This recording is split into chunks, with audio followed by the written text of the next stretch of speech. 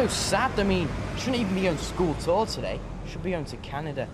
But we can't because they're just so boring. Is Canada interesting then? Better than round here, mind you. Anything's better than round here. Yeah. Aye. So I believe your mum shacked up with Des Barnes then? Drop dead. Wish you were back in London. When were you in London? Spent most of the summer there. Yeah, I went down on my own. On your own? No, you didn't. Did you really? Did you go to Planet Hollywood? Yeah, that's where me and my mates used to hang out, my London mates. Did you meet anyone famous? Is it true they've got that bike there from Judge Dredd? I love that movie. Yeah, I saw one or two you'd probably know. And I went everywhere by tube. Takes you everywhere. Cockfosters, you name it. But she's shacked up with Des Barnes, your mum. For now. It'll never last. Once she gets a look at his CD collection, it'll all be over. Whitney Houston, Phil Collins, he'd hear better in a lift. My mum likes Cast and Northern Uproar. Well, my mum married her boyfriend. She won't marry him. Don't know what I'd do if she married him. Do what he did. Like it off to London on your own. Yes, our daughter's setting out for school this morning, so she must have moved in. Well, let's just hope she knows what she's getting herself into, that's all. Oh, I thought he seemed like a nice bloke. Oh, well, I'm sure he is. Deep down, it's just, well, let's just say he's not one of the loyalist people in the world. Hey, this sounds good. Do you mind if I drink this here? Hi. Oh, I mean, hi. I didn't, well, nobody told me you were back. Mike didn't say? No, well, he wouldn't, would he? It's business, isn't it? Will you go sit down, because I'm just about to get some juicy goss. No, it's just about one of the neighbours. I mean, you wouldn't be interested in it, honestly. Was it Gail you were after? Yeah, it is. It's a terrible thing, isn't it, when you find your neighbour's sex life more interesting than your own? I'd much rather be the one they're talking about than the one that's doing the talking, wouldn't you? That depends what they're saying. Oh, hi. Oh, hi. Listen, can you meet up for lunch today? No, I can't. No, that's all right with me, honestly, yeah. That's great, Alma. Thanks a lot. I'll see you at the Rovers at 1. Yeah, okay. Yeah, I was just saying, I mean, nobody told me he was back. No, that's right, Alma. They didn't.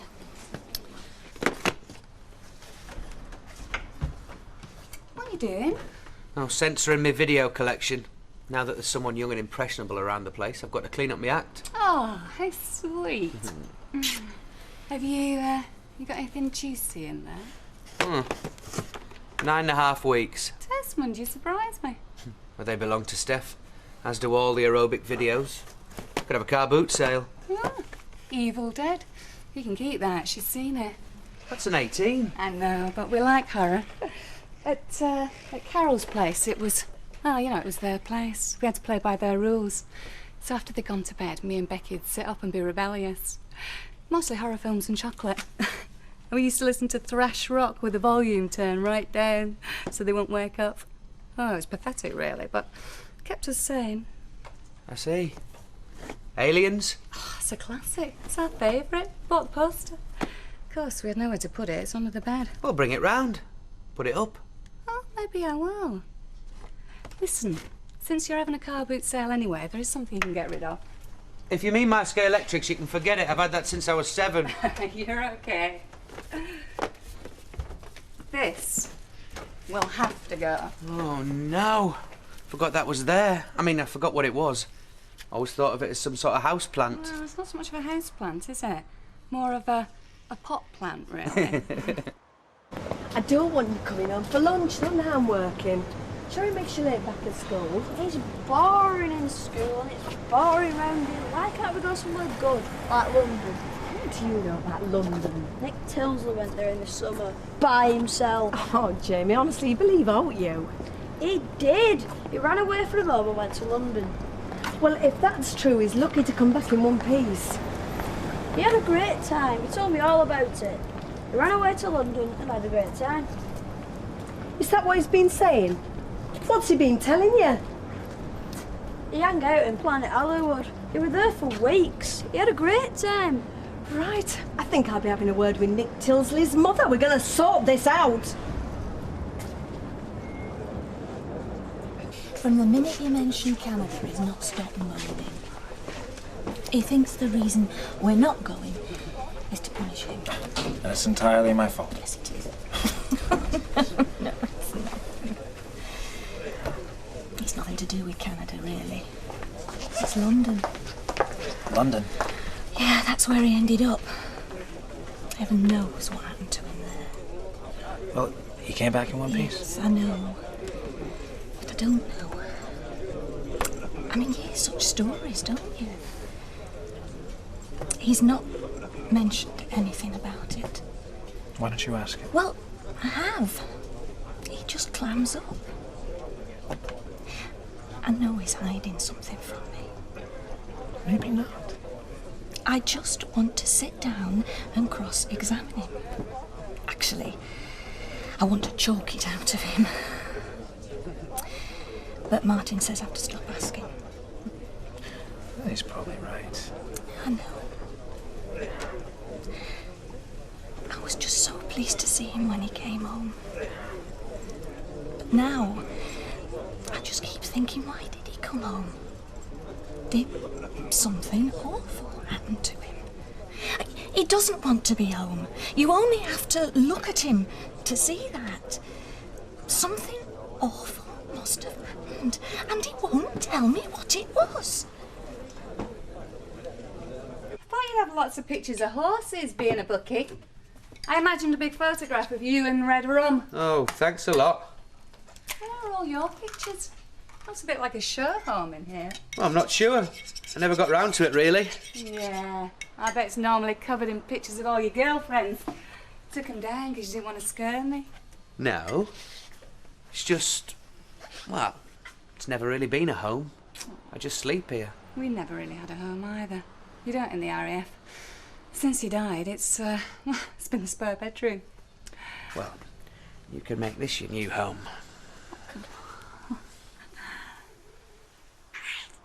Maybe I will go and get our videos and records and stuff. I mean, maybe it would help with Becky. You know, make her feel more at home. It's fine by me. Stick the old picture of red rum back up then. Who's that? Oh, it'll be Neighbourhood Watch come to inspect the new resident. What do you mean? It'll be Phyllis. Or Mavis and Derek come to see the new neighbour. If it's Mavis, she'll have some lame excuse about the papers. And if it's Phyllis, she won't bother with an excuse. Right, are you ready? Best behaviour.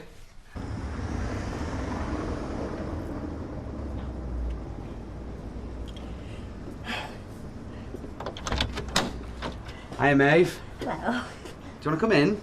Well, it's just, you know that fitness magazine that you ordered? Well, normally it comes in of a Thursday, but apparently as of next week, it's going to go fortnightly. Oh, Mavis, this is my friend Claire. You might have seen her before. Yes, we have met, just in passing. Well, Claire's going to be staying with me, and she's very, very keen on gardening. Oh, are you really? Well, I dabble, you know. Look, she grew this. Oh, that is nice. It's nice and full. Well, what is it? We're not quite sure, really. We think it's some sort of herb. Is that right? Yeah, herb. Oh. Do you want a cutting, Maeve? Oh, yeah, that'd be lovely.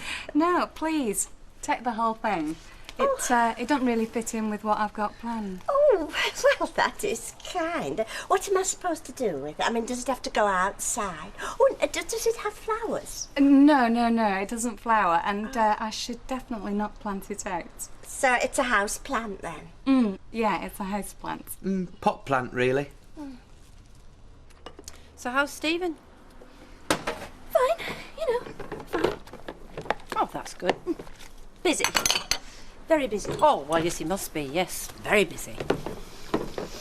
So, how long's he been back over here? Just drop it, will you? Well, I'm only saying. What?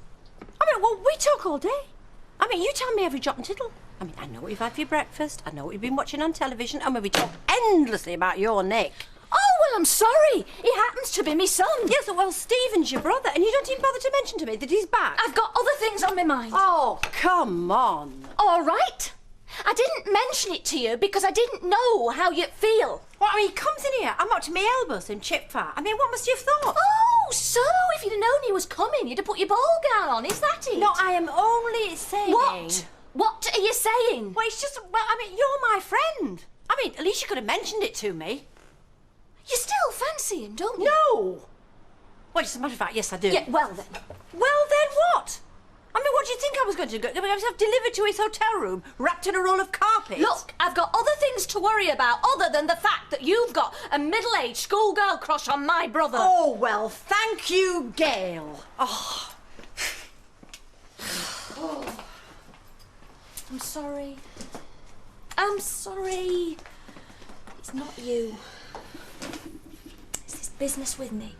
Oh, I know. It's not you either. I mean, it's Mike. I mean, Stephen's been here for days. I mean, he's never mentioned it to me. I mean, that is really, really embarrassing. I mean, he is my husband. Well, actually, I think it's rather sweet. Oh, well, last time he acted like he didn't care. This time he's not telling you, so he obviously does care. It's embarrassing. We're shut. Unless you're mopping up. No. Is there any toast? No. My mum's gunning for you. I beg your pardon? Yeah, she's really fed up with you, Nick. Thinks she had to keep him under control, put him on a lead or something. Jamie, what are you on about? Well, he's been filling me head with ideas about London and how we had a great time and just leading me astray. Well, thank you. That's all I need.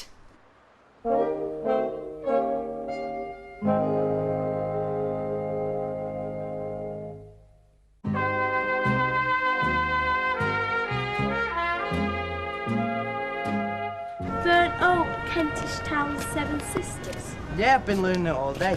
Go on, test me on it. What do you mean, test you on it? Well, ask me anything. Okay. What line is St Paul's on? Central Line. Right, okay. Do all the stations on the Northern Line starting at Edgware? Edgware, Burnt Oak, Colindale, Hendon Central, Golders Green. No, Brent Cross. So yeah, Brent Cross, Golders Green and Hampstead. Hey, you. I want a word with you. Oh, Mum. Don't harm on me. Hello. Hey, I believe we're to be neighbours. Yeah, that's right. Mavis told me about the house plant. Do you know, she's looked in all her gardening books and it's not there. I think it's quite unusual. Do you think you could keep your lad under control? Excuse me? Well, Mavis and I like the unusual. We like to stay off the beaten track. It's been filling his head It's a with all sorts herb, of you rubbish say? about how he ran away from home. herb. He did not. Some people call it herb. Away. Will you tell Well, him that then? welcome He to ran our away, little had a street. ball, got home in It's not one piece. much, That's what but he's it's been home. saying. Thank you. How do you think that makes my Jamie feel, eh? Very He's been quiet, going down to Planet but Hollywood we like every it night, that way. and my Jamie comes What's home to going on? instant noodles. He ought to be shot. You just let go of him. Oh, well, it's a pity you couldn't keep hold of him in the first place. Then none of this might have happened. If he was my lad, I'd have kept him under lock and key. Oh, you would you? Don't you shove my son! If he comes near my Jamie once more, I'll do more than shove him. Oh, you will you? You try. You just see what happens. Just because you can't keep track of your own kid, we all have to suffer. You don't know where he is from one day to the next! I know which flaming county he's in. I know he's not in London. So you say. My Jamie is a good kid. He don't go around filling other kids' heads with dangerous rubbish. And why is he so keen to get kids down to London, eh? Is he working for a drug pusher? Or worse? Hey, what's going on here? I mean, he wasn't feeding the flaming pigeons now, was he? Hey, what's all this about? I've had enough! Just get off me! I've had enough of all of you! I've had enough of you! I've had enough of you! You... Get in there! Go on, get in! Have you seen enough? Yes. Come on, inside. Let's talk about this in there. You, in! Right, let's just get this right, shall we? Are you telling me that Nick's told you all he got up to in London? He's been filling his head with all sorts of rubbish. Did he? Did he tell you? Yeah, never shut up about it. Right. Well, do us a favour, will you? Just come in for 1 minute. You're joking, aren't you? Look, I'm sorry about Gail, but she's taking it all very hard, all this business with Nick. I'd be very grateful, and it might just be what Jamie needs to hear. Please, just 1 minute. Right. Blimey. Nice place you've brought us to. Actually, I really enjoyed it. Remember Chris and Christine? What? And the chicken vindaloo? Oh, God, that was a night. Come on, Sarah Lou, upstairs now. What? No buts, upstairs. And not you, sunshine. You stay where you put, all right? Now then, Jamie. Your mother tells me that Nick here has told you all what he got up to in London. Is that right? Yeah, never shut up about it. Now then! This is music to my ears. Because ever since he got back, his mum's been driving herself crazy wondering what he got up to down there. Huh? Now, she didn't ask him to explain himself or anything, because she didn't want to upset him. But all the same, she's been driving herself crazy. In fact, you saw her a minute ago, didn't you? Yeah. Right. So now you know that I mean what I'm saying. Thing is, Jamie, we're desperate to know what happened to him down there, but he won't tell us. Oh, no, he won't tell us. But it turns out he's told you. Martin. No, Gail, leave it, eh? In fact, put the kettle on, will you? I think we could be here for a while yet. So yeah, it turns out he's told you. So now you're here. So maybe, now, you can tell us what happened. Come on, Jamie. You tell him what he's been telling you. If I was going to go and tell his teachers Yeah, what all he's right, been I'm sure you're right, Tricia.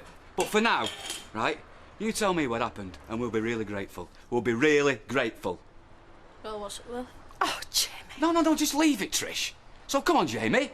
Tell us what he said. Right, well, he said he hung out in Planet Hollywood. He said that he met some mates there. All right, that's enough. Stop it. I'm not even started It's yet. not even started yet, Nick. Look, I said that's enough. No, it's not enough, is it, pal? Hey? It's never really enough. Look, I'll tell you what happened, but I'll tell you myself. Well, OK, then come on, fire away. We're all listening. Not in front of them, I'm not. Get rid of them and I'll tell you. OK, all right. Look, thanks for your time and help and everything, but I think we can handle everything ourselves now. Hey, cheers, Jamie. Tricia, I'm sorry. It's all right. I'd have been a lot worse if it had been him.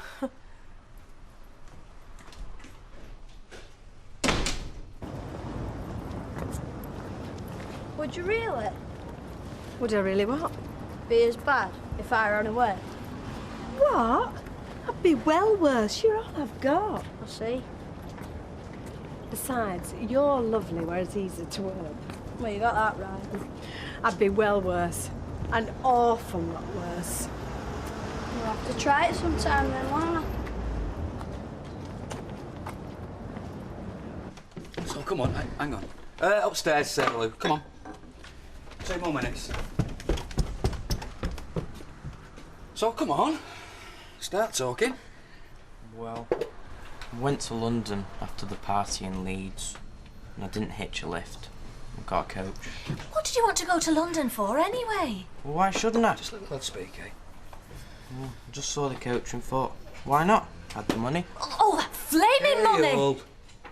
So, got off the coach in Victoria, went for a walk past Buckingham Palace, but then... What?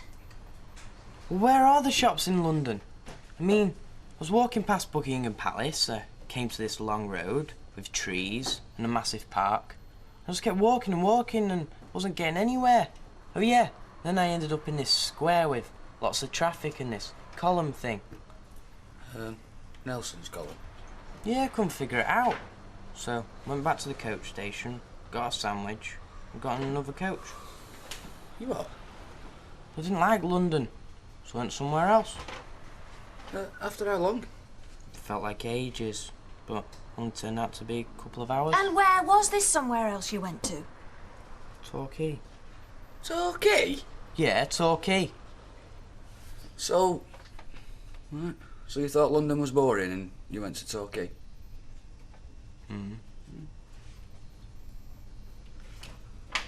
Yeah. So? Well, so nothing. No, I think me and your mother are quite relieved about that. Oh, very. It's Torquay. It's a good choice, you know. Hey, where are you going? Out. Something like that. Okay. She was shouting, "Let me in, Chris. I still love you. Let me in. I still love you. And I brought you chicken vindaloo. Well, then he shouted, you know what you can do with your chicken vindaloo? Which rhymes, we noticed. Next thing we know, she's knocking on our door. It's like 4 o'clock in the morning. She's knocking on the door. So Charlie answers, and we just like assume she's going to ask and see if she can sleep on the sofa. What? What?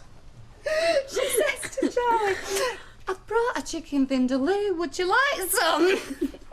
And Charlie says yeah, and she goes off and sleeps in the car. Oh, blimey. Well, now, how does that look? Good. I was telling Des about how we stay up late to watch horror films together. Oh, yeah? Do you know, we've had this poster for ages. We've never really had anywhere to put it up. Now we've got somewhere. It looks great. Yeah, I just went back and got it today. Well, I'm glad you did. I like it. Have to watch the film now, eh? Got it from where? Our house. Oh, you'll love it. It's one of our favourites, isn't it? The one in our house was ripped. I stood in it, accidentally ripped the corner. You bought this today. I don't mind what you say to him, but don't talk rubbish to me. Becky!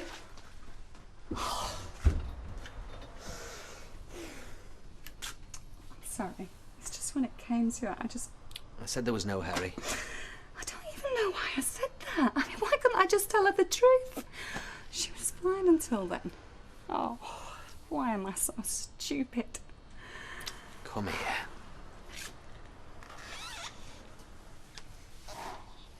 Well, she seems very nice. Yes, very nice indeed.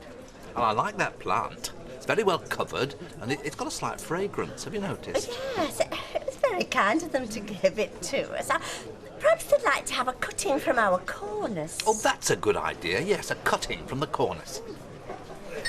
So, how was work then? What do you mean? How was work? Well, just how was work? No, busy, not busy. Same old faces.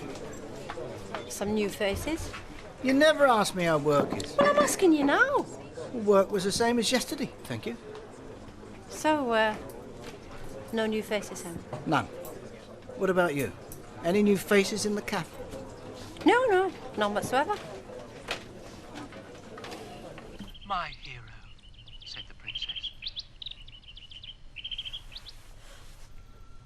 I don't want to say, I mean, you'll just start laughing again. No, we weren't laughing. We were just relieved. What made you pick Torquay? We did it in geography. You did it in geography? I told you you're going to laugh again. No, I was just thinking, a good job you didn't do Thailand. Well, I just saw the coach and it said Torquay on the front, so I thought, yeah, no way around it, more or less. Very sensible. And I thought it'd be easy to, you know, find a bed and breakfast to stay in. So you stayed in a bed and breakfast? In Torquay? So, you didn't run away from home at all, really? You just went on holiday by yourself to Torquay? Well, it would have been a holiday, except I ran out of cash and then I discovered I didn't have my cash card. So what did you do? Got a job in an ice cream parlour. Guy who ran it was well miserable, wouldn't talk to anyone. Kept wishing I'd come on holiday with you lot instead. Well, maybe next time, eh? Well, I'm really glad to be home.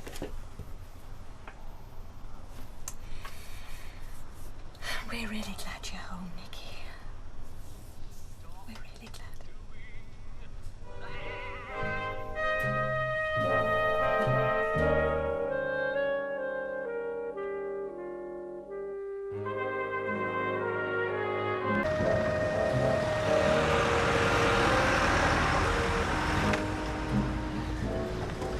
Been in the job 2 minutes and he's left you coping on your own, eh? Yeah, flattering, isn't it? Yeah, well, he'll have you running ragged if you let him. Same as he had me.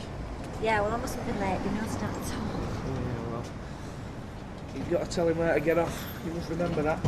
Kev, have you got any useful advice? Yeah, don't let them girls run you ragged and all. If you're going to be the boss, boss them, or else you're dead. See you later. Yeah, see you now.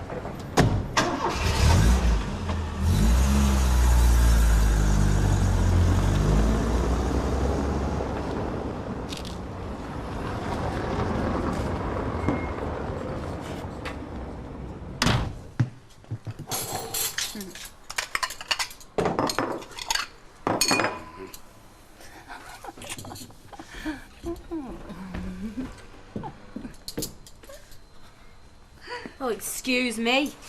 You're excused. Anyway, you go around here, it's embarrassing. Round here? What do you mean round here? Round you two. You've got to knock before you go anywhere. No, just whistle or rattle a stick against the banisters. Oh, come on, Becky, don't you think your mum deserves a cuddle?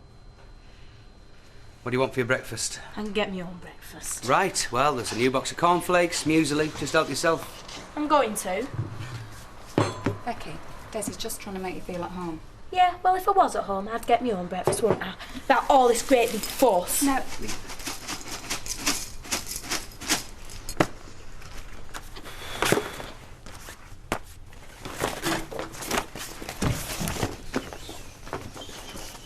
You ready then? I'm ready when I'm ready. So do you want to lift in? No. It's all right, give you a lift if you want. Why, to make sure I go? Nah, I just thought we might have 10 minutes chat, you know, without anyone butting in. Why's everyone got to talk to me all the time? Well, because they're not sure you heard it the first time, I suppose. Heard what? Look, Nick, I've listened to you, and I have. And basically what you've got to say is that everything's boring. I mean, OK, I might be boiling it down a bit, but... Well, you know, school's boring, round here's boring, and we're boring. And you think we're boring. And OK, fair enough. When you think about it, there are interesting people and there's boring people. But I'll tell you something. I've never met an interesting person that thinks everything's boring. I don't think everything's boring. No, it's just everything around you. Think about it. No, you're just saying I'm boring. No, I just wish you'd get excited about something, that's all. Yeah, well, I would have got excited about something. Got excited about Canada. We're all too boring to go to Canada. Don't want to lift. I just think we should have another think about I've that. said now. no. I'm not going back on my word. He's got his GCSEs, he can't be skipping school. Yeah, well, he can sit his backside down there all day and still slag off every minute because his brain's not switched on. Well, getting his backside there is a start. And I don't see what difference Canada would make. I just want to see him excited about something, don't you? Instead of this flipping apathy. I don't even know if it's still on, Martin. Yeah, well, let me ask, hey? Just let me get older, Stephen. OK. Right. I might be late back from work. Alma's got one of her catering jobs on. Oh, hey, try not to be, eh? Because when we're on our own, I start with the best of intentions and it turns out like just now. Can't you get orders to do it for you? I'll do my best. Right. And you've got to be honest, haven't you? I mean, when you said no... Well, it wasn't as if you were punishing him, but, you know... I was punishing him all the same. Do you know, I wish Stephen had never mentioned Canada. Yes, well, he did, and I, for one, think it could be a godsend. Because apart from anything else, I don't know what to do with him. I'm completely out of ideas. Well, I think Western civilisation's finished myself. Yeah, and where are our pyramids? What we're leaving behind? Spaghetti Junction. Not as big, but much more baffling. Do you know one thing I've always admired about the pyramids? They're very neat, aren't they? It's like somebody's been very, very keen on tidying up. Yeah, and Spaghetti Junction's just a big mess, which I suppose is exactly what we're leaving behind. Anyway, if you fancy a Nile cruise, come and see me. Oh. Ta-da. Oh, I knew there was something I wanted to ask you. This Norris Cole of yours. Oh, it's not my Norris Cole. You know what I mean. I wouldn't have Norris Cole served up with a pickled onion. Yeah, well, he's had a run-in with his, this, what's her name? Oh, no, he's back with the what's her name. Well, why do you ask? No, I just keep bumping into him. You don't like to keep mentioning the deceased, do you? If you know what I mean. You don't mind if I push in, do you? And I'm in a bit of a hurry. Oh, well, how many of these motorcycle magazines can you read, Gary? As long as it's not joined up writing, I can read them all. I'm studying the form, you see. That's right, that. Because when you come out of house and he's next to cut your leg over. Oh, yes, I'm sure. Hey, what's his title now, anyway? Morris. Yeah, well, his real title's Lapdog, but on his collar it says Commercial Director. Why, what's going on between you and Norris Cole? Well, I think he's trying to pick me brains. Oh, does that all his life? Pick other people's brains? He goes up and up all the same. Martin, hi. What can I do for you? Hi, Sal. Sorry to bother you. I'm looking for Stephen. You know Stephen Reid? Oh, he's not here. Well, I didn't think he would be, no. I just wondered if you had a mobile number for him. I've tried, Audrey, but... Well, I know Mike's got a number for him, but Mike's not here, like a few other people today. I'm sorry, Martin, I've got to go. I'll speak to you later. Bye. Ah, afternoon, Tricia. Hiya. You sound as if you're surprised to see me. No, I expected you to be here. Ah, Isn't that funny? Because I expected you to be here and all. Well, I am, aren't I? Yeah, but are you stopping? Because, well, it's afternoon tea soon. Don't be sarcastic. I've been bad. I was in two minds whether to go to the hospital or not. I mean, you can see the colour on me. I got up this morning and... Oh, I was bad. I was shaking all over and I was sick with it. Oh, you had the shakes? Well, yeah, like that, but, you know, all over. Did you go to the doctor's? Well, you have to make an appointment, and it's a month. I thought, no, I'll wait, see if I get any worse. Oh, Trisha, do me a favour. Well, it must be food poisoning or something. You knew I was going to be on my own, so you just thought you'd take advantage, because you know I can't rollick you like Mike. I'm not taking advantage. Well, you're not doing me any favours. If he thinks this place goes to pot... Goes to pot? Because I've had... Because people don't turn up. What do you have to do to get time off here? Send in a death certificate? Well, got himself in that garage now, and I'm chuffed, I am. Now he can see a bit of future for himself. Yeah, aye, fair play. Well, you see, he pushes him, I know. That's Sally. She's a little cracker, she is. He made the right choice there, did Kev? Oh, yes. Do you know, Willie, I'm absolutely delighted your Kev is making such a success of his life. I really am. It is sugar in my tea, just listen. Yes. Everything all right? Thank you, Gil. Yes, thanks, yeah. Look, come on, Jim, you know what I mean.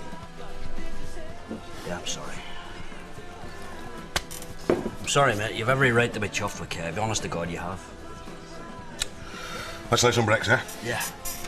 I had him all lined up for a trip to Chester. Oh, yeah, nice shop. Yeah, very nice shops. Then suddenly, he has a lunch with Norris Cole. What? You've been stood up for Norris Cole? Of course, he's another square dealer, isn't he? Oh, I see what it'll be. No but back scratching then, will it?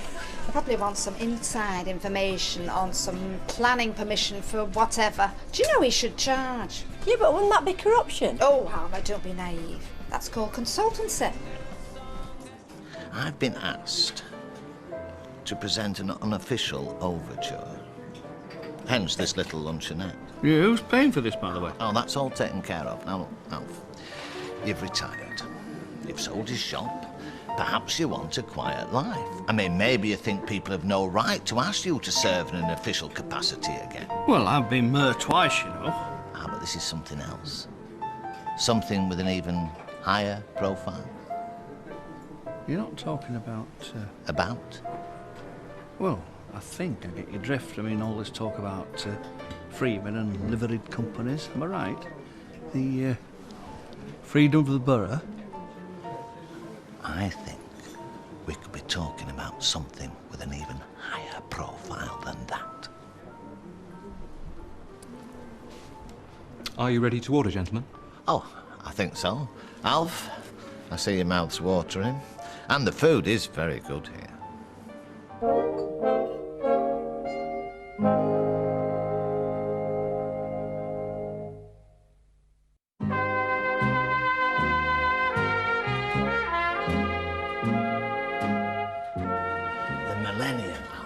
If this town is to do anything for the millennium, it can't be left to the likes of Arnold Leggett and the steering committee. It's a laugh.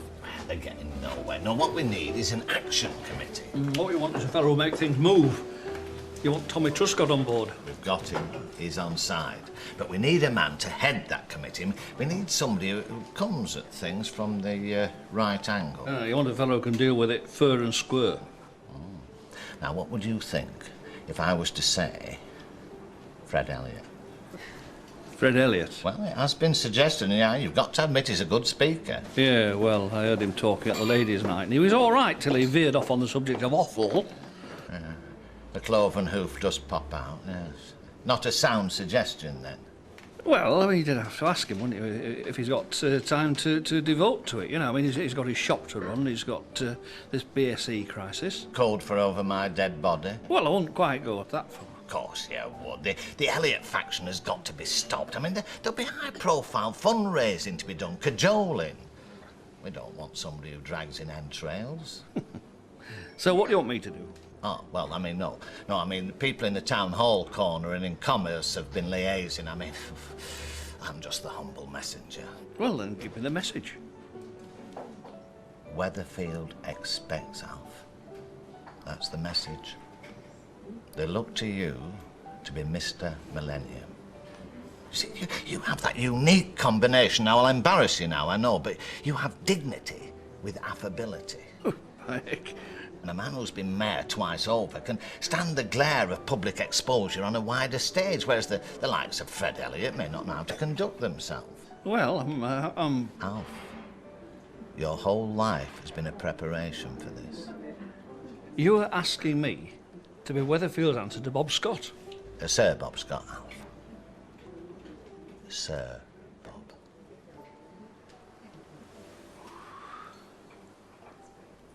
Hey, it's supposed to be 10 minutes for your tea break, not 10 minutes going on half an hour. It's that clock in there that pulled us. It's gone by me. All right, we'll get you a new clock then, seeing as you like watching it so much. Till then, we're going to go by my watch. Now then, girls, we're a little bit behind, so is there anybody fancy stopping to do a bit of overtime? Oh, aye. Then I'll be able to afford a watch and all. Aye, time and a half. I'll have some of that. Right, that's Ida, Vanda. Yep, great. Carol, yep. Carol. Aisha, yep. Do you want some, Elaine? Yep. Great. Marion, brilliant. I've me and all. I've got my hand up. But what about Jamie? Oh, he'll be all right. Oh, no, Tricia, I think you should be with him. He's fine. I could do with the extra money. Well, I'm sorry, Tricia, I can't give you overtime. Why not? Work it out. Why? Great, right. Take the morning off with some pathetic excuse and then make it up on good money and overtime later. Oh, yeah, that's brilliant, that is. You're a rotten cow. If we all went on like that, we'd all be out of business and we wouldn't have any overtime, would we? Oh, yes. We can see what side of the fence you're on. Good.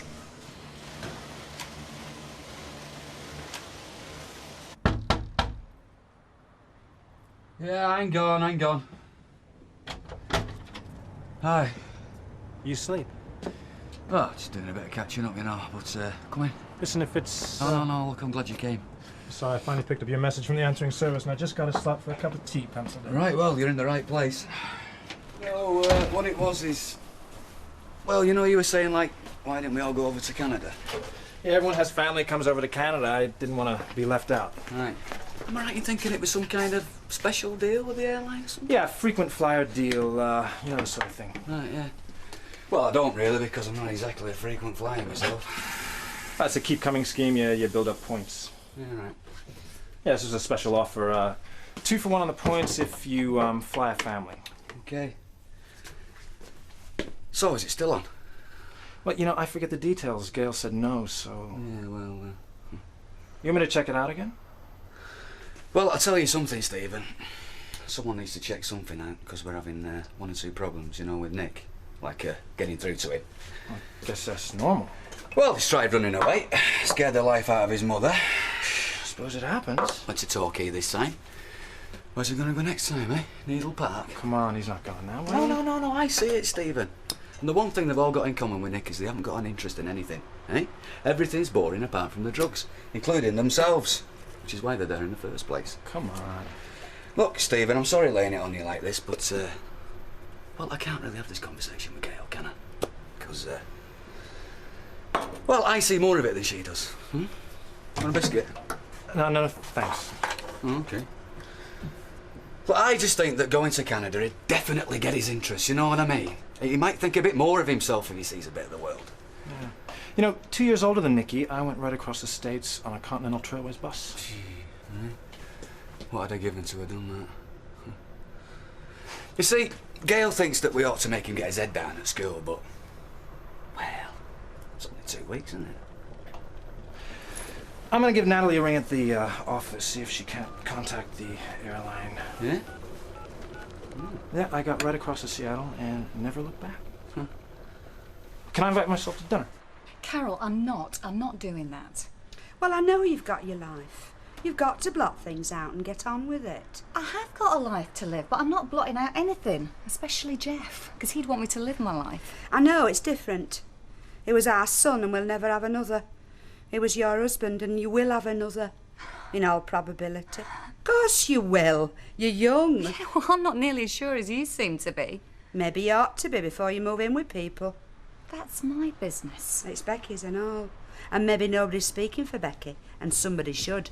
So I'll be the somebody. I speak for Becky. I can speak for myself, can't I?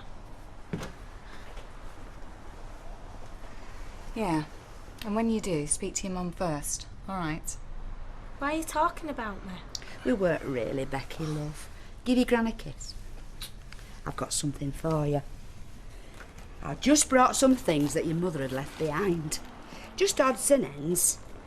But I thought you'd like to have this. You like to keep it? Do you want to keep it by your bed?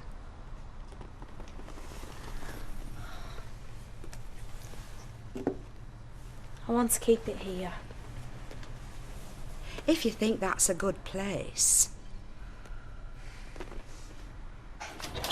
Oh, are we nearly done here, love? I'm nearly done in. Well, we've got the green book for 1:30, you know. Do you think we could skip the balls? I'm not sure I could stand the excitement. I don't want to skip the balls. There's a few folk I want to catch up with if I can. Tommy Truscott, for one. Arthur, you will not stop, will you? I certainly won't stop now. Well, you told me, after that Mayfield court nonsense, you told me blow the lot of them, but I mean, you'll not let it rest, will you? Never mind Mayfield Court. That's small beer, is that? The truth, the fact is that they've played right into his hands, I'm telling you. Because now they know they owe me one. Never mind Mayfield Court. There's something going on, isn't there? Now, you're sitting on something, aren't you? Come on, Yeah, come I'm on. sitting on something. By heck, am I sitting on something else? Oh, Alf, come on. Hey, there's nobody else here, is there? There's nobody in the back? No! Oh, come on. Right. If I was to say the name Sir Robert Scott to you, you'd know what I was talking about, wouldn't you? Yes, Yes, yes. he's a national figure. He's nice and all that, yeah. And you know how he got there? Yes, yes. Yes. Well, there's a very small chance that I might be following in his footsteps. Now, that's got you, hasn't it? Give over, what are you talking about? Well, I've been offered a certain Alf, proposition. Alf, no, you'll have to start again because I don't follow. Why would you want to go to the South Pole? I will. I'll start again. Is it, all right to talk about things? Talk about what secrets? I bet you like secrets. I know lots of secrets. Oh, but if you talk about them, then they're not secrets, are they? That's all right. Just have a new one. I can make up a secret. Oh, well, go on then. Just have. Tell us. The secret's silly. Silly. Silly. So, why not? Well, Natalie's found the airline, but you know how it is. It's hard to get hold of the right people. So she's waiting for the main office to come back to her. So, we needn't think about it till tomorrow then? Well, in Canada, they've just come back from lunch. They must be very idle. Yeah, but all the same, there's no point. Well, if it's okay, is it okay with you? Well, yes. I'm sorry, Stephen. That sounds very ungrateful. Yes, it'd be smashing. I just think we better wait till half term. But at least Mrs. Del Monte says yes. Tucking in. There you go. Lovely. Cheers.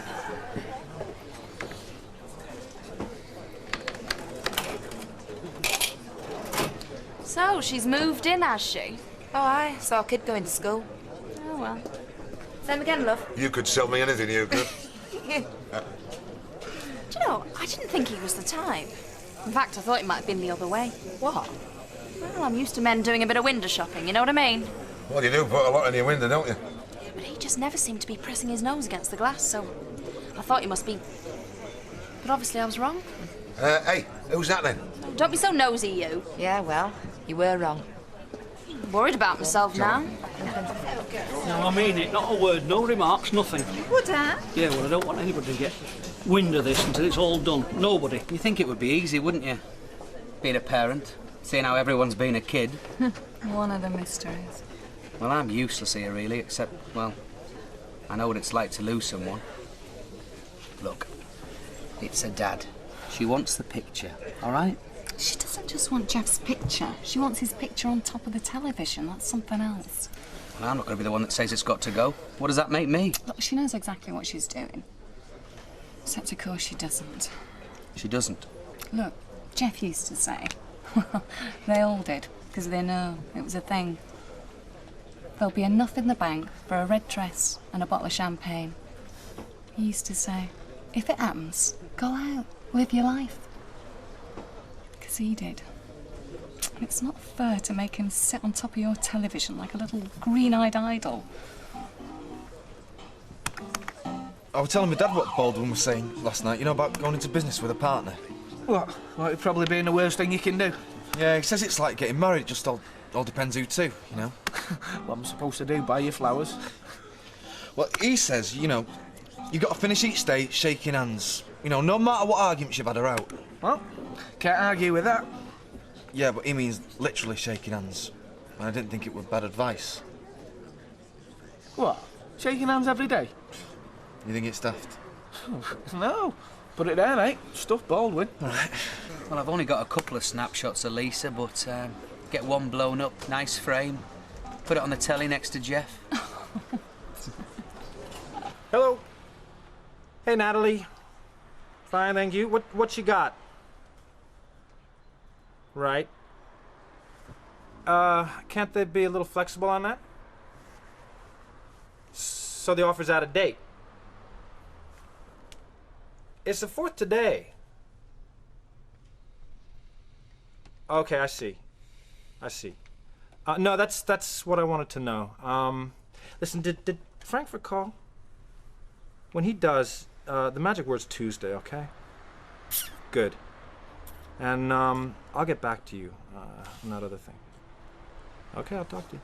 Bye. Well, the offer's good till the end of August. Oh, well, at least we can all breathe again. Except, Natalie is like descended from the Spanish Inquisition and won't take no for an answer. So they'll cheat and backdate your details to last month, but they need to know soon. How soon is soon? She really wants me to call her back.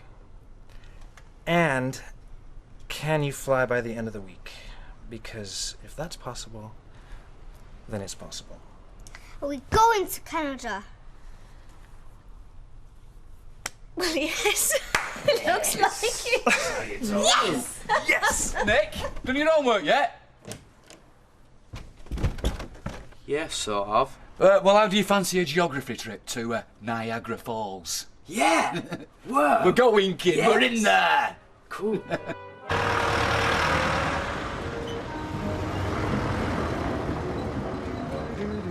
Milk cancelled. Heating of yes, efficiency yes, ditto. Papers. Knew there was something I forgot. See? It's gone too small. Well, it wasn't too small last week. It is now.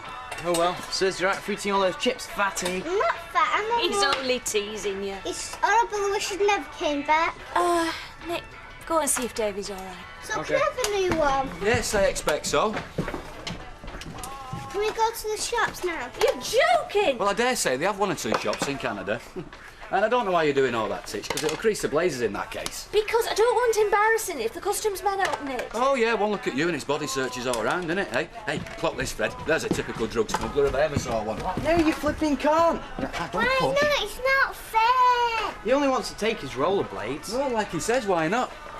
I mean, your mother's put everything else in the case, including the kitchen sink. Oh, here. Well, now she hasn't even got the decency to talk to me in person. Who hasn't? Your mother. She's communicating through her solicitor. Look, I thought all that was sorted out. Yes, well, perhaps we were both wrong, Andrew. Because now she's really decided to do the business on me. Wow, what's happened? Same as what always happens. As soon as pound signs are mentioned, you can kiss goodbye to any notion of a civilised divorce. And my mum's not like that. Huh? No? Yeah, well, I'll tell you what. I can play the old solicitor's game as well. In fact, I'll go and instruct mine to tell her that if she wants so much as a clothes peg, then she can whistle for it. Ida? Is Trisha still not in? Not as yet. Oh, she's really pushing her luck. Oh, sorry I'm late, kid. I was up half the night with our Jamie and swollen glands, poor kid. Oh, so where is he now? What do you mean? At home, on his own, in bed? No, I gave him some aspirin and that managed to perk him up enough to go to school. You know what kids are like, one minute they're down, next they're up. Oh, it's bad enough you skiving off without blaming it on Jamie. You calling me a liar? Well, you tell me. I've got problems, which you've no concept of. You with your nice little house, your nice little husband with his nice little business. What the hell do you know about the real world? My dad used to beat my mum black and blue.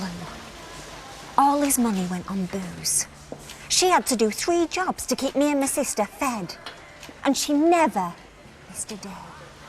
Not even when she was covered in bruises. If there's one thing she taught me, it's that you get on with it. And you don't let people down. Not your kids, not your friends, and not yourself.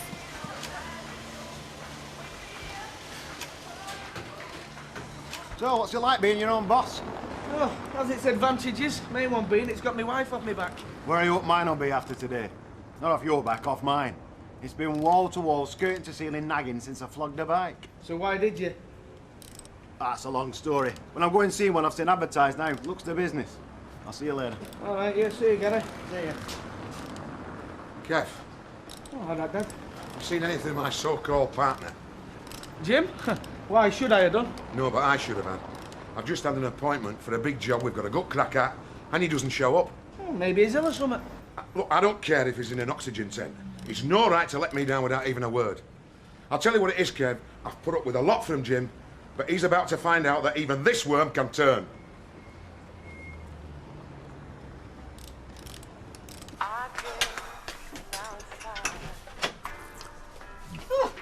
Wasn't expecting to see you. Well, I shouldn't be here, be right. Only I've just had a long taradiddle from Southampton, top brassy, I don't know. They don't half get their knickers in a twist over note. Is there something wrong? That's what I was wondering. You've lost me, love. Oh, never mind. Well, look, why don't you pop in about tea time and we'll have a chat? I mean, whatever it is, I'm sure it's no that can't be sorted out over a cup of... Oh, who the heck's that now? Mum, I want some advice. It's not your mum. Oh, sorry, I thought... That I'd be safely out of the road, yes. Well, I'm sorry to disappoint you. You're the second one today. Right. I shall disappoint you no longer. I'm off. Ah. Yeah, you're right.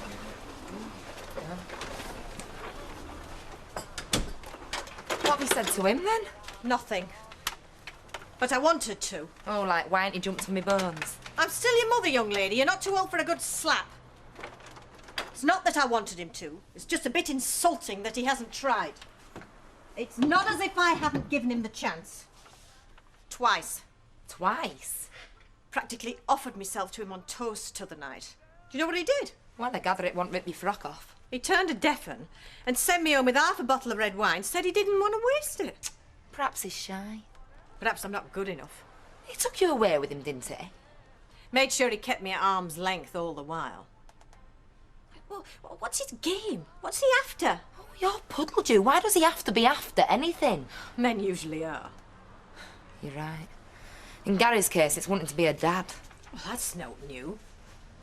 He's always wanted kids from the word go. Yeah, and he's known from the word go, I don't. Well, I've never understood why not. I'm just not the maternal type. Some women aren't. And he's trying to persuade you different, is he? No, we've talked about it, and he says he's happy to go along with anything that I want. So what's the problem?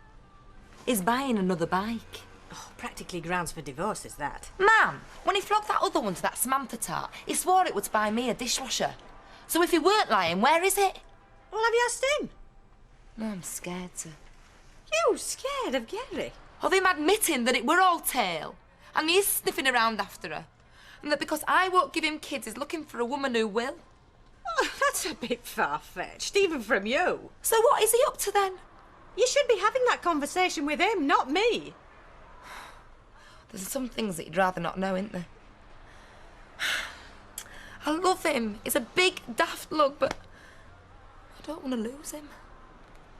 Right, that'll be £2.25, please, love. Do you know, I never thought the highlight of my career would be buying cream buns for Alec Gilroy. I'll pick you up tonight, we'll eat out, all right? Oh, right, nice, what time? Oh, phone when I touch base. I've got to take Reed over to Burnley. Oh, I thought he was off to Canada with a pack. No, he's falling on a few days later. He's got some business to sort out. Yeah, I didn't know Stephen was here. You know, you ought to give him a phone. You've been on like a house on fire the night we went out. Oh, no, I couldn't. Don't be coy. I'm sure he'll be pleased to hear from you. Here, That's his mobile number, all right? No, I don't think so.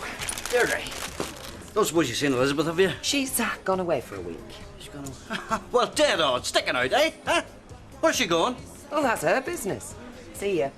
See ya. You know, between you and me, I think she quite fancies young Steve. See ya. Well, that's your upstairs plumbing done, love. You what? Where the hell have you been, Jim? Sorry, William, all right? I suppose you know that you dropped me right in it with Nesbitt. Went clear out of my head, all right? I felt a right amateur having to make excuses for you. We've probably blown our chances there now. Look, I had to go and see my solicitor, all right? I got a letter from her lot this morning saying she wants a shirt off me back. Now, what in the name of God else am I meant to do? Do you know something, Jim? I'm not interested. I've had it up to here with you and your problems. Some partnership here when one partner ends up doing all the flaming work.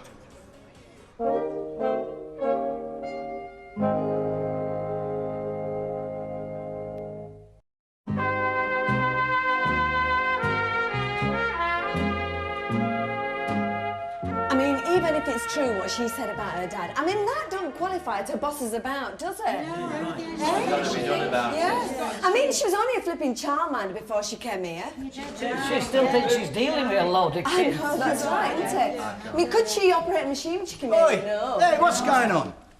Nothing, Mr. Baldwin. Exactly, nothing. What's the problem? There isn't one. No, but there will be if she keeps up in her gob every time anybody's a few seconds late. The girls resent it. I'd resent it if she didn't. That's what I'm paying her for. Who was late? Nobody. I was just giving you a for instance. Right, I'll give you a for instance. Has it got anything to do with Ms. Armstrong here? Why drag me into it? Because I know you from bitter experience, and any aggro seems to revolve around you. That's victimisation. No, it's a statement of fact. You'd be wise to observe I'm coming to the end of even my remarkable patience. Any more aggro from you, and you're out. Is that clear?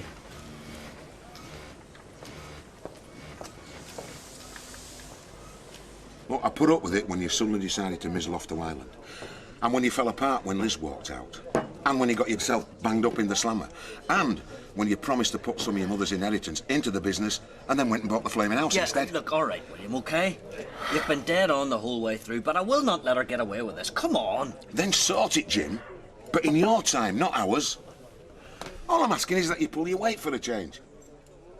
Started off all right, then it went all pear-shaped thanks to you. Yes, I know. Look, it's just... Look, you know yourself, it all happened at the same time. I mean Liz happened, then Steve happened. Come on. There's another thing. All this pipe dream of yours about MacDonald and No. Hold your horse. It's not a pipe dream, Willie. He's dead keen on this, so he is. Yeah, but I'm not. Not that you bothered asking me anyway. Look, I'm sorry. If it's the name that bothers you, it's just a figure of speech, so it is. Look, I just want to give the kid a chance, Willie, OK? Look, he's not here for the free ride. You know, he'll learn his keep. Not with me, he won't. What? Look, I'm sorry, Jim. I should have said this before. There's no way on this earth that I'm taking that son of yours on board. You can work with him, or you can work with me. Not both. What's the matter with them two, then? I don't know, but Baldwin warned me the dangers of a partnership. I can do without him being right. Jude, it's a little belter. It's not been thrashed or crashed. I'll take you to see it after work. Give it the nod, and it's ours. It's not convenient, love. I said we'll let them know today. At this price, we'll lose it. Gary, thing is, I've changed my mind. I've got a better idea. What can be better than on the VT 500? A baby. A baby what? A baby mallet, you crate egg. I was going to tell you tonight. You're pregnant? No, not yet. I hope to be. But you always said... I know what I always said. Well, it's a woman's prerogative to change her mind, isn't it? I love you, Mrs. Mallet. Hey, watch it. When I said we'd try for a baby, I didn't mean here and now. Oh, thanks, love. Do you know, I've been meaning to ask you, have you got any spare bump about Canada? Ring the tourist board, they'll give you a ton of the stuff. Listen, some goodies for the kids for the plane. I might leave it with you, I'm sure you know what they like. I could do, yes. Do you know, I've always fancied the Rockies. When I'm calling you, I will answer true. Jeanette MacDonald, Nelson Eddy. I'm Jeanette, she's Nelson. The Indian love call. Rosemary, it's a musical about the Mounties. All right. Oh, don't take no notice of us. We only tease our favourite customers. Hey, Deirdre, I was hoping to bump into you. Oh, really? Yeah. Listen, last time I think I said something about lunch. You might have mentioned something about it. Right, unfortunately, I can't make it now. I'm seeing the family off to the airport, and I'll spend the afternoon with Mike. But, how you fix for dinner? I'd love to. Okay, well, why don't we meet at the Rovers and take it from there, say 6:30? Oh, I don't finish work till about... Oh, Alec will let you go early for once. Tell him I said so. Here, look. Some goodies for the plane. Yeah, okay, then I'll see you later. Yes, Rita be with me. Yeah, okay, mate. Bye. Armstrong.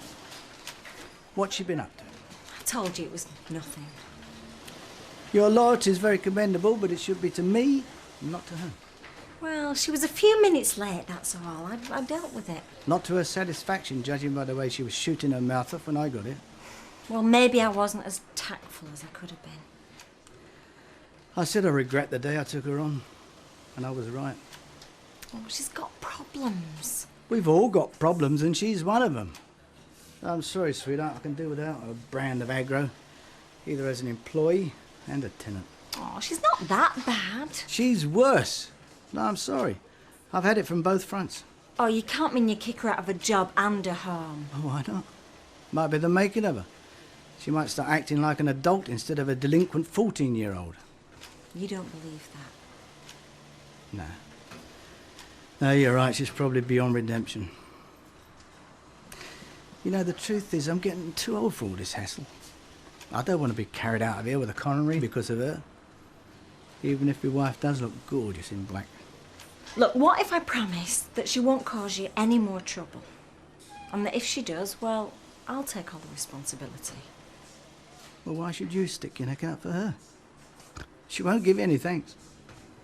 I don't want thanks. I just want you to give her one more chance. Please, Mr. Baldwin.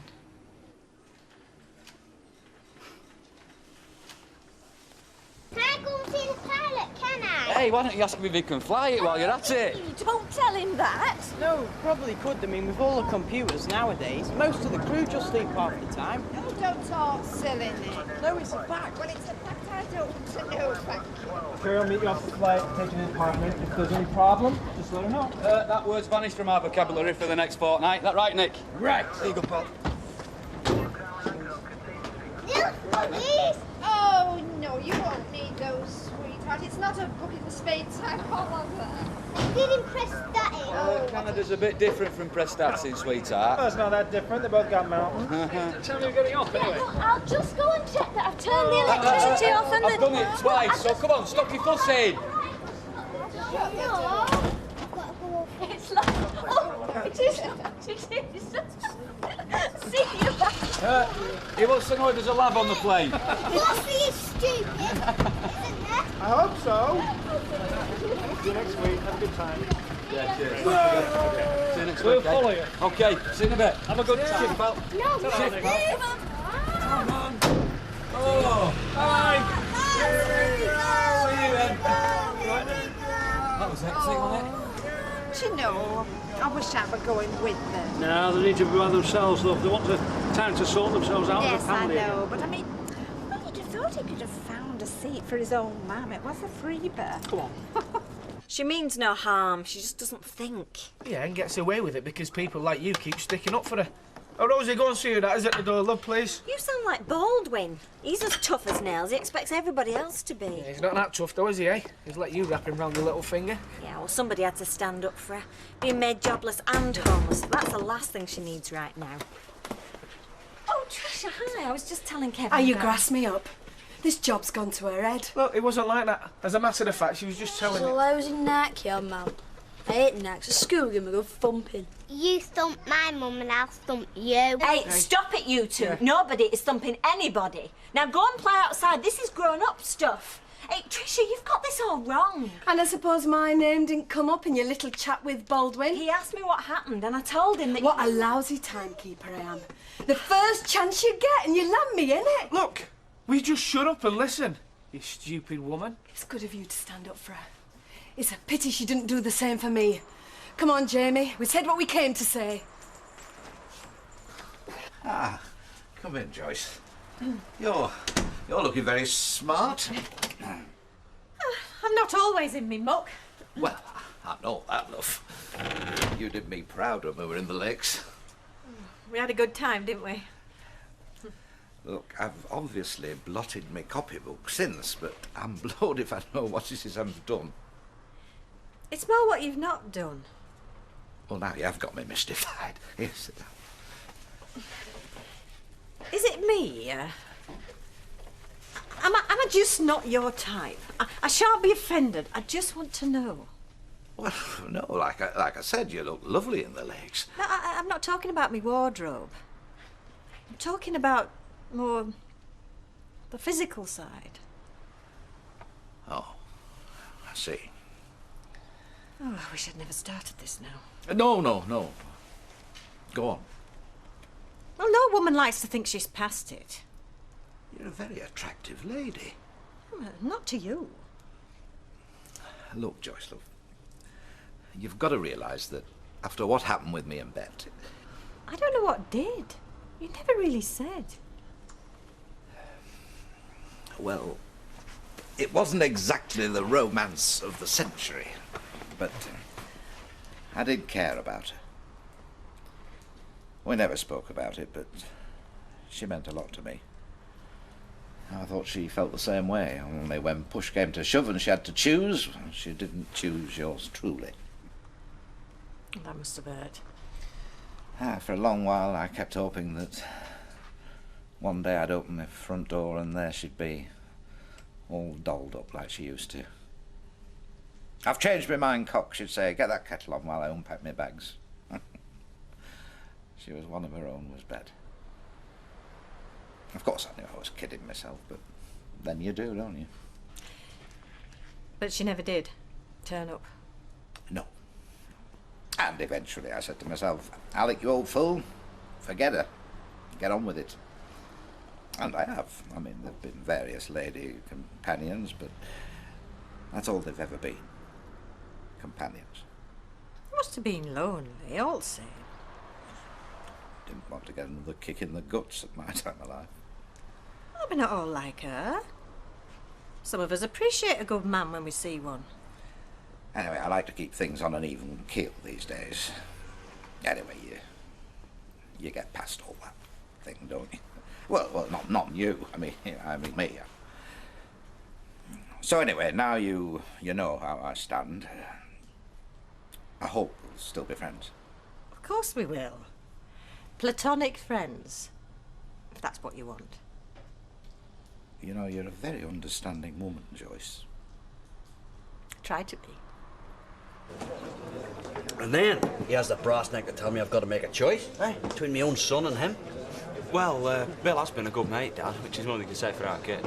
Yeah, I understand that. But Stephen is my own flesh and blood, Andrew. I mean, you think he would have understood that, eh? Maybe not. He did abandon his own son, so he did. Oi, that is well out of order, that. I mean, I told him straight. He's got to decide what his priorities are. I'm right, aren't I? I expect so, yeah. Hiya. Hiya. What time are you coming home? Want to finish here? Can't you finish early? No, flaming can't. We're short-handed as it is. I want to get some baby practice in.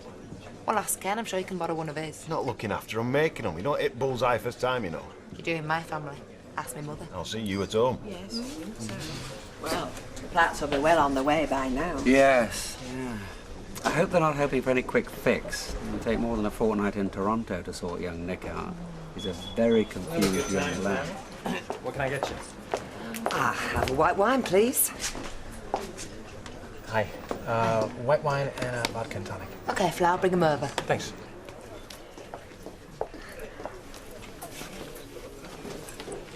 You all right?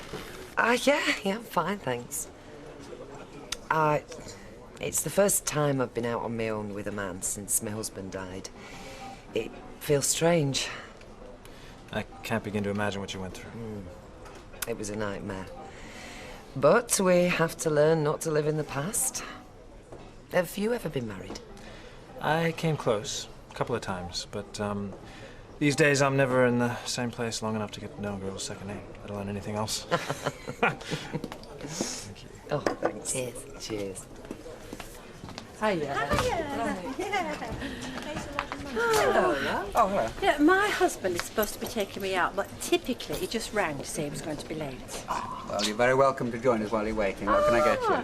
Well, same as Rita, please. Right. Wait, sit down, Alan.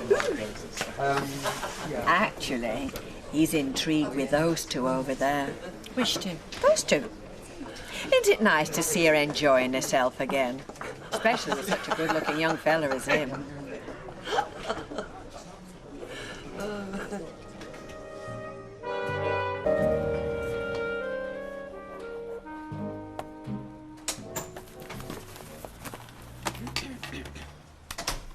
Good morning, Molly. Could I have a cheese sandwich too, Yes, please? of course. There. Is that it then? Yes, that'll do me for today. I'm too busy for hotels. Anyway, have you not heard, Maureen? Lunch is for wimps. No, I wouldn't have thought you'd have been that busy at this time of year. Ah, well, I'm wearing my other hat today. You know, I'm an agent now in the entertainment business. Yeah. Yeah, well, the bloke who has the old Gatsby Club on Curzon Street, you know, he rang me at the weekend. He's been let down at the last minute. Needs half a dozen replacement acts for Friday night, so I've got to sort that out this morning. Free Friday. Oh, good, good. Well, come along. It's called Shirelles now. It's by the precinct. Very reasonable prices. Oh, I wasn't thinking of paying. Eh? Oh, I see. Well, you did say you'd get me some work after that night in the Rovers. Yeah, well, I said you had possibilities. Well, if he needs half a dozen acts. 5, actually. Well, one small one won't go amiss. And I'll do it for nothing if you're worried about money. This isn't amateur night out, you know. These are top professionals we're talking about. What? At Shirelles? It's not exactly Hacienda, is it? It's the best variety club in the Northwest. Well, it soon will be. Anyway, come to that, you're not exactly Cathy Kirby yourself, are you? Just because you've done 5 minutes in a backstreet talent night, I won't let it go to your head, love. No, you get out and get some experience, and then I might just be able to help you. I'll see you later, Maureen. Yes, fine. I'm sure he didn't mean all that. Don't care if he did. Never even heard of Cathy Kirby. You wanted a change? I wanted a nice little job with a nice bit of company, not something that's going to put lines on my face Look, overnight. don't take it personally. She's a bad one. She'd give anyone grief. Yeah, but I like to be friends with people. Yeah, well, it's not always possible, is it? When you're the boss. Different ball game altogether now, Sal. Shouldn't have been so good at your job. Wouldn't have promoted you then, would he? Crash. I'll swing for him. Don't, Kevin, leave it. Let me sort it out. You're only going to make it worse. Yeah. Have a nice day, anyway. See you later. Yeah, see you later.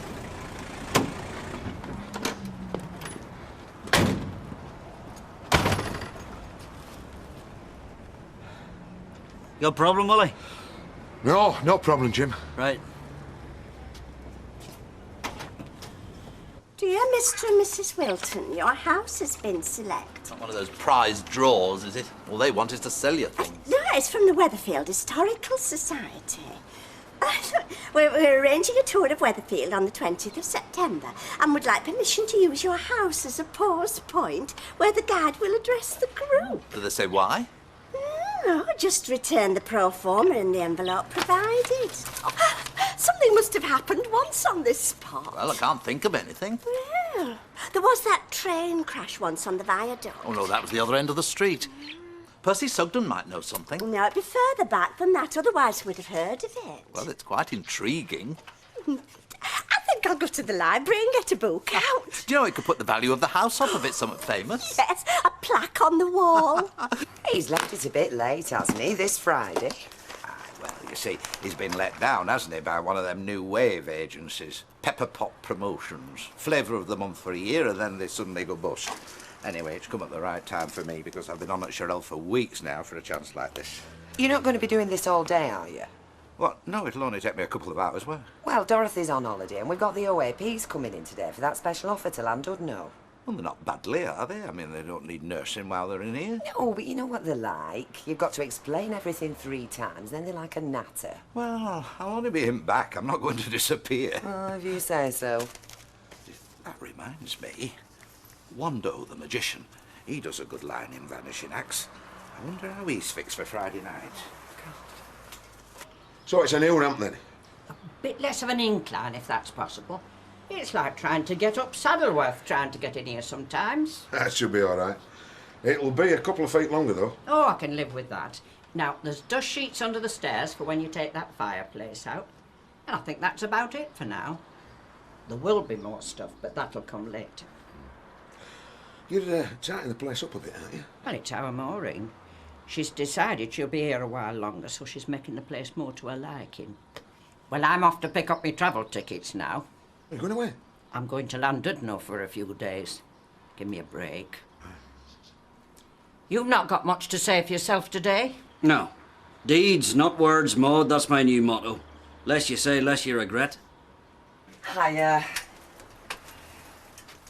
I've not come to the wrong place, have I? No, we still sell holidays. It's just Alex doing a bit of auditioning. I was going to say, I wouldn't want this lot coming away with me. Well, they keep you entertained on the bus. Yes, well, I'll definitely let you know tonight, Chesnish. Thanks for coming in, mate. Yes, and drive carefully. Any calls? Well, you've had a Yuri Gagarin lookalike offering his services and a chap that plays the xylophone with his foot, but other than that... It's not looking too good, is it? I thought you could keep him in acts till Christmas. Yes, but they're all busy, you see. Good uns at any rate. I don't know. I've pestered him for months, that's why I didn't want to say no. I might not get another chance. Who are this lot, then? It's what crawls out at woodwork mode when they hear there's work going. Hey, who's the chap with the sore throat? Is he an opera singer? Fire eater. Towering inferno. He hasn't worked since he set fire to the safety curtain at Burnley Isolde. Oh, well, onward and upwards. Next, please.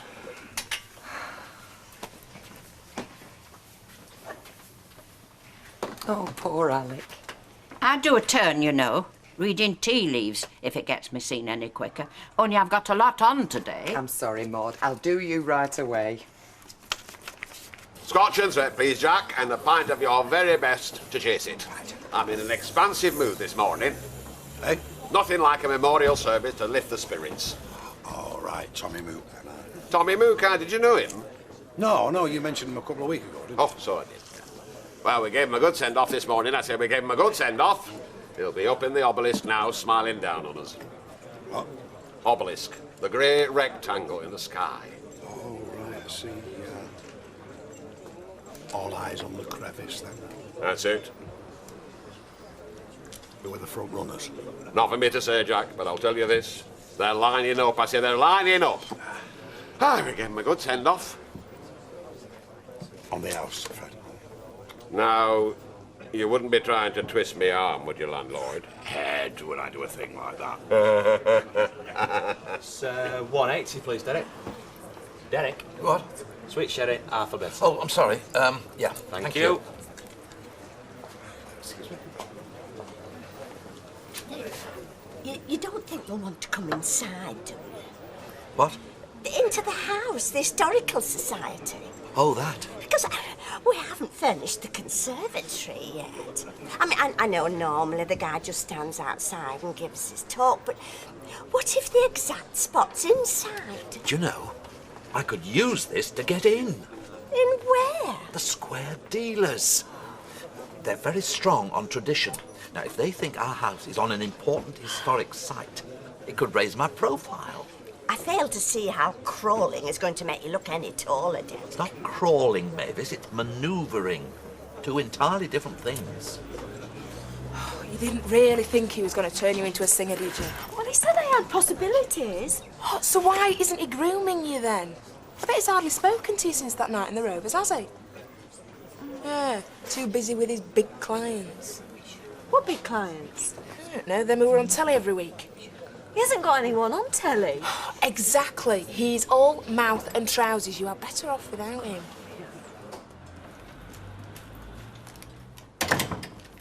Any calls?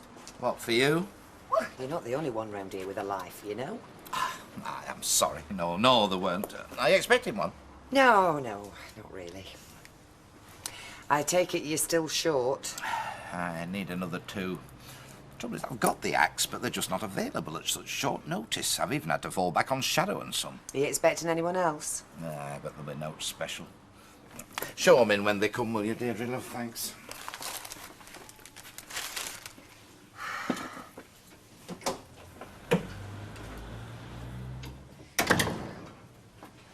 Hi, I'm looking for Alec Gilroy. Is it about the club? Yes, that's right. I'll just get him for you. Hey, you've not seen a drag queen on your travels, have you? No. Why, are you expecting one? Well, I was told to keep my eyes peeled. I don't know where she's got to. Probably having her legs waxed somewhere. Alec, somebody for you. Oh, right, thanks.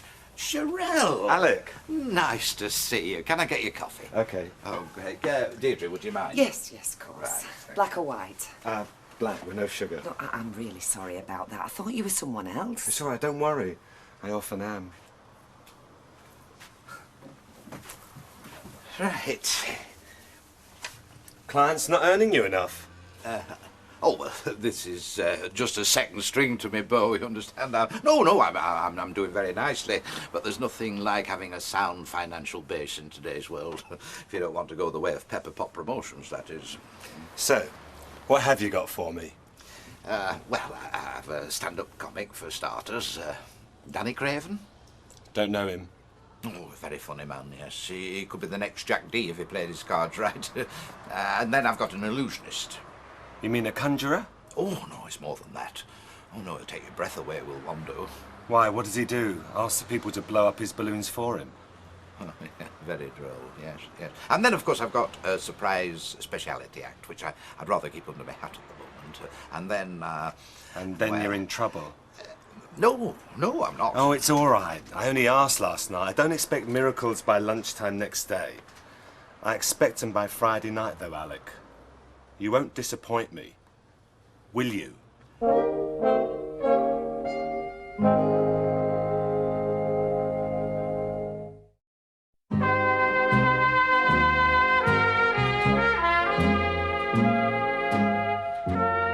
Just another tincture, Jack, and then I must get back to the shop. Right, Fred. Mavis! How are you today? Oh, bearing up. Hello, Fred. Oh, hello, Derek. Has Mavis told you about our invitation? No, what invitation's this? From the Weatherfield Historical Society. Oh, them old fogies. What do they want? Apparently our house is on an important historic site, and they're doing a tour of Weatherfield and want to use us as a pause point. What site's this, then? Well, that's what we don't know. I mean, there must have been something there, a battle, perhaps, or a castle. Apparently it's the site of the original Weatherfield. What's that, then? It were where farmers used to bring their wethers in Middle Ages. Weather being a male sheep, of course. Oh, that's very interesting. For market? No, for castration. Started the tradition of emasculated males in the town that continues to this very day. So if it were where your house is, I trust you'll have a pleasant pause point. Still, mate, say what? Eh? Been a week. The garage. All right, yeah. Would have thought we'd had an argument by now, wouldn't you? Have to get Don back. Could get boring, this. Yeah, I used to enjoy those barneys with him. Still, as it's compensations. We're earning more money. Yeah, and we got more of a future. Just have to console ourselves in that, then, eh? Dirk, old man. You've been to Tommy Mook's memorial service, haven't you? Well, yes, I have, as it happens. Why, is there a problem? You were going to be my campaign manager when that was out of the way, do you remember? To get me in the crevice. Oh, yes. Well, we can get on with that now. You wouldn't can't have told me, would you? I only know because I heard Fred Elliott say. Can we talk about this later? Because I'm just dashing No, to today, Norris. No, I can't. I've got to get back to the office. Well, then tonight. I'm going out. Norris, don't you think you owe me something? All that hospitality we've given you every time you leave your wives? Yes, and I'm very grateful. But just at the moment... Norris. Does Angela know exactly what you did to her golf clubs? I'll pop round about 6.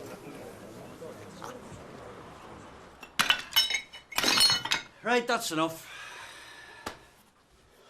Right, is this good enough start for you or what? We can't go on like this, Jim. Now, what's the problem? I've been working hard all day and I got here on time, all right? Oh, big deal. This morning you did, yeah. I'm not going to carry on apologising every day, William. I'm doing my best, all right? Yes, and while you're in the Rovers tonight, I'll be at home making out estimates so we've got work next week. I don't know why I worried about MacDonald and Son. You'll never make it. Not the way you're going on. You're too worried about your problems than you are about grafting. You know what amazes me, William? How short people's memories are. Wasn't it a year ago your marriage was falling apart? I know, but You know, don't you? And you weren't thinking exactly clear-headed then, were you? As a matter of fact, as far as I remember, you smacked your wife's boyfriend, didn't you, and lost your job in the process, right? So, you came toddling back here without a pound in your pocket and nowhere to live, didn't you?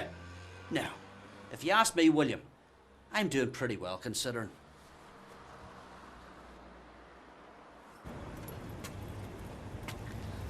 Tricia, What? you got the wrong end of the stick, you know. Oh, she's asked you to do her dirty work, has she? No, she's asked me to keep my nose out, actually. But I think you should know. Firstly, she didn't grass you up. And secondly, Baldwin was going to sack you Friday. She talked him into giving you another chance. And you expect me to believe that? Well, think about it. It's not the first time she stuck up for you. She covered for you that time you had off when you found out you was pregnant. Oh, yeah. But she's a boss now. You won't believe me, will you? Why should I? Because I'm trying to do you a favour. She's still on your side over there. Pushing much further, and she might not be. Here's Gary. Close your eyes. Why, what's happening? Are they closed? Yeah. Got a surprise for you. What? Something to get you going. Doing that already. Is it something you're wearing? Hold out your hands. Open your eyes. You haven't gone kinky, have you? You want a baby, don't you? You don't get on with decorating tools, not unless they've changed the rules. When a woman has a baby, she needs to make a nest where she feels safe. So we need to do some decorating. You said it was something to get me going. Yeah, I didn't say what happened though, did I? Oh, the house don't need decorating. Yeah, of course it does. It's needed since rewiring. And we want something classy, don't we? I mean, we've got stone cladding outside, haven't we? So I thought, if we had some oak beams in there, on the walls and the ceiling, look like a little cottage. Be dead cozy. Real oak? No, stupid. We don't want woodworm, do we? I mean, you got this the wrong way around. What? Well, don't birds start making nests when they know there's an egg on the way? We can do both, can't we? What, an assault on both fronts, you mean? Something like that. One front at a time, though, eh? Right, you make a start with this, and I'll put some tea on. You don't look happy, boss. I'm not. Is there aught I can do to help? No, I don't think so, Jack. Sandy? Yeah. Thanks all the same. So, what is your strategy going to be? It's not just a case of how strong a candidate is, it's how suitable as well. You said I'd make a very good square dealer. Oh, and so you would, Derek, so you would, but are you the right shape for this particular crevice? It's like a football team. I mean, if you need a striker, you don't go looking for a defender to fill the gap. Well, what are they looking for? Well, that's it, you see. We're not really sure. I mean, we're sort of feeling our way towards it at the moment. It's a sort of osmosis. Oh, Norris, you can't flannel me. This music's very loud. I can't think. Strategy, Norris. Well, I really must go. I've got to decide tonight which sticky tape dispenser we're going to go with this winter. But what about the crevice? Stick with me, Derek. I will fight your corner wherever I can. Now, I'll keep you posted. Oh. Has he gone? Is that man a nerd, Mavis? I trust that's a rhetorical question. Well, then how come he's a square dealer and I'm not? Well, if you think he's going to be able to help you get in, you're as big a nerd as he is. Anyway, never mind all that. I think I found out why they want to visit the house. Nothing to do with castrated sheep, I hope. Apparently, in the 18th century, there was a highwayman called Cutthroat Tom O'Neill, and he used to operate around here. He was hanged in 1782, and it says, because of the enormity of his crimes, O'Neill's body was hung from a gibbet at the side of the road where he used to slit open his victim's throat. That road ran along what is now Rosamond Street, and the gibbet was erected in a field on the site of the present-day Coronation Street. Well, that's absolutely fascinating. Yeah, well, There's nothing else in here except a bit about the Rovers, so that must be it. A famous highwayman, eh? That'll be one in the eye for Fred Elliott. Oh, yes. Yes, you must tell him, because O'Neill was so notorious he became known as the Butcher of Weatherfield. Ah. Well, on the other hand, perhaps I'll save it. Can I buy you a drink, Maxine? You can get lost. Tony? Say them again, Jack, please. On me this, Jack. Is there something wrong with your ears or what? Look, I'm sorry about this morning. You caught me at a bad time. It's been on my conscience all day.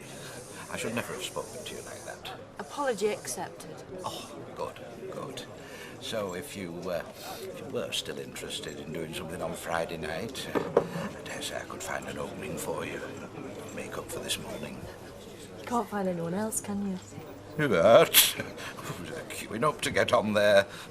Well, use them then, because I'm not going to do it.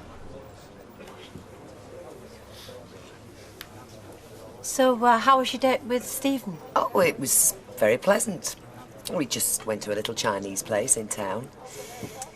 Oh, he's a nice guy. Well, he'd have to be to ask me out.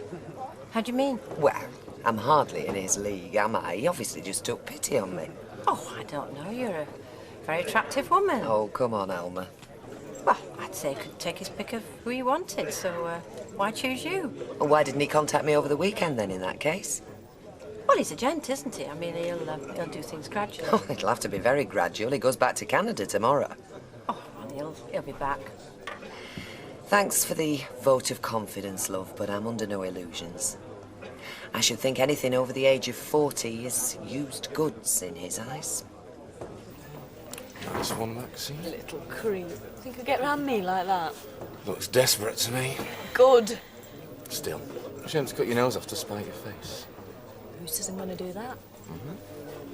Oh, Kevin, I wish you hadn't said anything. Someone had to tell us, Al. Yeah, but it just makes it more difficult. Look, you can't let a woman like that worry yourself. She's not worth it. So you just thought you'd tear her off a strip? Thanks a bunch. No, it wasn't like that.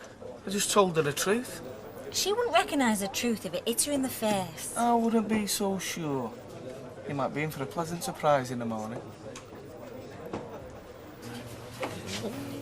It's a great opportunity you're missing, you know. But why me? I mean, I can't hold a candle to Kathy Kirby, can I?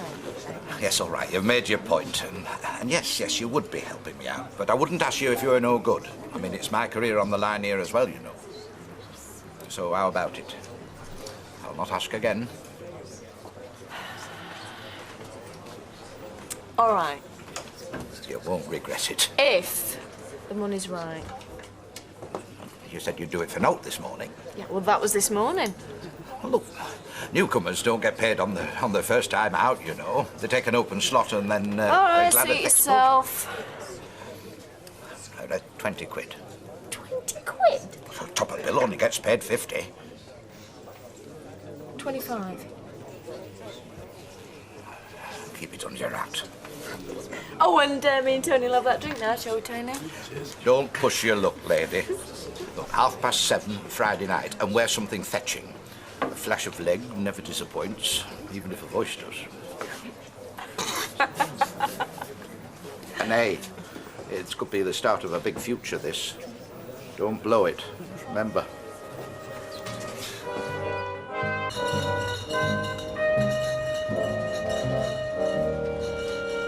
Hello? Ian? Right. Hello, this is Maureen. Maureen Hosworth, yes. It's about tonight.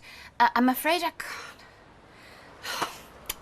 I'm sorry, I'm being really stupid. No, I know you must be as nervous as me. No, look, right, forget that. I'll see you at Harper's State tonight, as arranged. I'm sorry. Yes, bye.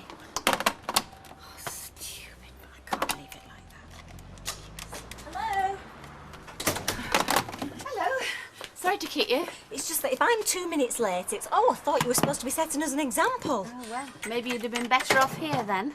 No offence, but I don't think so, even with all the aggro. Speaking of which... A carton of orange juice, please. Bump needs its vitamin C. Hey, I'm glad I got you in here. I didn't want to say out in front of that gobby lot at work. Yeah, it didn't stop you the other day, did it? No. I'm sorry. Seems I got it all wrong. Yeah, well, maybe you should check your facts before you start slagging people off. Never could engage me brain before putting me mouth in gear. Hey, and it was dead good of you to put your job online for me. I really appreciate it. Trisha, I didn't quite go that far. But I did promise Baldwin you'd be in on time and you wouldn't skive off in future. I will, I promise. Last thing I need right now is to get me cards. Yeah. Come on, we'd best get a move on or we'll both be getting our cards. Right, I'll just pay for this. Right. Hey, I won't be in Friday morning. What? Well, I've got to go to hospital for some tests. I'll show you my appointment card if you don't believe me. I believe you, Trisha. Come on.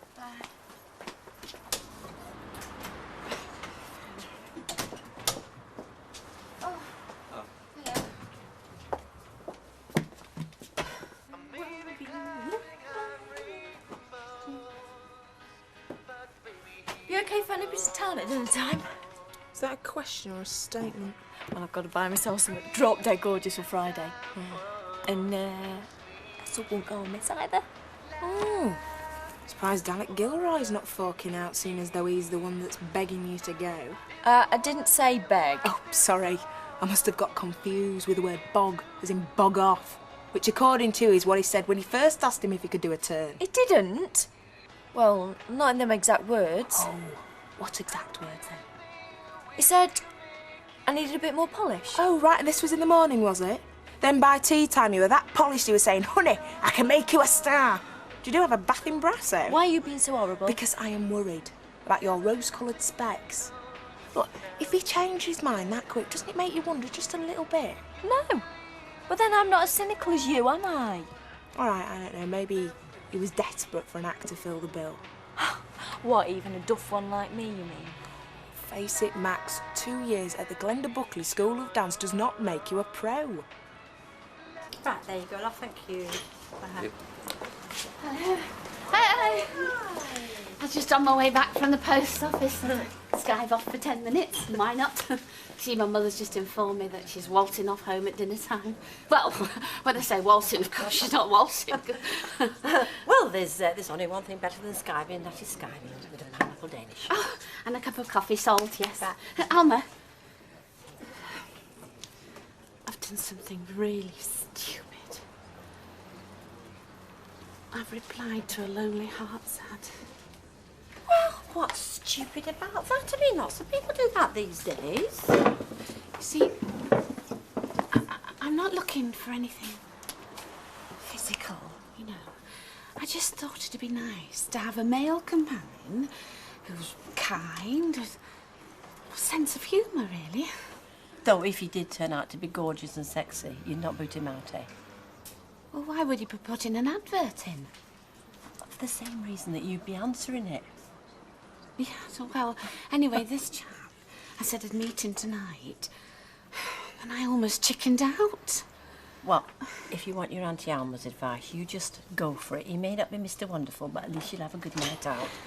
Oh, well, look who has deigned to turn up. Hi, Maureen. I'm sorry, love. I just popped in to see if Fiona could do me roots, because you know Alfie hates me going around with roots. Alfie wouldn't notice if she was bald. Anyway, she can't fit me until this afternoon. Well, I thought you were taking Stephen to the airport. No, I'll be out in plenty of time. He can pick me up from there. I don't know. One of them's swanning off around the Rockies, the other one's worrying about her roots. You think yourself lucky that your assistant only wants a dinner hour off. Come on. You're right, Maureen, love. Lovely. Cooey, I'm back. You ready? Oh, yes. I'm just having a last-minute measure up. I mean, we don't want to be buying things and then find they don't fit. What, a coffee table and a couple of chairs? What's the problem? Well, there might be a little bit more than that. As long as there's room for my chrysanthemums. Oh, just think. Tonight we could be having our aperitif in the peace and quiet of our very own little oasis. Oh, I didn't know you were decorating. Oh, yeah, we only decided the other day. We're doing upstairs next. Oh, not before time. That chronic paper Jack and Vera ad's enough to give a body nightmares. Not our room. The nursery. No, I am not. But I soon will be. If your record of bullseye first times ought to go back. Oh, Jude, what can I say? You don't mind being called Granny then? Oh, as long as it's not in public. I know how you feel about having kids, but you'll change your mind as soon as you see its little face. Yeah, it'd be too late to hand it back then. But Gary's tickled pink. He's not been putting pressure on, has he? No, my decision. Like I was saying the other day, there's a big daft nuts that love him. I'm scared of losing him. You've got to want it too and all, love. Or else you'll end up resenting him and the baby. I do want it. I think. Got plenty of time to get used to the idea. At least Gary's not like your dad. He did a runner when I told him I were in the club. Hey, how are you getting on with himself up at road? Still no signs of any nookie yet? There are some things a mother doesn't discuss with her daughter. Not when you're the mother and I'm the daughter, there isn't. Time to play it a bit crafty then. Right, you need to get round to his office and tell him you want to book a holiday somewhere exotic, but you object to paying the single-room supplement. I object to paying out at all. I can't even afford B&B at Blackpool, never mind abroad. Ah, well, that's where he gets a chance to do you a favour. In more ways than one. Aye, aye. Come to check up on us, have you? I've come to road test my new ram. Where's your mate? He's doing the fireplace. In any better mood, is he? Well, it's hard to tell, really. He only communicates in grunts. Oh, I've no time for people who's always feeling sorry for themselves. Fair dues, Maud. He's had more than his fair share of problems. I know more than you have. You don't go around making everybody's life a misery. And he's got his son around, so he's not completely on his own like you. Yeah, but I prefer it that way. I can be a slob and ain't be being straight out at tin. Why don't you stay on tonight and have your supper with us? I've got a nice bit of stewing steak in the fridge. I wasn't hinting.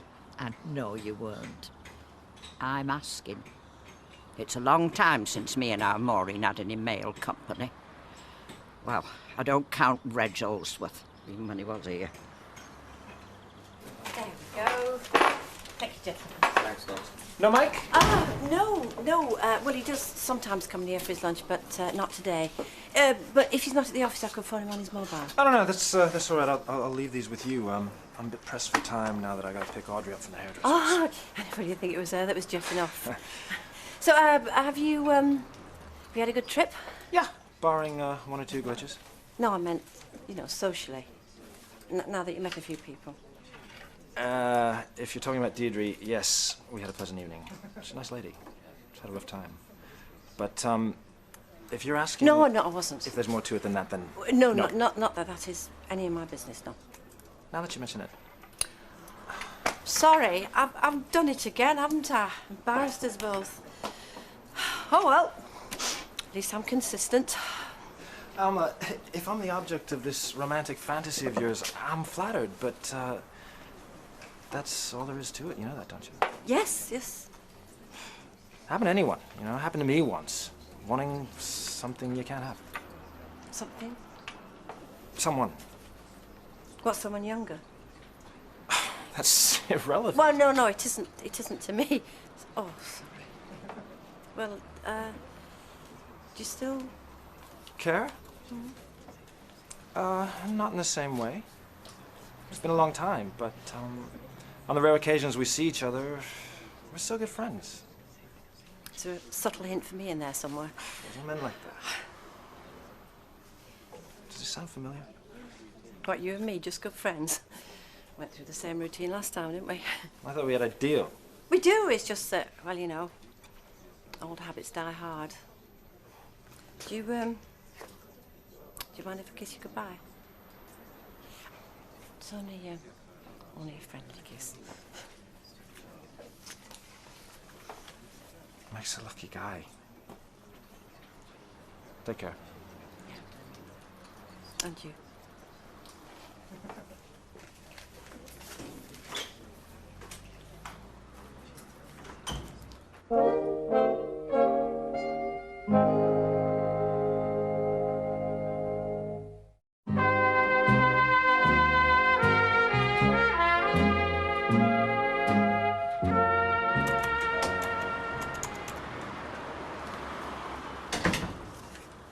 Are you expecting somebody? Only every time that door's opened this morning, your head's swiveled like it's on a string. Sorry.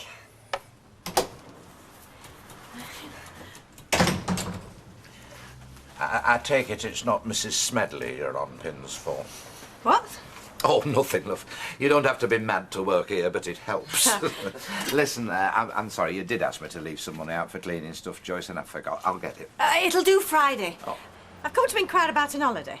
Oh, well, you've come to the right place then. Any particular destination in mind? Not too far. I get nervous flying on my own. And no blaring discos, but somewhere I can do a bit of dancing of an evening. Even if I will be a wallflower. And somewhere it's nice and, romantic? Hot. Last thing you want is romantic when you're, on your own. Exactly. And another thing that I object to paying is that single room supplement. Oh, well, then I just might have a suggestion for you. Oh, yes. Mavis, we don't need half this stuff. Yes, we do, if we want to entertain in here. Just think, you'll be able to invite your fellow square dealers to come in and have an alfresco dinner party at any time of the year. Well, yes, if Norris pulls his weight on my behalf. Oh, well, we could always ask Norris and Angela to pop in for a conservatory warming. Well, I don't know about Angela, but yeah, we can invite Norris round to mellow out over a glass of his favourite chilled Chardonnay and whisper a few well-chosen words in his ear, eh?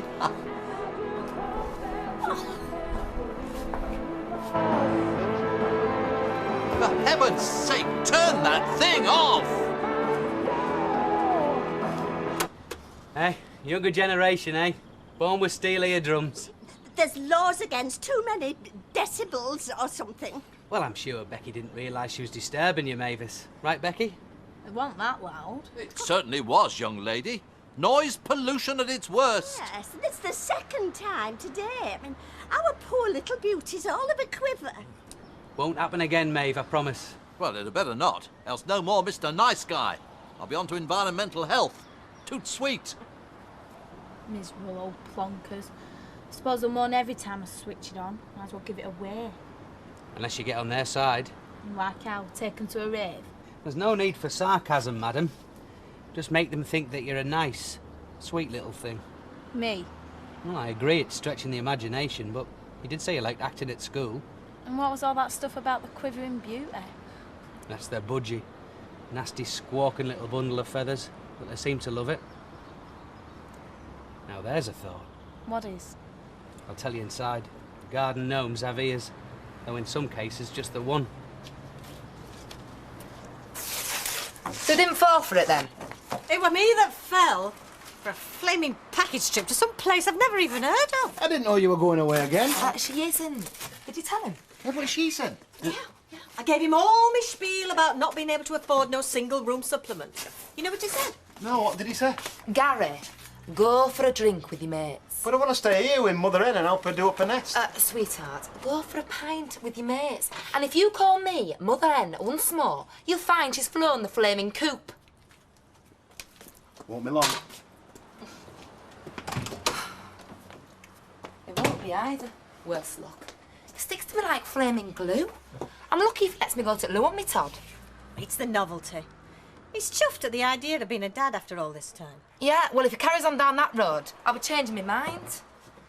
Right, so what did he say then, Gilroy, when he told me about single-room supplement? He said he'd give me a special discount. Well, at least my little grandchild will want to cuddle me if nobody else does. Oh, Mum, you're getting paranoid. Just 'cause flaming Alec Gilroy's a eunuch doesn't mean every other bloke is. What other blokes? They're hardly queuing up, are they?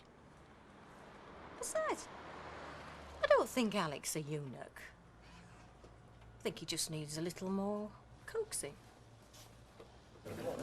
Cheers, Jack.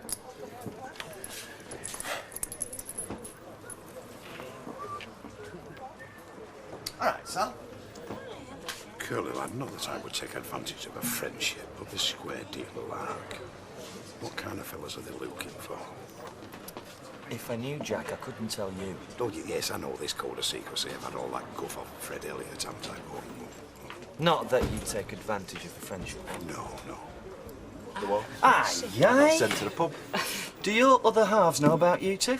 Yeah, well, it serves mine right for keeping me waiting. As long as they don't duff me up. Them little uns can be terrors when roused.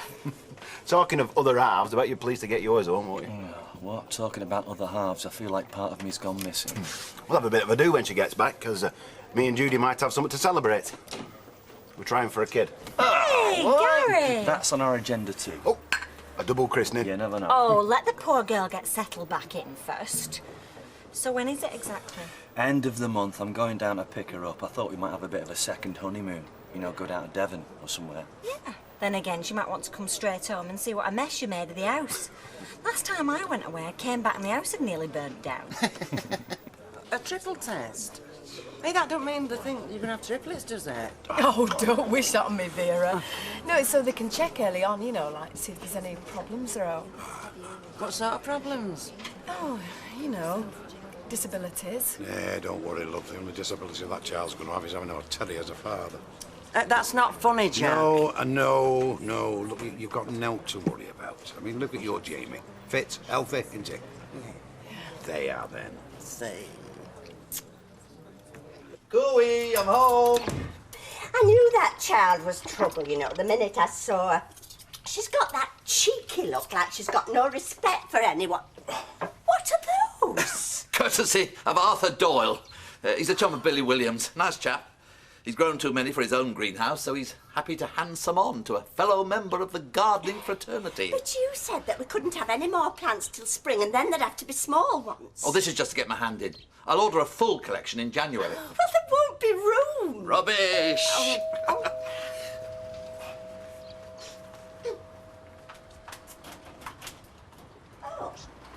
Well, you'd better come in. I've come to say I'm sorry. Oh, I see. Well, just so long as you realise how distressing noise can be. Especially to pets. Poor little things, they can't yell at you to shut up. Although I expect your budgie can. I've heard he's very clever. Well, it's not quite that accomplished, but I'm sure we could train him. Can he learn whatever you want? Yes, in theory, but in practice it takes a lot of patience and luck. Can I have a go? Yes, if you promise not to teach him any rude words. We'll have to get some heating in there come the winter. And... oh, hello. Becky's come to see Beauty. Beauty, say hello to Becky. I did think he might have called in to say goodbye, even though we did only go out the once. Out of little acorns. Well, everything's got to start somewhere. Oh, how did it start with your... what's his name? Samir. Samir, Oh, that was different. I knew it was special right from the word go. Just the way he looked at me, you know. Yeah, I don't know, no. Nobody's ever looked at me like that. Well, what about Bet? Oh, well, she was fond of me, of course, but I never kidded myself she fancied me. I mean, do you blame her? Don't be so hard on yourself. There are women around who do. Not me. I mean, well, what I mean is, I think you better sup up and shut up before you dig yourself in any deeper. Yes. Oh, I hope she'll be all right. Of course she will. It's only blood tests or so, what I've heard. I know, but you hear such terrible things, don't you, about these sprays and drugs and stuff that can harm babies before they're even born. And she's no spring chicken. I mean, that can't... Oh, come on, Vera, don't be saying that to the girl. Oh, don't be stupid. But I still think I should have gone with her to hospital. Look, Vera, back off. If she wants you to go, she'll ask. We've got no claim on her, you know, and she's not actually our daughter-in-law. No. Why is it not? It's ever straightforward for me and you, Jack. All right. If it was you, wild horses won't keep me away. Look, I have just said all right, I will come. You will? Yes. Oh, brilliant! Yeah, but I'm going to bring my own escort, OK? You are you? Been holding out on me. Who's the new hunk? He ain't hunky, he's my brother. This is very unfair on you, Mother, taking the whole afternoon off like this. If it hadn't been for Emily, you know. Oh, you're working late. You haven't taken advantage of Bill as well, have you? It's a long time since I took advantage of a good-looking man. More's the pity. No, he's here as a guest. Your mother insisted that I stay on for my dinner. Oh, well, that's fine, but you'll have to just forgive me if I don't join you. Why didn't you let me know? Where are you going? Well, Just going out for a drink. A friend. Male, I presume, seeing as how you've had your hair done. I'm sorry, Bill. It's not your fault. You shouldn't spring things on me like this. You're very welcome, truly you are. She's been naughty ever since that pillock slung his hook. Anyone else would have given thanks. Now, get yourself a beer out of the fridge, pour me a sherry, and we'll have a good old gossip while she's titivating. Hey, I'm sorry, Maud, I'm likely to disappoint you on that score. It's not my strong suit, love. But, if you want to discuss City's chances of getting back into the Premier League... Oh, give over. For a start, what's Liz MacDonald been doing that's got her husband so naughty? Becky's still not here, is she, Maeve? No, the first thing to do is to get his attention, then say his name. Beauty. Let me. Beauty. Beauty. Do you think I could teach him to say Becky? I mean, it is almost the same. Well, you could try. They'd respond better to female voices because of the pitch. Derek! Derek! Not a lot of difference, is there? Can he learn to say something like, have a nice day? Well, the vital thing is consistency. The words must be said in exactly the same way, and concentrate on one word at a time. Have a nice day, Beauty. Say goodbye to the budgie, Becky. Dinner's been on the table for half an hour. Right. Did you know that budgies are really small parrots? Can't say I did now. Well, a small species of parrot, actually. Natives of Australia, originally. We've just furnished our conservatory, Des. Would you like to come and have a look? Oh, you can be the first to see my chrysanths. I've got some incurves, some intermediates, a couple of reflexes. I'll take a rain check on your reflexes, Derek. Right now, we've got a heavy date with a congealed lasagna. Bye, then.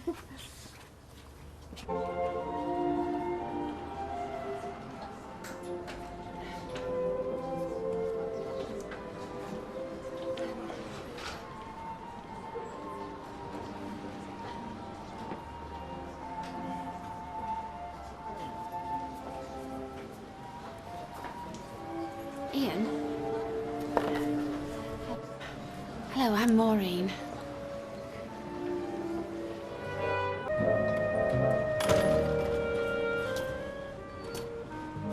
Oh, morning, Sal. Morning, Andy.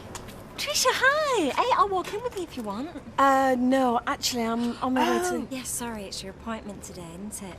Well, that's a lot more important than sewing suits for sportsmen. Did you have one? The triple test. Yeah, but I don't think they called it that then. Oh, are you all right? Yeah. I just... Yeah, it's just a blood test, and then they'll probably do a scan, and... Well, it's great to actually see him, her, it. I mean, do you want to know? No, what? Sex? Sex? Oh, sex. Ooh, don't you women talk about anything else? No, nor did I. And that's half the fun, really, isn't it? Huh. Can you tell me what the other half is? Oh, Tricia, you'll be fine. See ya. See ya. Oh, look who it is. Hey, what are you doing tonight? What is it with the women round here this morning, eh? Well, are you going anywhere? No, I'm not. You're in luck, so I'll be off. Shirelles, 8 o'clock. I'll see you there. And I must warn you, you do have a rival for my affections. Well, I was going to say bring Anne along. Well, as it happens, she's away for the weekend, so... So it's just you and me then? And Tony and Fiona and Lee and Alec. Wait a minute, can we start this conversation again, please? Morning, Maxine. Hi, Andy. I'm doing a spot at Shirelles tonight. And you need all the help you can get. Exactly. Right. I could hear him chattering first thing this morning. What, through the wall? Yeah, I couldn't make out what he was saying, though. Well, my wife claims he says, "Now, Mavis," in a voice rather like mine. But I've not heard him. Look, why don't you pop round and see Beauty after school? Oh, now there's class for you. Sending your budgie to school. Corny Des. I'll see you later, Mr. Wilton. Certainly, Becky. Bye. What a lovely girl. She certainly is, Derek, yeah. But don't be taking in, eh? It's your budgie that she fancies. £2.50 off my ticket and you get in for free. For free? Yes, Essential Carer. Special deal, Library Theatre. What's the play? I don't know. For that price, what does it matter? Let me have a look. Well, oh, this is last season's. Oh, hello, Bill. Hiya. I'll give him a ring. Right. Oh, excuse me. All right. Late night, was it? Oh, well, later than usual, yeah. Well, I hope he was worth it. It wasn't, actually. That's 82p, please. Oh. Blind date. through an agency. No good? Bit weird. Didn't try anything on, did you? Oh, no. I'll talk to you sometime. Engaged. I'll ring him later. Oh, listen, I hope that lift's working because I can hardly get you up those steps, let alone get you down them as well. Where's this? The library. We're going tonight. Christening my new lightweight wheelchair. Hey, look, if you need a hand, Oh, no, it's all right, Bill. That would be very kind. I'll order a taxi for 7. It's better with 2 men. Not actually useless himself, Mother. And you'll come in with us? Sure, yeah. Look, I best be going. I'll see you about 7. All right, thanks, Cheers. Bill. Isn't he kind? Least we can do is pay for his ticket. Oh, Mother, don't go booking tickets till we know what the play is. Oh, Maureen, where is your sense of adventure? Yeah, well, she's going for a triple, and I don't think she's very happy about it. She wouldn't be. It's hard enough finishing on a double, isn't it? That's not funny, you. This is our grandchild she's carrying. It's a very worrying time. She lost one, a couple of years ago, and it's preying on her mind. Oh, poor love. Is she there on her own? Yeah, I think I should go. Oh, you do go on, you women. Now, listen, if you men had to go through it, you'd have invented a better way of having them by now. That's true. Well, I'm going to be off. Bye. Bye, love. Ah, Joyce, the very person. Not now, Alec. Oh, just a quick word. All right, I'll take it. Take it. Malta. I'll pop round later and sign the necessary. The holiday? Oh, good. Oh, it's an excellent bargain. But no, it wasn't that. No, it was about tonight. Yeah. Do you fancy Shirelles? The bloke or the club? The club? What's the catch? Oh, no catch. It's just that I'm going and I'd appreciate your support. Support? Well, your company. I've got 1 or 2 acts on there this evening. I don't think it's my scene. Oh, please, I'd be very grateful. Oh, why not? Oh, Okay. smashing. Right, well, I'll see you at 8 o'clock inside. I won't keep you. Inside? Table 7 is reserved. Oh, and Joyce, Yeah. don't forget your checkbook. What? Well, when you go to Sunliners this afternoon, pay for your holiday. But surely it's time the crevice was filled.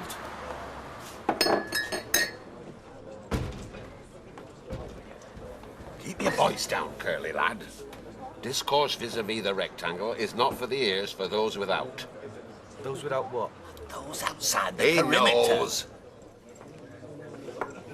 Oh, Jack, you wouldn't have a night off tonight, would you? Oh, don't I wish. Why, what's going on, Alec? Well, I've got 1 or 2 acts appearing in a club, and like any good agent, I'm trying to drum up a bit of support, you know. I'll have a small Irish. Right, I don't think I'd bother them over there. They're in conclave. What? Square dealers. Oh, I wouldn't dream of it. I wonder if they might be interested in Webster Harris. You know, he'd be ideal for their next ladies' night. Webster Harris? Yes, a client of mine, yes. Plays selections from the lilac domino on the spoons. Magic. So you're not familiar with the doings, Oh, yes. The chief steward on my last ship, he was a master dealer of the marine rhombus. It's affiliated to the Square, but it's a bit more flexible, you know, them being away a lot of the time. But you're not actually... Oh, no. Mind you, it's a must for chief stewards, stocking up abroad and that. There was always a supplier on the Square and a bit of mutual back-scratching, you know. Oh, so it's international, then? Oh, absolutely. Except Sicily. They make their own arrangements. You know, I didn't realise. Oh, well, they don't advertise, Jack. And then, of course, there's the vow of confidentiality. The Pythagorean oath. Who? Pythagorean. It's from Pythagoras. It's like the doctor's Hippocratic oath, only they vow to look after one another, you see. Hey, do you know, I've never heard it like that. Well, you wouldn't, no. And if my chief steward hadn't been such a fond of his ale, neither would I. I vow to keep good and true the walls of the rhombus. I vow to keep good and true. Oh, how's it go again? The walls of the rhombus. I wanna be loved by you, just you, nobody else but you. Hiya. Hi. Sorry, we're fully booked today. Fit you in tomorrow though, it have to be the afternoon then. Oh, no, I don't need, no, I just wanted a quick word with my client. Feel free. Maxine, Mr. Svengali's here. Oh, Hi, Alec. Ah, just checking that you're all fit for tonight. Raring to go. And you'll have something appropriate to wear. Why won't this do? Oh, good heavens, no, it's a very sophisticated venue. You'll need to wear something, well, you know. Smoulderingly sexy. Well, that'd help. Don't worry, I've bought this backless number special for tonight. Oh, good. Well, then there's just the question of support. Oh, Alec, I know you're a manager and everything, but I think I can manage that myself, thanks. Well, I've picked up a couple this morning. What? I think you two are at cross purposes, or should I say, cross your heart purposes? Oh, no. I've got Joyce, and either Kevin or Sally. They've got babysitter problems. Oh, yeah, I've got Tony and two mates from school, and Fiona and brother, if they're not going to be late. Look, we will be there. Lee's taking me out for a meal. We arranged it ages ago, but we will come straight afterwards, all right? Lee? Oh, your brother? Oh, you should enjoy it there. Lots of young businessmen go to Shirelles to relax, you know. It's the very height of sophistication. Jack. Same again, Curl? Yes, please. Make man an orange juice, will you? An orange juice for you, so you can keep good and true the walls of the rump. What was that? Keep ye good and true the walls. Shh. Who's told you that? Why, Miss Horses. No need to worry. I wouldn't utter to those outside, you know. You mean those without? And that includes you. And what's more, you've got it wrong. I have not. Yes, you have.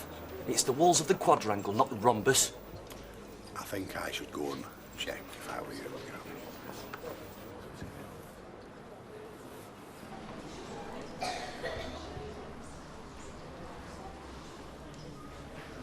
Haven't got a fag, have you, love? No, sorry. Give up, eh? Been reading the pamphlets. Me, I like me fags with 'em. Stunts its growth, they say. But they don't know how big it would have been if you hadn't, do they? What you here for? Tests? Yeah. You can refuse, you know. I mean, they can't make you. Oh, yeah, no. It's never bothered me. Well, except when I were having our Bernice. She was my fifth and I'd lost previous, so they had me in with my ankles. Like two footballs they was. Are you sure you're pregnant? I mean, there's not a lot of you. I'm pregnant. Aye, well, I suppose tests will tell you for definite, won't they? Got your bottle? Yeah. You know why all this takes so long? It's because we're all booked in for the same time. Doctors. Mustn't keep them waiting, that's all that matters. Do you know what happens if you fail? Fail? If you fail, you get more tests. My sister-in-law's friend failed hers and she was telling us about it. They get this great big needle and... Oh. Haven't got a fag, have you, love? Tricia. Oh, I'm sorry, I'm too late. I wanted to give you some support, you know, but I missed the bus. How were it? Well, actually, I haven't been yet, and, Oh, you were just going out for a breath of fresh air. Well, I hope you haven't missed your place in that queue, love. Come on, let's get back in.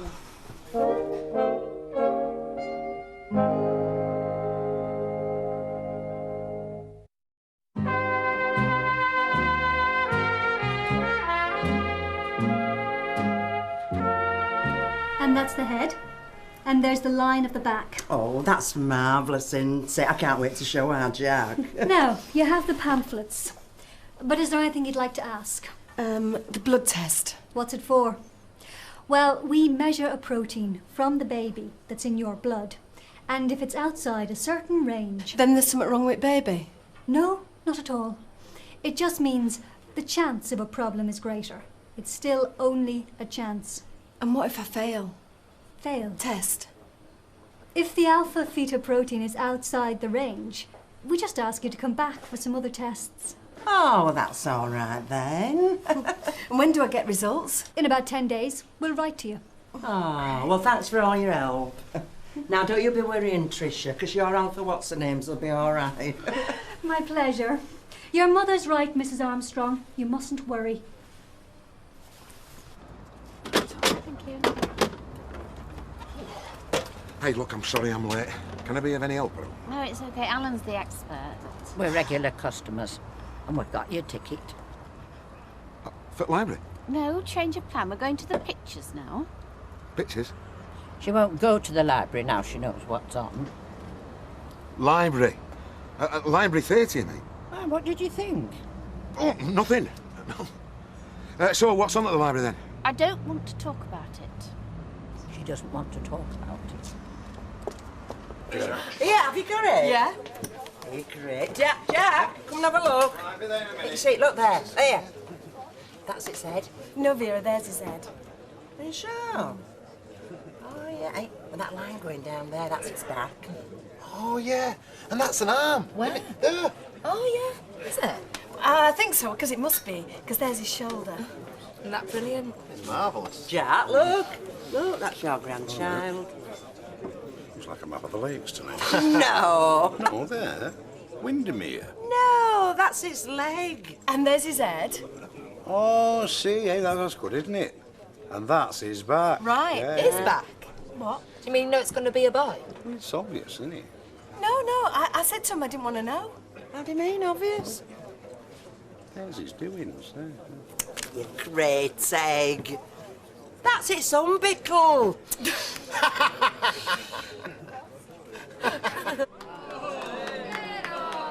must concentrate hard and shadow. I want you to brace yourself twice as hard as you. Well, I'm sure Shadow can tell us what the object is. Is it a candle? Hey, what colour? Don't try and catch her out, sir. Spare our blushes. Is it red? Well done, Shadow. And have you anything for us, sir? Where have you been? Yeah, you missed all the fun. Yeah, well, we have things to discuss. 2 bottles worth. Yes, and I've still got room for more. We must concentrate hard. She's not seen to. Yeah, it was either him or Sal who came tonight, and Kevin lost the toss. That's not funny. Sorry. Look, you'll be brilliant. Yeah, you're fabulous. Probably the best thing on tonight. Well, that's not flattering either. They're a bit obvious, Alec. Well, granted, the act is in need of a little polishing. I'd say it needs polishing off. How's the inside? Nothing broken. Mind, I think the drum kit's a write-off. Thank you. Here we go. Drinks up, everyone. Cheers. What about you two? Brace ourselves. Oh, Cheryl. What do I have in my hand? Hello. Bracelet. I'm not pleased, Alec. Quality acts, you told me. Is it not? Yes, well, I share your disappointment, Cheryl, and you can rest assured that certain names will be deleted from my stable forthwith. However, I'm sure the melodious Maxine here will make all the difference. We'll see. She's certainly got the looks, and let's hope for your sake she's got the talent. Otherwise, your next booking will be at Outpatients. She's not very nice, is he? You mean he's not very nice, is she? Well, yes, it does all fall to you, until such time as a new apprentice is initiated, and that happens to be the very first item on the agenda of next meeting. Yes, but this new fella's going to have to take the pledge, isn't he? You know, to keep good and true the four walls of the quadrangle. Of course. Not a rhombus, then. No, why'd you ask? I just wanted to make sure that I remembered it, correctly. You've been with a sailor. No, I haven't. You've been talking with one. The marine rhombus is for them. Well, I didn't know that, but why the rhombus? It's got 4 equal sides like a square, but no right angles. They're not as strict as us, you see. So where did you hear it? Well, I can't remember. Same again, is it? Excuse me. Norris, old man, won't you join us? Later, Derek. I need a quick word. What are you doing? I'm networking, Mavis. You know what that quick word will be about? Yeah, square dealer's business. Precisely. And the vacancy that exists therein. Sometimes I think the main vacancy is between the ears of those involved. Mavis. Oh, I'm sorry. I hope it's not long before you're in there playing their little games with them. Then perhaps we'll hear no more about Mavis, it is not a game. Oh, no. Well, what is it then? It is a confluence of like-minded men who've reached a certain level of significance in the community and are prepared to give of their time and experience for the benefit of all. How do you know that? I thought everything was secret. Their workings are secret, but their altruism is well known. I mean, last year, for instance, they organised a coach trip to the Blackpool Lights for the Distressed Dentists Association. Oh, was that the trip that Norris tried to sell you tickets for? Yes, well, that's because there were a lot of spare seats to be filled. Thanks.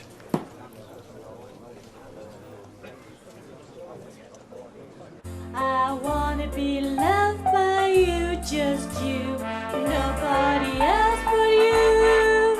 I wanna be loved by you. Ba-doo-ba-doo-boo-ba-doo-boo-boo-boo-boo-doo.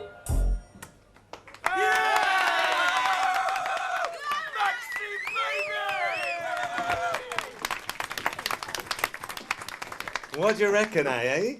She's a bit of all right. I love that. Well, off you go, dear. And tell your boss you've saved his bacon, but he's still on a warning. Come on, the melodious Maxine. Well done. Bit better than the melodorous magician, don't you think? Well, it's sing-along time here at Shirelles, and if you don't know the rules, all you've got to do is join in if you think you can sing. And I'll come round and have a listen and tell you can't. All right, got that? Hello? Let's join hands and contact the living, shall we? All right, got that? Right. And if I tap you on the head, you shut up. And if you don't, I'll tap you a bit harder. All right, Perce, let's hear it. Come on. You'll stop for your supper, will you? I'd best be off, Maud. Before closing time. Fair enough. No, it's not that. Go on, then. He's stopping for his supper. Cup of tea will be all right. Maud? Yes? What was wrong with the play at the Library Theatre? Only the title. I think we'd have enjoyed it. So? So? What was it called? My Night with Reg. Lights are gonna blind me, but I won't. Yes, well, don't give up the day job, eh? Yes, gentlemen. I can't hold a tune, mate. Oh, I see. You must be on Gilroy's books. Right, let's see what we have this side. Oh, no, we've heard you once tonight. What about you, sweetheart? I was sick and tired of everything when I called you last night from Glasgow. Very nice. Come on up and show him what you're made of, eh? It's all right. Come on. You don't have to take your clothes off. We're not yet anyway. Come on. Yeah, let's hear it.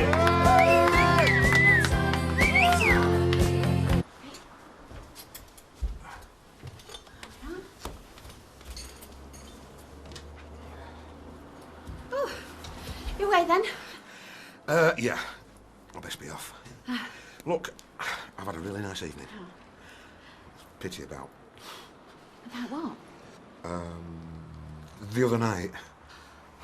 The other night. It's a strange bloke. Makes you think twice about doing it again, though. Yeah, I suppose so. Hey, maybe I could help. Perhaps I could be there when you meet, in the background, like. I wouldn't want you to do that. Well, it's all right. If you're okay, I'd go. You could signal. Well, what if I wasn't okay? I would come and save you. Your long-lost brother from Bridlington. Well, I do have another one next Monday, actually. Maureen? Oh, look, can we talk about it again? No. Do you understand? Do you feel the same?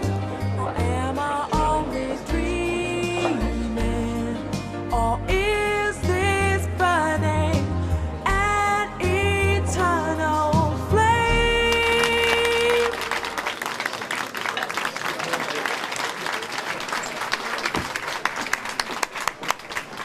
Wasn't she just brill? Ladies and gentlemen, I give you the fantastic, the fabulous, the fermenting Fiona! Come on, let's hear it! Wasn't she fab? Oh, I guess that's it, is it? Stop while you're running? Well, maybe she's right.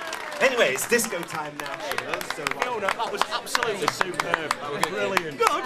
Thought she could have been out there. Look, I couldn't have done it without support, right? Oh, yeah. Well, what are friends for, eh?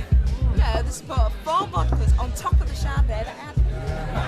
Which is quite enough, if you want to be fit for working for. Oh, God, will you stop playing Big Brother, please? Yes, Fiona, you enjoy yourself. You've earned it. Oh, very competent indeed. Well done, young lady. What's going on, Alec? You saving your quality for somewhere else? Well, you see, Cheryl, the thing is, if we could just have a word. No, she's had a cold, and I didn't think she'd be able to do herself justice tonight. Regarding further bookings, I have quite an extensive programme already mapped out. But given that tonight's earlier product failed to meet expectations, both for you and me, I'm prepared to give you first option on the next performance.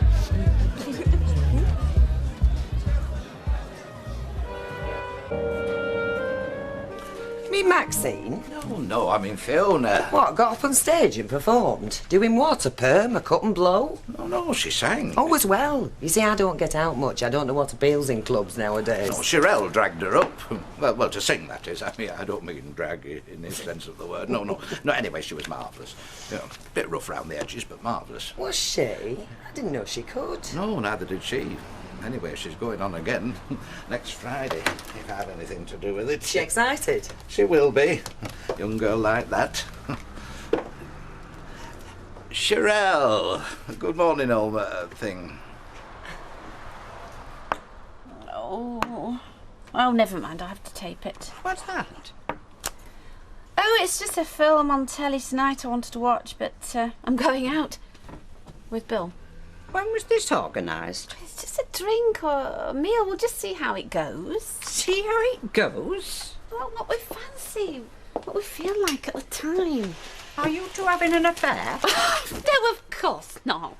Why all the secrecy? I might have fancied coming along. There's no secrecy. I didn't tell you because it's Bill, the bloke we see down at the Rovers. There's nothing in it. Well, the way you're carrying on, it makes it sound like there is. Just a casual, friendly, run-of-the-mill night out with male company. Good. Then I'll leave you to it. Thank you. You do realise, Maureen, that if you want to socialise, meet new people, now you've got rid of that pillock, I can always look after myself. Accept whatever invitations you get, and you don't have to consult me first. Oh, don't I? No, why should you? Hello. Hello. I'm just popping in to check if 7:30 suits you tonight. Tonight? It's only Emily and a few others. Plan is to have a bit of supper, I believe. You know, see how it goes.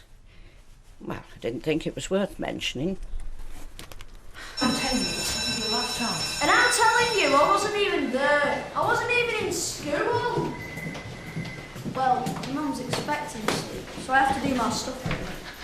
If I find out later that it was you... You won't! Get back to class. Why is it always me? I don't think Jamie was involved in that trouble last week. Word is with a couple of older boys. Really? Well, they're all little liars in training for when they're adults. You wanted to see me? Yes. You know Viv Prendergast has had to go into hospital. Yes, I sent the flowers to Miss Dad. The school play. Ah! Thought I'd done my bit with the flowers. We were wondering who'd draw the short straw. One of your colleagues is ill, Ken. I had thought somebody might have volunteered by now to step in for her. Yes, well, let me have a think about how much time is involved and how many nights. Well, don't take too long about it. You only have one child to worry about. I have hundreds. Right. Friday, how are you fixed? Morning or afternoon? Evening, the late show. He's talking about another gig. Hey, do you fancy doing my hair again? No, I'm not. I had a call from Cheryl this morning about you. Me? Why? Eternal flame? Oh, don't tell me. He wants to sue. How many glasses did I shatter? Oh, like I was saying, he wants to book you again for this Friday. Don't be daft. Who didn't hear him going on about your potential? Now, look, you're going to have a lot of work between now and Friday, on an act, for instance, but I can help you with that. Look, Alec, no offence, but a bloke in a frock thinks I've got potential. That bloke in a frock's been an entertainer long before you were born, and I'm no new boy. Believe me, you've got what it takes, Fiona. I And have you ever considered a hairpiece set? It would really suit, and I'm sure it'd knock your ears off you. They're very natural, hardly detectable, and guaranteed to pull you a much younger lass. Look, I'm serious, Fiona. Oh, just don't do this to me, Alec, all right? Aren't you embarrassed? Oh, honey, I can make you a star. Well, I think I can. What? Like you did with Maxine? Apparently she had what it took a few weeks back, and you never even got in touch with her. She saved your bacon by filling in at the last minute, and you never even said anything to her afterwards, and she still hasn't got her 25 quid yet. I haven't forgotten. Well, if you'll excuse us, we have a business to run. Something we know we do well. Regret it. I don't think I will. Well put, Fiona. I'm just shaking like a leaf now. You might regret it. You were good, I suppose. Me? No way. Look, I hope you didn't mind me speaking up to you like that. It's just he has been messing you around. No, not at all. Give me a favour. Excuse me a minute. You're quite right, you know. Stick with your trade. Rita's lucky she did after what he did for her. Well, more precisely, what he didn't do for her. It's us little people that keep things ticking over, isn't it? Your newsagents, your stationers, your backstreet hairdressers. Not your Alec Gilroys and his talentless troupe. I'll have a coffee if you're offering, Maxine. Your mother gone home for a lunch? No, she's gone with one of her many friends down to the Rovers. Well, just give us the keys, we'll let ourselves in, eh? Yeah. Don't worry about tonight, you know. I'll be all spruced up and ready to go. Bill, is it still all right for tonight? You don't really mind, do you? No, I don't.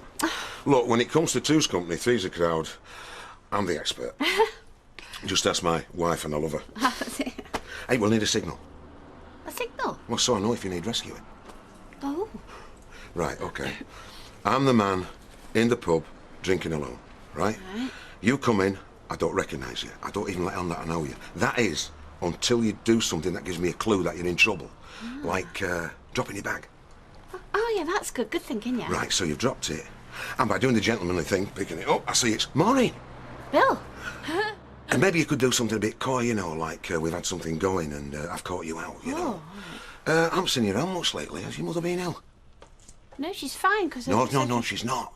Oh, she's not? No, because then I'll turn to this guy Yes. and I'll give him the history. Very devoted to her mother is this lady. The poor soul's in a wheelchair, you know. She relies on Maureen for everything. Right. I mean, let's face it, no offence, but most guys are going to run a mile in here, something like that, aren't they? Don't I know it? I'd best remember that, eh? Listen, you know the other signal? You know, like, if I like him, but then I think I don't need you... Rescue him? Yes.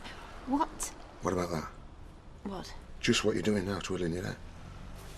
What's that? Yeah. Oh. You do it a lot. Good. Well, if it's not the lady herself. Ladies and gentlemen, a nice warm welcome. Put your hands together for the return of Mrs. Liz MacDonald, back home from holidays, from a good, well-deserved rest. Whoop-dee-doo. Did you have a nice time? Oh, did you have enough money? Or am I going to get an invoice for that as well? Is that the crack? Talk to my solicitor. Oh, talk to your solicitor? Do you know, I think I'll do that. Yes, indeed, I will. For it appears I'm paying for him as well. Now, that's nice, isn't it, eh? That family. Jim? I told you we shouldn't have come down here. Let's just get in the pub, shall we?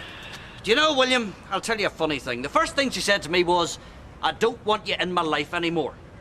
Then she tells me, Jim, I want to share everything with you. Now, isn't that nice, eh? Isn't that dead sweet? There's only one problem, though. She doesn't want to share anything back to me. No, she figures she's done all the sharing she wants to do in our marriage. You were always sharing yourself around, weren't you, Elizabeth? Your mother's inheritance wasn't my idea, Jim. It was my solicitor. Oh, God forbid it be your idea. Oh, certainly not. Absolutely couldn't be your idea. Not at all. You're always being led astray, you, weren't you? I should watch yourself, Deirdre, before she makes you pay for her lunch. Oh, and by the way, if she tells you she's in the poorhouse, she's lying. Come on, Liz. Jim, are we going to work? Oh. I don't feel too good. Oh, you don't? Huh. Come on.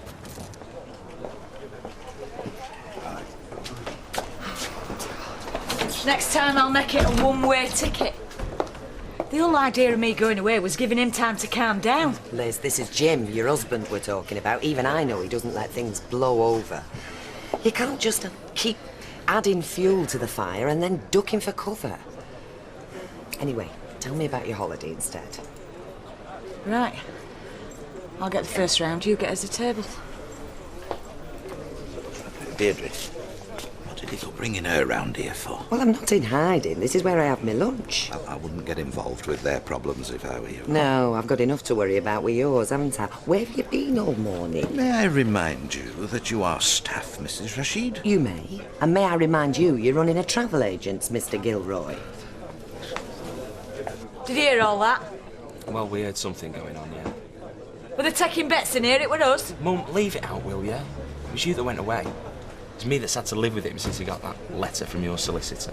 Oh! And I'm not taking sides, but it's you two getting divorced, nobody else.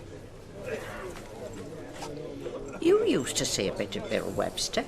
Have you any idea where his interests lie these days? Can't say as I do, no. But I could put a good word in for you if you like. Gave me the shudders, that business out there. Been there, done that more times than I care to remember. Who's this, you and your husband? What's his name? Carl. God knows what he's going to say when he sees this bump. No doubt give me one of my skull to match. He's due out on parole soon. Don't know when exactly, but I know it's soon. Our Terence, of all the women he could have had, who does he go and put up the tub? Only the wife of a fella who's battered me already.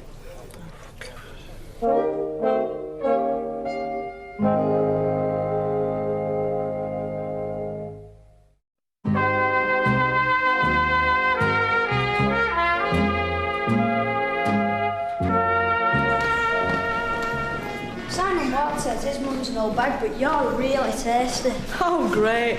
Now a 12-year-old fancies me. We're having tea at Jack and Vera's tonight. In the pub? In the pub. Oh, cool. Anything new and exciting happened today? I'll have a word with my childminder tonight, but I don't think there'll be a problem about the play. Thank you. Mr. Jeffers? Is there something wrong? No. Good night. Good night.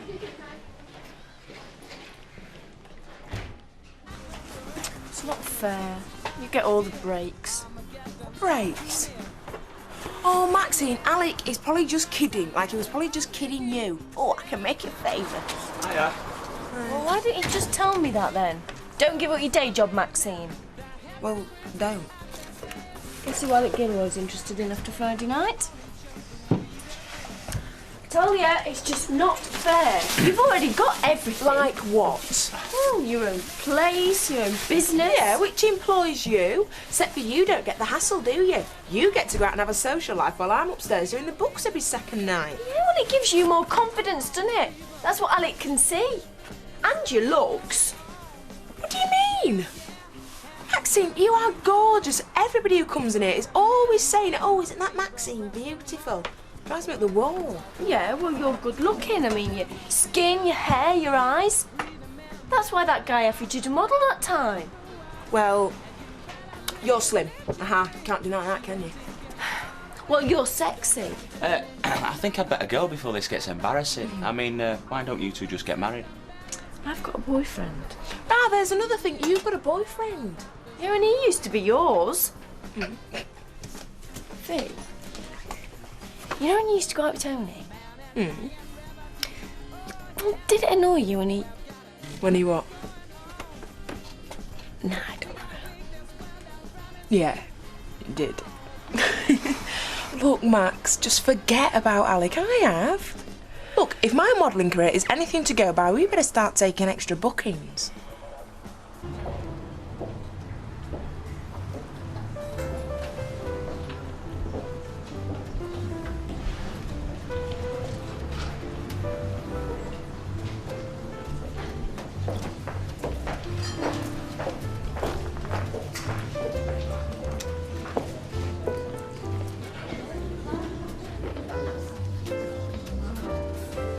Maureen?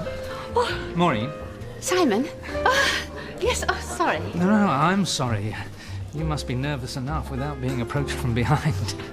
No, Yes. We'd better get ourselves something to settle ourselves down, eh? That's a good idea, yes. You look stunning. I hope you don't mind me saying that straight off, but it's a fact. You do.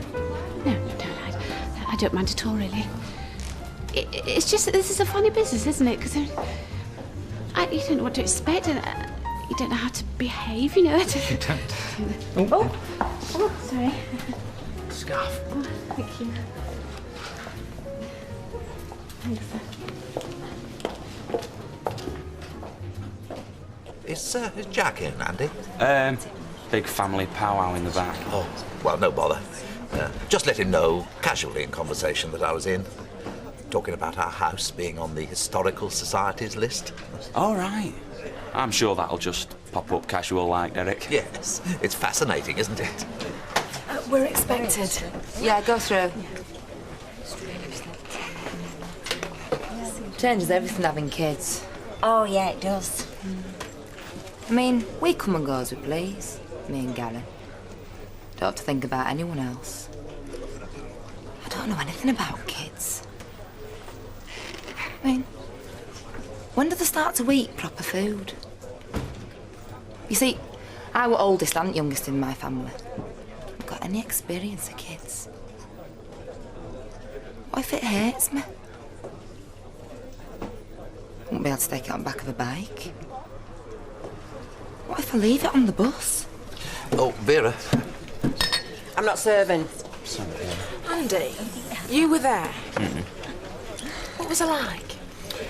You were like someone who was full of vodka and having a laugh. Yeah, I know, but honestly, what did you think? Now, you see, I hate it when people say that, because it's a sure way to get a smack in the mouth. So you didn't think like, wow, there's the next Heather Small? Oh. Lead singer of M People. No, not really. Right. Thanks. But what do I know, eh? I mean, you might be the first Fiona Middleton. Yeah, but with hair, not harmonies, eh? I wonder what mine's gonna look like. Combination between me and Gary, I suppose. Well, not necessarily. I mean, look at Tommy. I mean, his daddy were dark and Lisa were dark. I think he's a throwback to his granny, you know. Heaven knows what this one's going to be a throwback to. Can I get a refill here?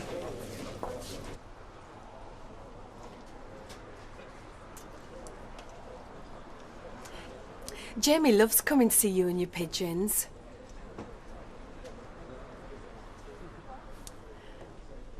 You're good with kids. When they're young, aye. Here we are.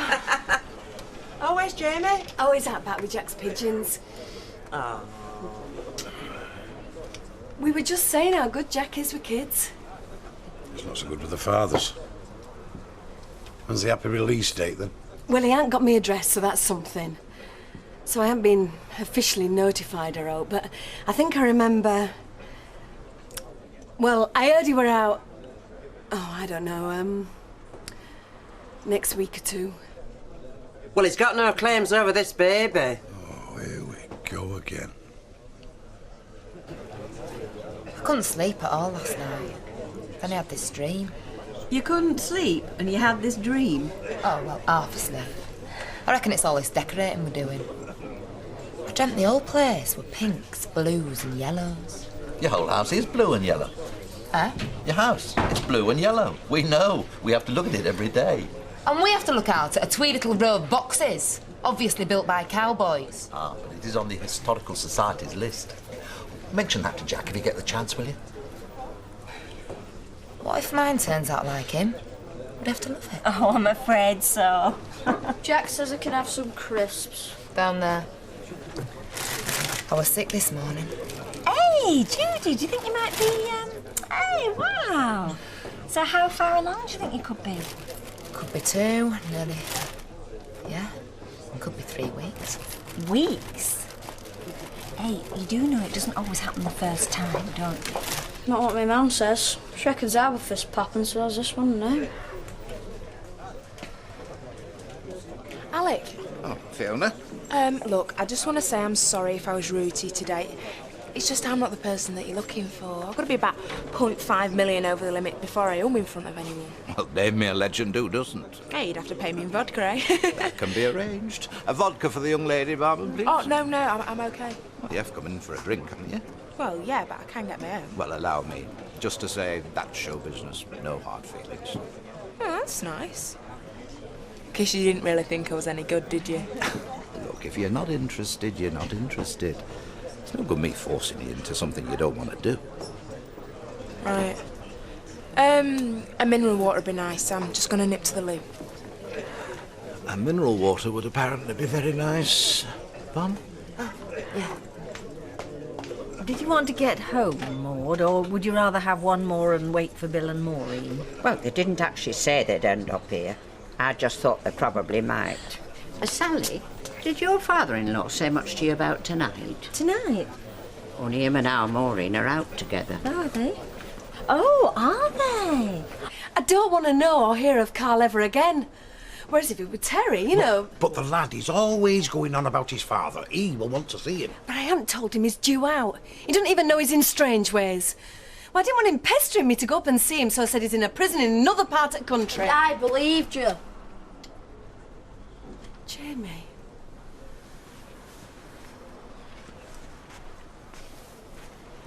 Your dad's no good.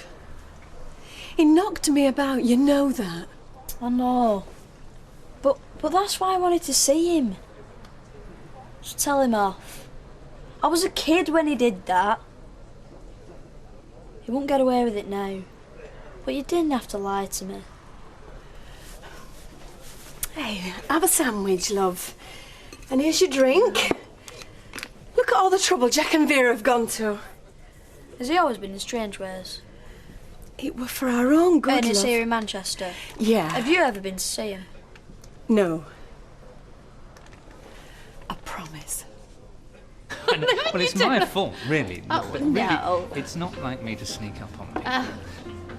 I'm always preparing them first. You know, the old this won't hurt a bit routine. I'm a dentist. Oh, of course. I'm sorry, it was in your ad, yes. The details get a bit hazy when you go on a lot of these dates. No, I don't know. I mean, this is only my second time. What about you? I can't remember. Have there been others? Nobody's left an impression before now. No, seriously. I mean, when did you start? What, is there an ex-Mrs. Dentist? Well, let me think. No, to my knowledge, there has never been a Mrs. Dentist. Why? You tell me. Can't imagine. I've seen what wedding cake can do to a person's fillings. Maureen, you say you've done this once before. Yes. Well, you suggest a drink to start with, don't you? Just to play it safe. Well, it was sort of a get out, really. Tell me if I'm wrong, but we seem to be getting on okay. Oh, absolutely. Well, yes. Well, so far. Don't you think we are? There's a restaurant here. I'm ready to take the plunge and go on to dinner. That is, if you are. Well, I mean, if the steak's tough, you are a dentist. And if it's really bad, we can go and raid your shop. Yes, we could, yes. Oh, right.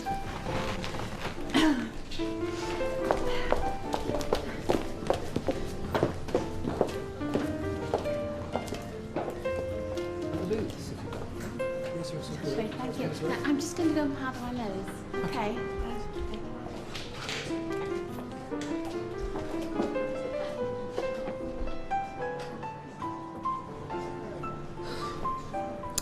Oh, well. Thanks, Bill.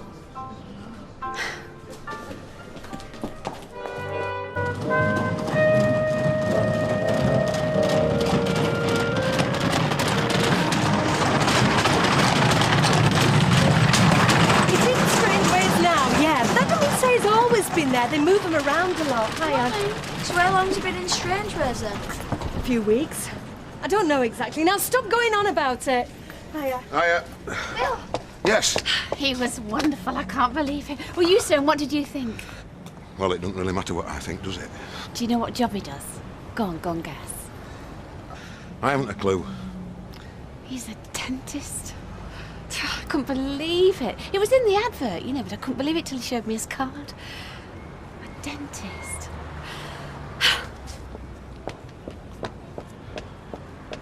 Come on, Andrew, how can I go and visit Stephen when it means I'm going to be sat next to the woman who's trying to take my last penny from me? Well, forget about me mum then. I mean, you'd be doing it for Steve. Oh, well, that's easier said than done. It would be fighting like cat and dog after 2 minutes. And that's not going to help him one bit. He's got enough on his plate without finding out what a parasite his mother is. Anybody at home? Aye, been up an hour waiting for you. So what do I tell him, eh? When he asks why you're not there? Well, how about telling him the truth? Morning. Morning, William. I think I'd rather lie. All right, Andrew. Tell him we're dead busy. Now, that there's true, isn't it? Oh, yeah, we're up to his necks. He plays some funny tricks, you know, does life. Hilarious. Number of folk I've had begging me to hear them sing or watch them stand on one leg and juggle billiard balls, all desperate to be stars. Hey, all the world's a stage. Aye, and it needs to be. Number of people wanting to get on it, and all they lack is talent. Ambition, oh yes, confidence, all bags of that, but talent, not a flaming trace. I have a feeling this is leading somewhere. First time in a long while I come across someone who has it in spades, talent and the looks to go with it. Fiona. Well, what she doesn't have, I don't know whether it's ambition or confidence or what, but I can't tempt her back on that stage for love nor money. Might be lack of confidence, yeah. She might think she's not up to it. Well, she should allow me to be the judge of that. Oh, happens she's just plain scared. Scared? What's there to be scared about? Everything. Getting up on stage and performing. I mean, I'd be scared. Well, she got up to the night, up like a shot. Yeah, when she'd had a few drinks. Well. According to you. And I mean, she's never done this kind of thing before, has she? She's had no training. Come on, Alec, of course she's scared. What do you say? I've got to get her drunk every time? Oh, but... Well, can you get somebody to give her some lessons? What, you mean like a bit of coaching? Yeah, somebody who's had the experience and can pass it on. But what do I know? Why am I telling you what to do? Yes, well, I realise you know nothing, of course. But you do provide a very excellent sounding board, Deirdre. Oh, good. Morning. Oh, hello, Fred. Morning. Now, have you got an inner sanctum, somewhere where we might retire and have a private word or three? Well, with a back room, yes. Well, can we... Do you mind? Oh, yes, right. You'll be all right, will you, Deirdre? Yeah. Can I get you coffee? Only if it's in a proper cup. 2 coffees in proper cups, Deirdre. Right, that's the flowers done. Been done twice as fast if you hadn't been canoodling with your boyfriend. Canoodling? Well, there's no use denying it. I saw you out on that pavement. Mother, nobody canoodles nowadays. Besides which, Bill Webster is not my boyfriend. You could have fooled me. Out with him last night till all hours, after him again this morning before your breakfast had time to go down. We're just friends, Mother, just friends. There's no such thing between men and women. Not unless one of you's what they call gay. And I very much doubt that. So you and Mr. Sugden can't just be friends, can you not, Mother? Me and Percy, it's all we can be, because he can't do out else. And I hope you're not putting yourselves in our category. Well, perhaps not, but all I'm saying is me and Bill are just friends. Now, you think what you like. I intend to. So what is this? Are you collecting for something? Only I do prefer to give privately where charity's concerned. Don't panic. I'm not asking for money. In fact, I'm not asking for anything. I'm here to offer you something. Oh, what? Some weeks ago now, a brother was taken from us. Tommy Mook. I don't know whether you knew him. Can't say I had the pleasure. You'll not now. He's dead and buried, is Tommy. Which has created an imbalance in the rectangle, or as some people might say, a vacancy. I see. Now, we had a meeting last night, as a result of which I am empowered to offer you membership of the square, the solemn right to enter the rectangle and join those of us already within. Now, what do you say to that? I say you must be desperate. I thought they were fighting to join. Yes, well, but they're not all suitable, are they? Whereas you're a businessman, well known in the town and any road. It's more a question of what we might call spiritual qualities. Whether your face fits. Exactly. So what do you say? Will you accept his invitation? I don't know. Well, there's lots of jump at it. Yes, but I don't know whether I'm one of them, Fred. And it's cheaper than the golf club. It's not the cost. What is it then? Well, for one thing, and I don't mean to be offensive here, Fred, but all this rigmarole and ceremonials and that, I couldn't be doing me any of that. You know, first meeting I'd come to, I'd crack out laughing and be suspended for life. You get used to it. Well, I'd rather not have to. As I say, I'm flattered and honoured, but I'm saying no, Fred.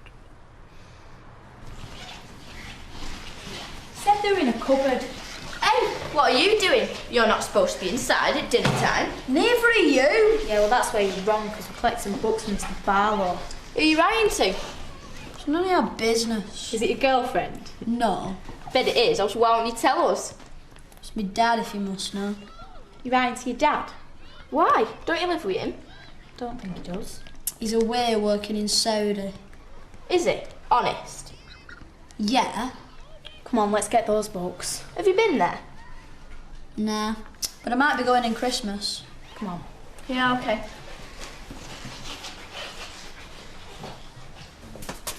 Ian, Yes? you know when that girl comes out of prison? Yeah. You know, that Tricia's husband? Aye, yeah, Well, suppose he wants to stick up with his wife and son again. I mean, it's so natural a man would want his family. Vera, he's not natural. Don't forget, I've met him. Yeah, but what if he wants to start fresh, you know, somewhere else? We'll never see him again. There you are. So I'm on brown. Thanks, Vera. Cheers. 220, please. 320 for cash. Oh, you're a kind man. Thank you Hey. very much.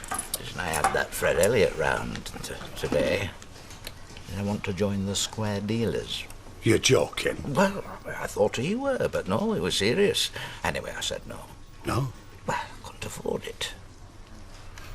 What is it, the subscriptions? Is it the... No. I mean, I couldn't afford my brother square dealers coming around wanting reductions and free holidays. I'd be out of business in 6 months. No, there is that, boss. So I will not be taking the Pythagorean oath after all. Right. Excuse me, I don't want to interrupt your lunch. you're not but... doing, no. Join us. No, I won't do that. But I just wondered, is Rita in the shop this afternoon? She's over there now. All right, well, I'll pop in later. You haven't heard from Fred Elliott today, have you, Deb? No, what about? Well, apparently they're electing new members to that Boy Scout troop he runs, the Grand Order of Ancient Twisters, or whatever it is. The square dealers, isn't it? Yeah, that's the one. Anyway, he asked me would I like to join, but I said no. So, have you not... Heard anything? No. Oh, well, my place is still going begging. Did you hear that? Of course I heard it. They've asked him, Alec Gilroy. Why? I don't know why. But I shall... I don't know what I shall do. Well, I shall phone Norris, find out what's going on. Well, he's not going to tell you. No. No. I won't phone him. I shall do nothing. Alex said he's declined the offer, yes? Yes. So it's still open, isn't it? Yeah. Mind you, she did say that Carl hadn't got her address, didn't she? Okay, how can he have it? She's moved twice while he's been inside. Yeah, nobody know of a note.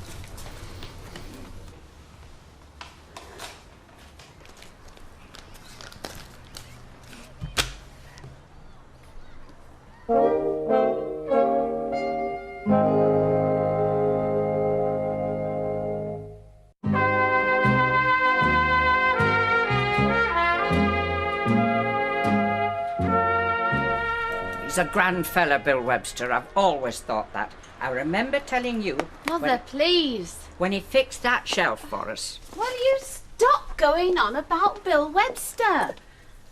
I am not going out with him. He is not my boyfriend. In fact, last night... Do you really want to know? What? Well, Bill only came with me to see that I was all right, because in fact I was meeting somebody else. What somebody else? His name is Simon. He's a dentist, and if you want to know the full story, I met him through the personal column of the Weatherfield Gazette. You put in an advert? No, he put in an advert and I replied to it. And there's no embarrassment in that, because that's how people meet these days. So will you please stop going on about Bill? Well, I'm speechless. Really? You'll have me wishing I'd done it years ago. Could I possibly have a word with your manageress? Fee? Business all right, is it? Suppose it'll have to be. Not going anywhere else, am I? What? Well, now, this booking... afternoon, madam. This booking I've managed to get for you. Without me knowing anything about it, yeah? Well, I don't think I made it quite clear what I intended. I mean, naturally, I wouldn't expect you to go on a stage without proper backing and support. No. We'll get proper backing tapes done, and more important, some professional coaching. Really? And who's going to pay for all this? Well, I am, of course. You're not having me on, are you? Look, I'm on my way at this very moment to engage the services of Mrs. Rita Sullivan as your personal and private voice coach. A local newsagent? Is that your idea of professional help? Mrs. Sullivan has been a cabaret artist par excellence for many, many years, held in the very highest regard. Can't think of anyone more suitable. Unless, of course, you've got any objections. No. In that case, I shall go and make the necessary arrangements forthwith. Thought you weren't going to let him talk you into it. Oh, come on, he just talked himself into it. Professional voice coach, backing tapes, and he's paying for it all. Could be harm in that, eh? Rita Sullivan? Oh, no, she's a proper singer. She's told me before while I've been doing her hair. There we are, look. Thank you. Ta-da. Can I have a stamp? Yeah, first or second? First. Rita. Hello, Alec. I hear you were asking after me. Yes. Now, you remember I was telling you about Fiona, what a belting singer I think she'd make if only she'd give herself a chance? Yes? Yeah, well, I've been applying my mind to the problem, and what I think it is, I think she lacks the confidence. Does she? Yeah, the way I see it, what she needs is a bit of coaching. Stop right there. The way I see it, it's a free country, and if Fiona doesn't want to sing, she doesn't have to sing. So don't ask me to try and talk her into it. But it's for the girl's own good. Is it? Do you know she's in the prime of her life, and you want her to have to sit around smoky clubs, waiting her turn to entertain a load of drunken fellas? Listen, she won't be doing the clubs for long, little baby. Cruises, Blackpool summer seasons, Las Vegas... Oh, come on, Alec. If she's that good, what's she doing needing my help? No, I'm sorry, Alec. There it is. Which means anyone not in Act 3 can go. Am I in Act 3? I don't know. Don't go if you are in Act 3, all right? And if you're not sure, come and see me. I bet it's not like this at the Royal Shakespeare.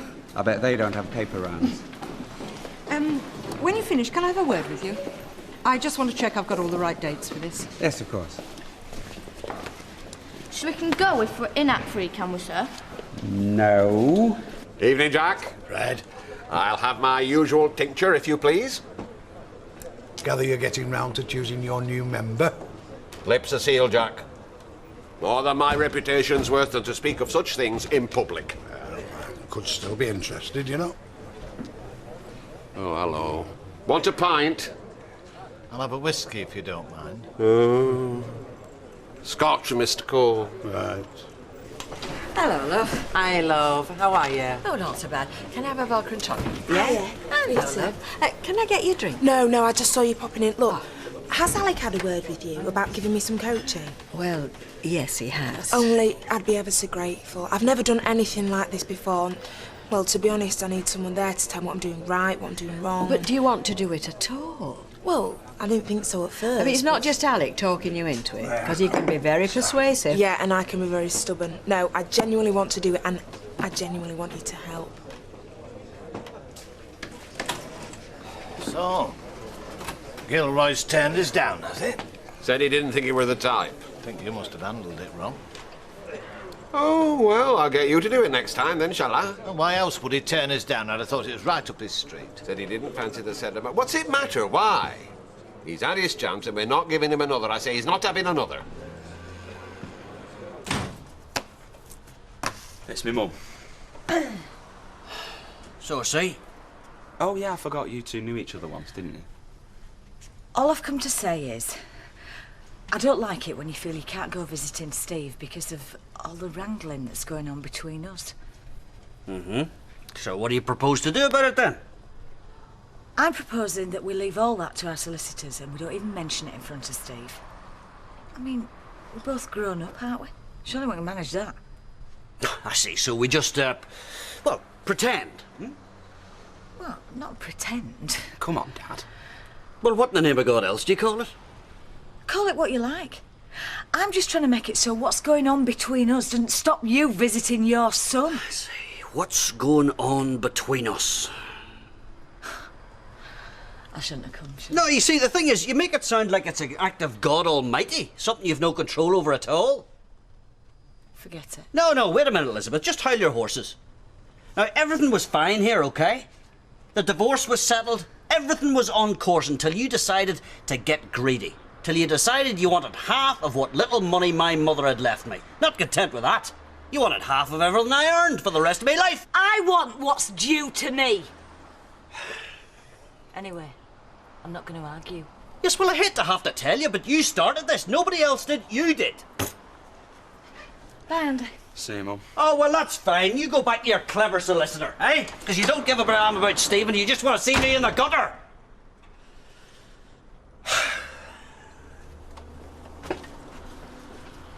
Well, what about the cut of that, eh? Eh? Look, just leave Oh, it. come on, Andrew. Listen, your mother walked out of this marriage with at least half as much as what I'm left with, eh? And she's quite capable of earning a living just the same as me. In fact, probably a damn sight easier. Now, do you mind telling me why I have to support her for the rest of my life, eh? Come on. I really don't know, Dad. Look, do you want your tea or what? I know I more or less bullied you into this. And we are supposed to be against bullying, aren't we? Particularly from the head teacher. Now, tell me honestly, is this play going to be too much for you? I'll survive. Nothing changed at home? Well, I'm hoping it won't. I've Kelly Thompson, I told you, didn't I? Yes. Well, she's living in, helping me look after Daniel. No word from his mother? No. Would you like a sherry? I usually have one about this time. Oh, thank you. I have every sympathy. I really have. I'm in similar circumstances. Oh, no baby to worry about, of course. I have that to be grateful for. But I am also on my own. My husband has left me and gone off to live with another woman. Oh. Sorry. After 20 years. 20 years. When you thought you might have got over the worst. Be in clearer waters. But no, he just upped and left. Okay. Have you thought about taking some time off? And sitting at home feeling sorry for myself? Oh no, I'd rather be here. Playing God and trying to forget I had any other kind of life at all. I'm sorry. I really shouldn't trick senior members of staff into staying late so that I've got somebody to blurt all this out to, should I? When did it all happen? 5 nights ago.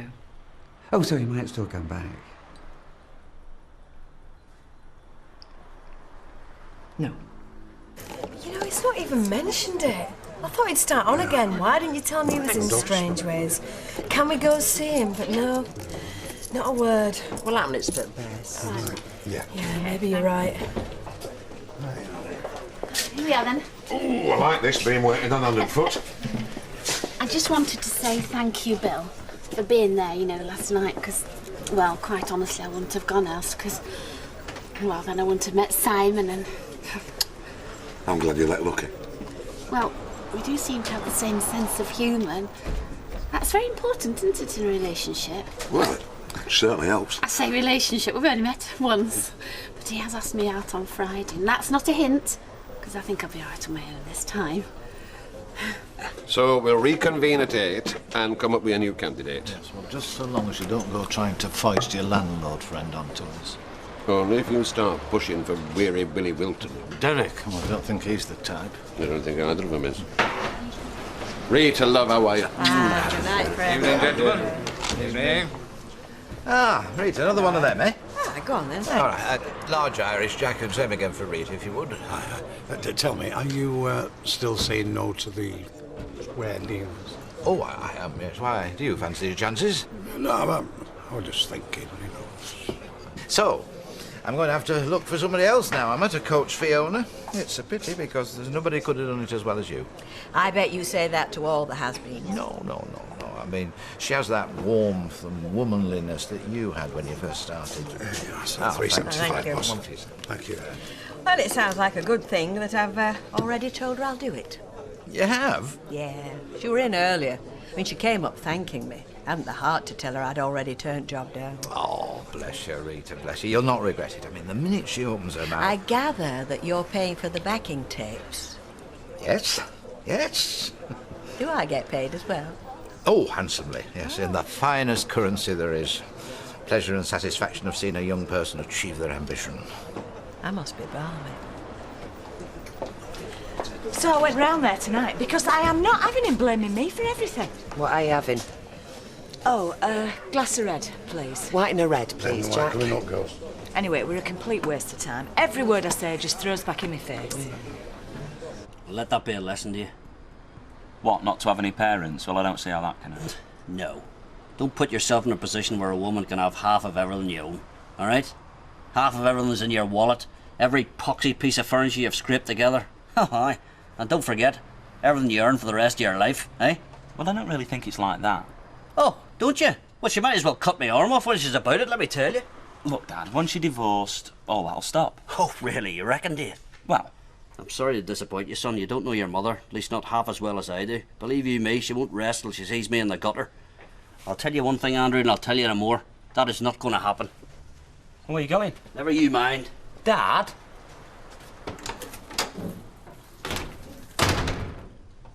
Anyway, I best get going. I've got a stack of paperwork at home waiting for me. Oh, don't you want another one? No. All right. Look, you make sure you have a good time with Simon on Friday. Oh, I will.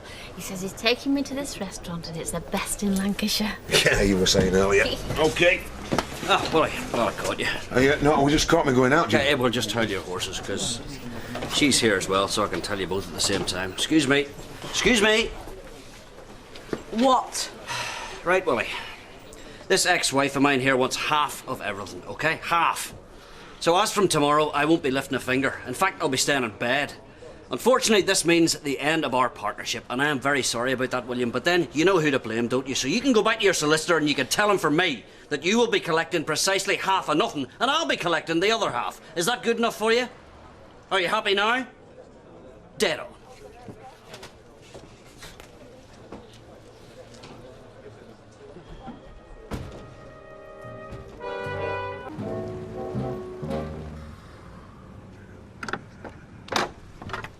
Oh, gee, Willie.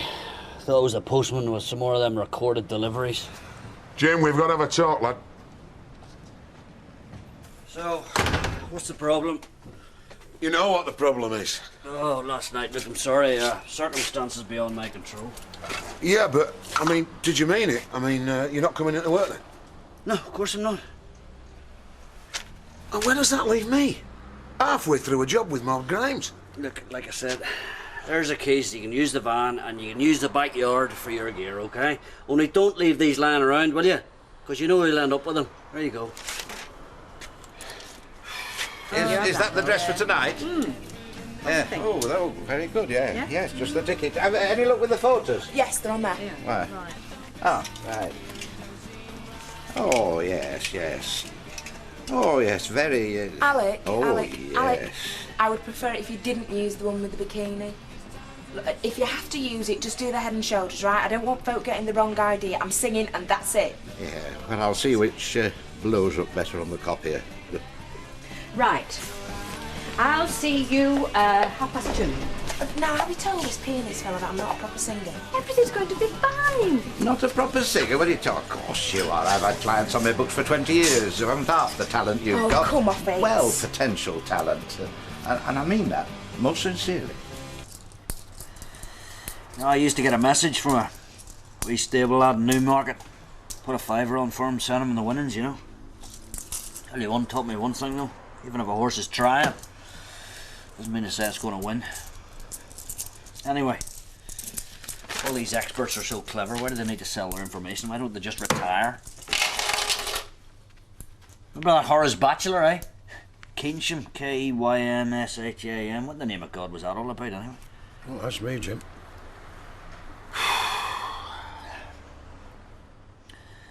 Right, well, might as well take a wee dander into town, spend the afternoon in the bookies, I think. All right for some, eh? I beg your pardon? Why, for Riley, I wish I could join you, son. Is that... Oi! Come here. Is that what you think I'm doing? Is that what you think, Jacko? You think this is the life of Riley for me? Is that what you think? Well, let me tell you something, Jacko. It's not the life of Riley, and you know nothing. You understand? Jim, I was only joking. Oh, you think it's a big joke, Jacko, do you? Look, I don't know nothing about your private life, and if you don't mind, I'd rather not get involved. Exactly. You're not interested, so will you get me a pig and large whiskey, please? If you're sure that's what you want. Well, why else would I ask for one? All right.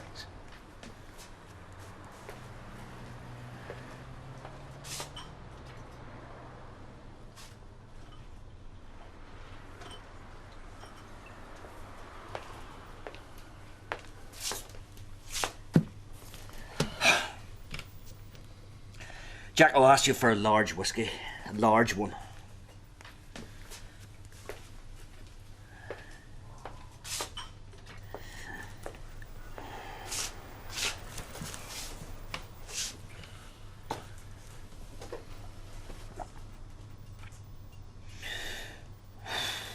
Right, will you be all right for an hour? Of course I will, I told you.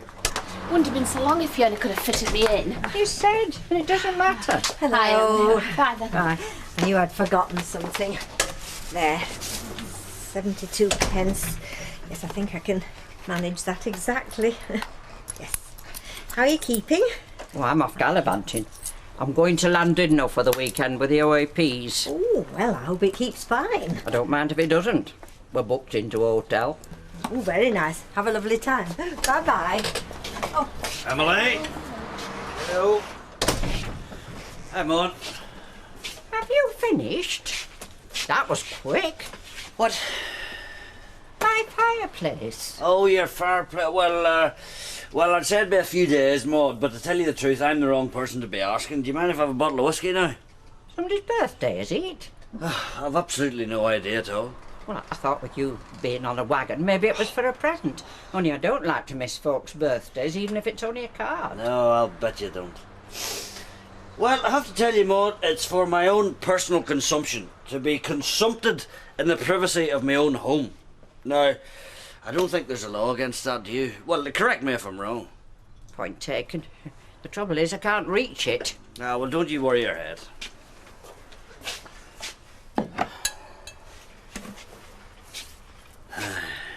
So, I suppose you're going to refuse to serve me with me being on the wagon, is that right? Has your oppo given you the day off then? Maud, let me give you a piece of advice. Keep your nose out of it, okay? I beg your pardon? You heard me. So you really think she's got something then? Oh, I've no idea. I've only Alec's word.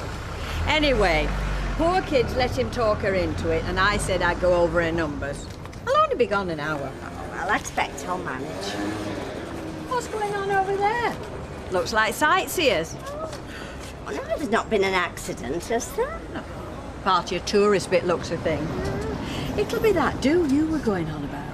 Oh, the Historical Society will be. Paying homage to Cutthroat Jake. Tom O'Neill. You know, apparently he was gibbeted on the site of our house. Nasty. So what are they doing stood outside corner shop? As a result of detailed research by the Historical Society, we can now prove beyond all doubt that the site of Tom O'Neill's gibbet was where this letterbox now stands. The very colour of which is not wholly inappropriate, given that he shed the blood of no less than 7 unfortunate souls. Happen it's some other cutthroat, Tom O'Neill. The next stopping point on the murder trail is only a few yards away, the other end of Coronation Street. If you'd just like to follow me.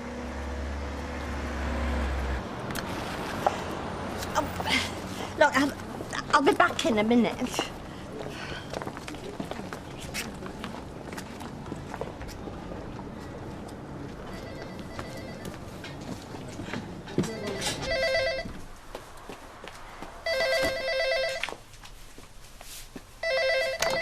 Cabin? Oh, hello, Derek. Well, no, she's actually just slipped out for a minute. I'll get her to phone you when she comes back. Forward in time some 200 years. In 1978, this side of the street was very different to the present suburban-style development. There was a factory on this site, and in the year in question, it was owned by a firm known as Baldwin's Casuals. And it was here, on January the 11th, that two armed raiders entered the premises and coolly walked into the inner office, where the hapless wages clerk, Ernest Bishop, was preparing the weekly pay packets. It was assumed by some at the time that Ernest, or Ernie, as he was affectionately known, was a have-a-go hero. In fact, he was in the act of handing over the money when they were interrupted by the boss, who accidentally bumped into the shotgun-wielding robber, with the unfortunate result that the weapon discharged its fatal load full into Ernie's chest. Death was not instantaneous, and he lingered on for another 24 hours, finally expiring in Weatherfield General in the arms of his widow. So, that's Cutthroat O'Neill and Ernie Bishop. 2 down, 5 to go. We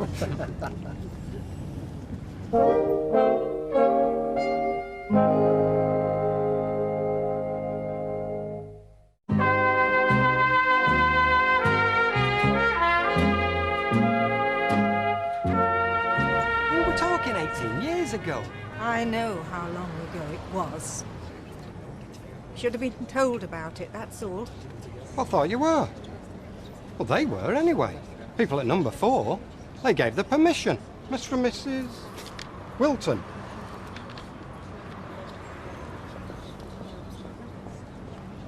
No, not our letterbox, the one outside the shop.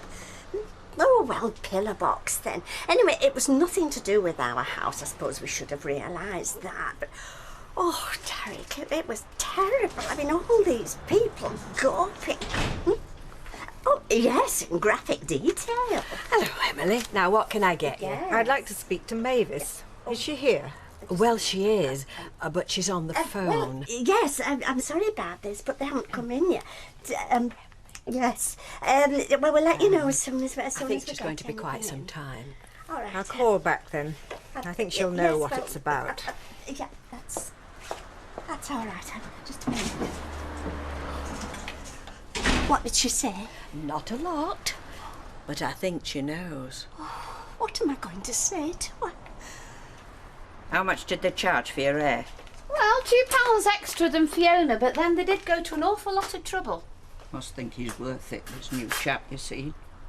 Oh, that's what's bugging you. Nothing's bugging me. My date tonight. That's your business, not mine. Yes, you're dead right, it is my business. I keep my nose out of other people's affairs. I don't need reminding.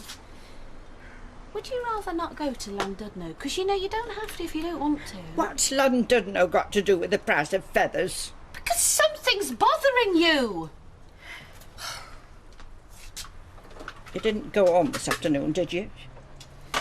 I went straight there and back. I've only been gone an hour. I think they've downed tools, the builders. Well, what gives you that idea? Be all that rubble and never get rid of it. Well, they'll not get paid, not till they finish the job. But has Bill been in then? MacDonald. Something fishy. He hasn't turned in, I can tell. Andy were drunk. Are you sure? You're supposed to have stopped drinking still. Steve comes out of prison. I'm sure he has, you know. Oh, well, if you know all about it, I won't argue. Only if I were you, I wouldn't offer him your opinions. Well, has he upset you? He has, hasn't he? Nothing I can't handle myself. Oh, put the kettle on, will you?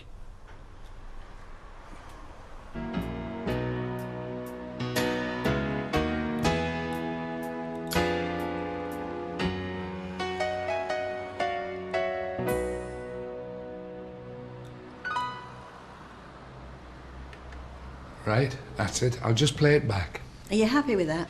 Well, the backing tape will be okay. And so will you. Do you not think it's a bit low for me? No, I don't. You can get down there. Now, look, just relax. Yeah, in front of all those people. Forget about them. Look, I'll give you a tip. Have a look round before you start and pick out a couple of friendly faces and sing to them.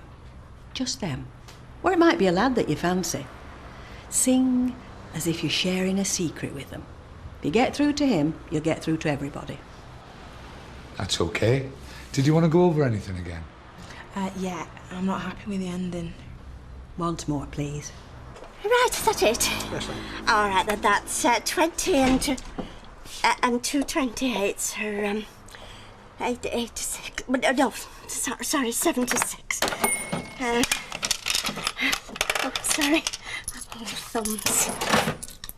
Well, thank you very much. I'll just turn the sign round.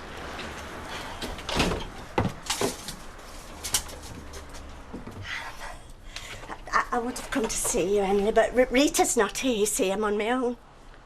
You know what I've come about, then? Well, yes, I think I do.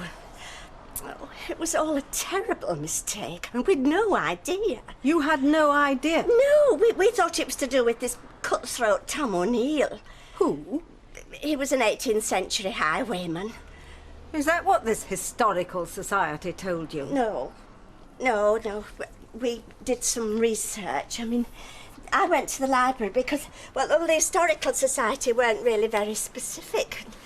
That's why we presumed it was this cutthroat thingy. You presumed. You didn't think. You didn't ask. You presumed. Well, yes. For 18 years, I've lived opposite where it happened. Every morning I've opened the curtains and been reminded, even after the factory was demolished. But it's not that I can't forget. I don't want to. Otherwise I'd have moved away from Coronation Street, and I certainly wouldn't have taken a job there. Do you think that was easy? No, it can't have been. Doing Ernest's old job in the very same building. But I made the decision, and I didn't regret it. I suppose maybe it was a subconscious need to keep his memory alive, because I think that's important, don't you? Yes. But not in that way. I mean, not what happened this afternoon. Cheapening his death, turning it into an entertainment for day trippers and ghouls. Oh, believe me, if I'd known. Oh, you did, Mavis, you did know. No, that's why I went to the library. Oh, you've got to believe me, Emily. It never crossed my mind. It never crossed your mind? No. Well, all I can say is, it should have done.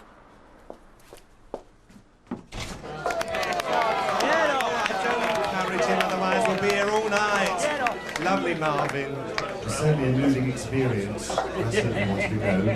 Do you know, I've come over full goosebumps. She's on next. And how is she? Terrified. How's the audience? Tired of Chester Zoo. Well, we've got a real treat for you now. She's a local girl. You may have heard her last Friday. She sang a couple of bars, lounge and the public. Well, she's back here tonight and she's sober. So give a nice warm welcome for the lovely Fiona Middleton.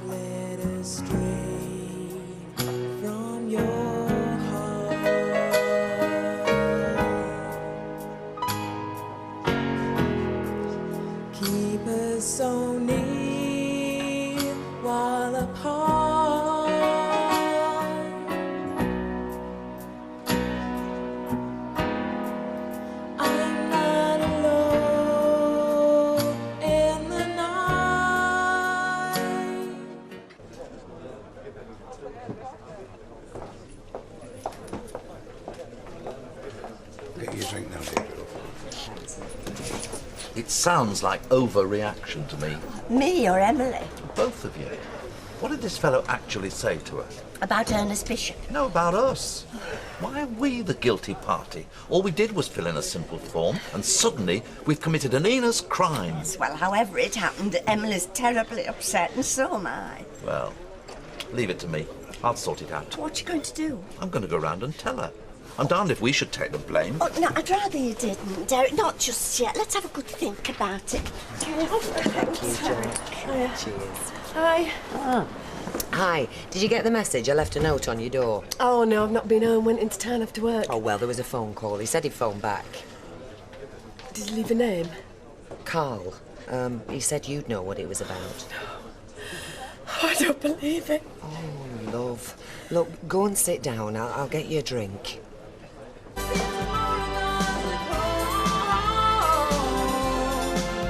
must be an angel playing with my heart. Yes! So, you thought she was a bit of all right, did you? Now, come here, sweetheart, come back. We haven't finished with you yet. Would you like to hear some more?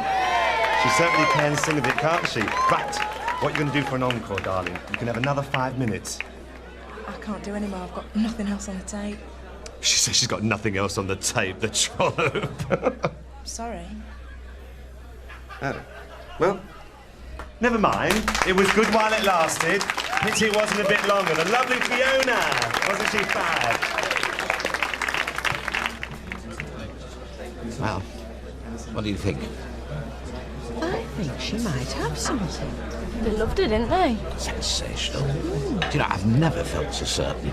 Well, present company accepted, of course. Do you know, Alec, for once, I think you might be right. I'll skin him when I get home. Are you sure it was him? Who else would it be?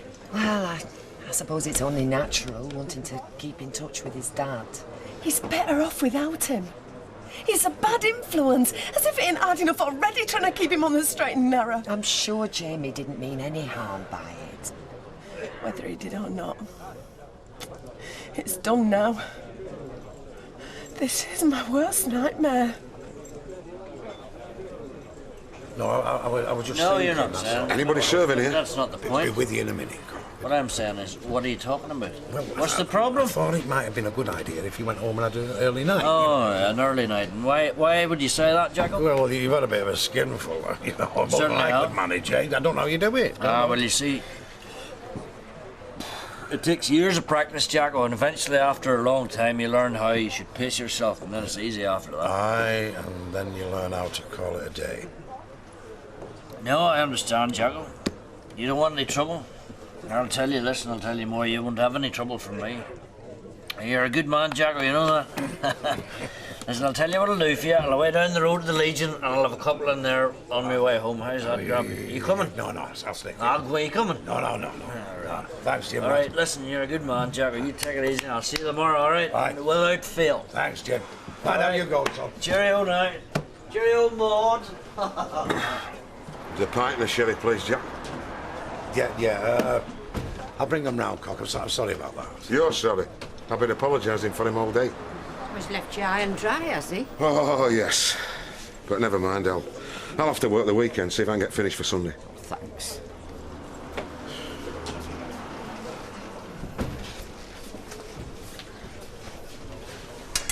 Landlord, white wine and soda, please.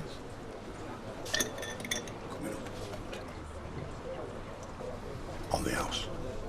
That's very generous. What's it in aid of? Lucky on horse. No, I see. Just so long as it's not meant as a softener, if you see what I mean. As long as that's clear. Perfectly. Right. Cheers. Hope your rhombus. What did you just say? Oh, quadrangle. I mean, there are two theories, aren't there? You know? Keep your voice down. What do you know? What don't I know, I think you mean. I pledge to keep good and true the walls of the quadrangle. Or is it rhombus? So, look no further, Norris. No further for what? Tommy Milk's replacement. I'm your man. After what you've just said, eh? Those words are sacred. They're not meant for the lips of the squareless. Besides, we demand the utmost loyalty and discretion from our novitiates, novices. Not even in the running. I take exception to that. Do you? Ah. Right.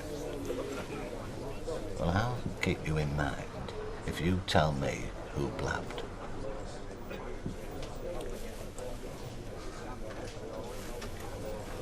Can you keep a secret? Of course I can. So can I. Can't fool me like that.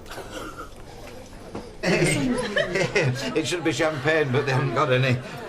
Congratulations, you were wonderful tonight, wasn't she, Maxine? Yeah, I've told her so. And doesn't she believe you? Rita, you tell her. Oh, she knows she was. They loved you.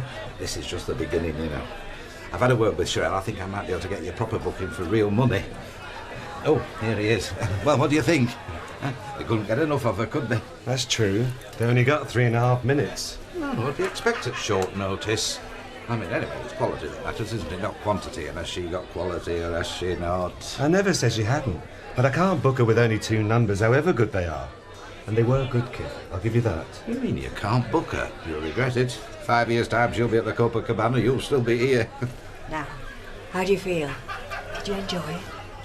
I don't know. Yeah, I suppose so. All 3 minutes of it. Listen, she's just starting.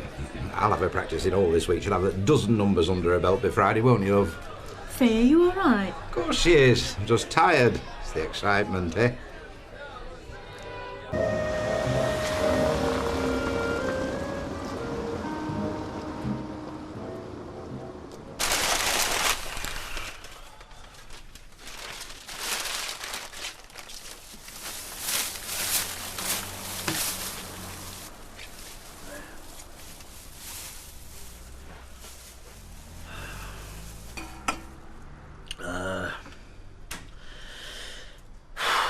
Look, I don't really remember what I did or what I said after a certain time. I was too drunk, so if I did anything or said anything, You didn't. Yeah, I'm sorry. Daddy didn't. Didn't I? Well, you rambled for a bit. That was about it, really. It was all rubbish. How was it? Probably deeply significant to you while you were saying it, but from where I was stood, it was all very incoherent. Right.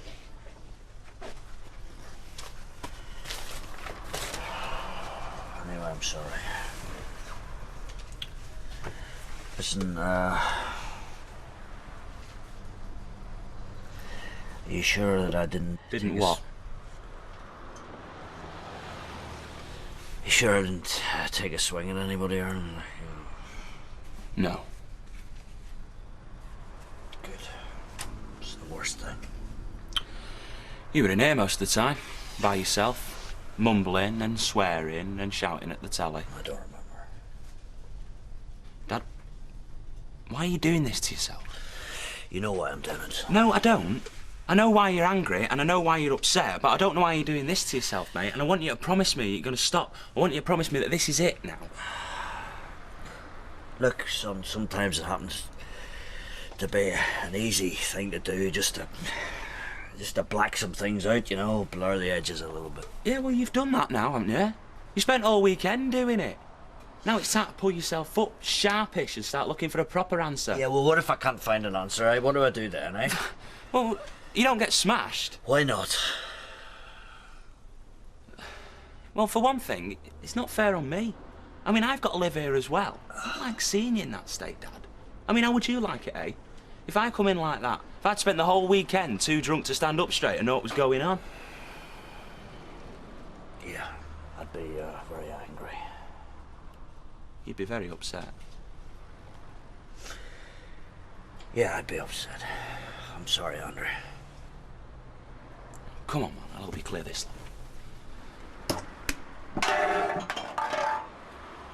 Tell me. Answer me, come on. I don't want to discuss it anymore. I want to know. I want to know what's wrong with me writing to me dad. I don't mind you writing to your dad. Have you got that? Has it gone in? What I was angry about was you giving him our phone number, stupid. I've said.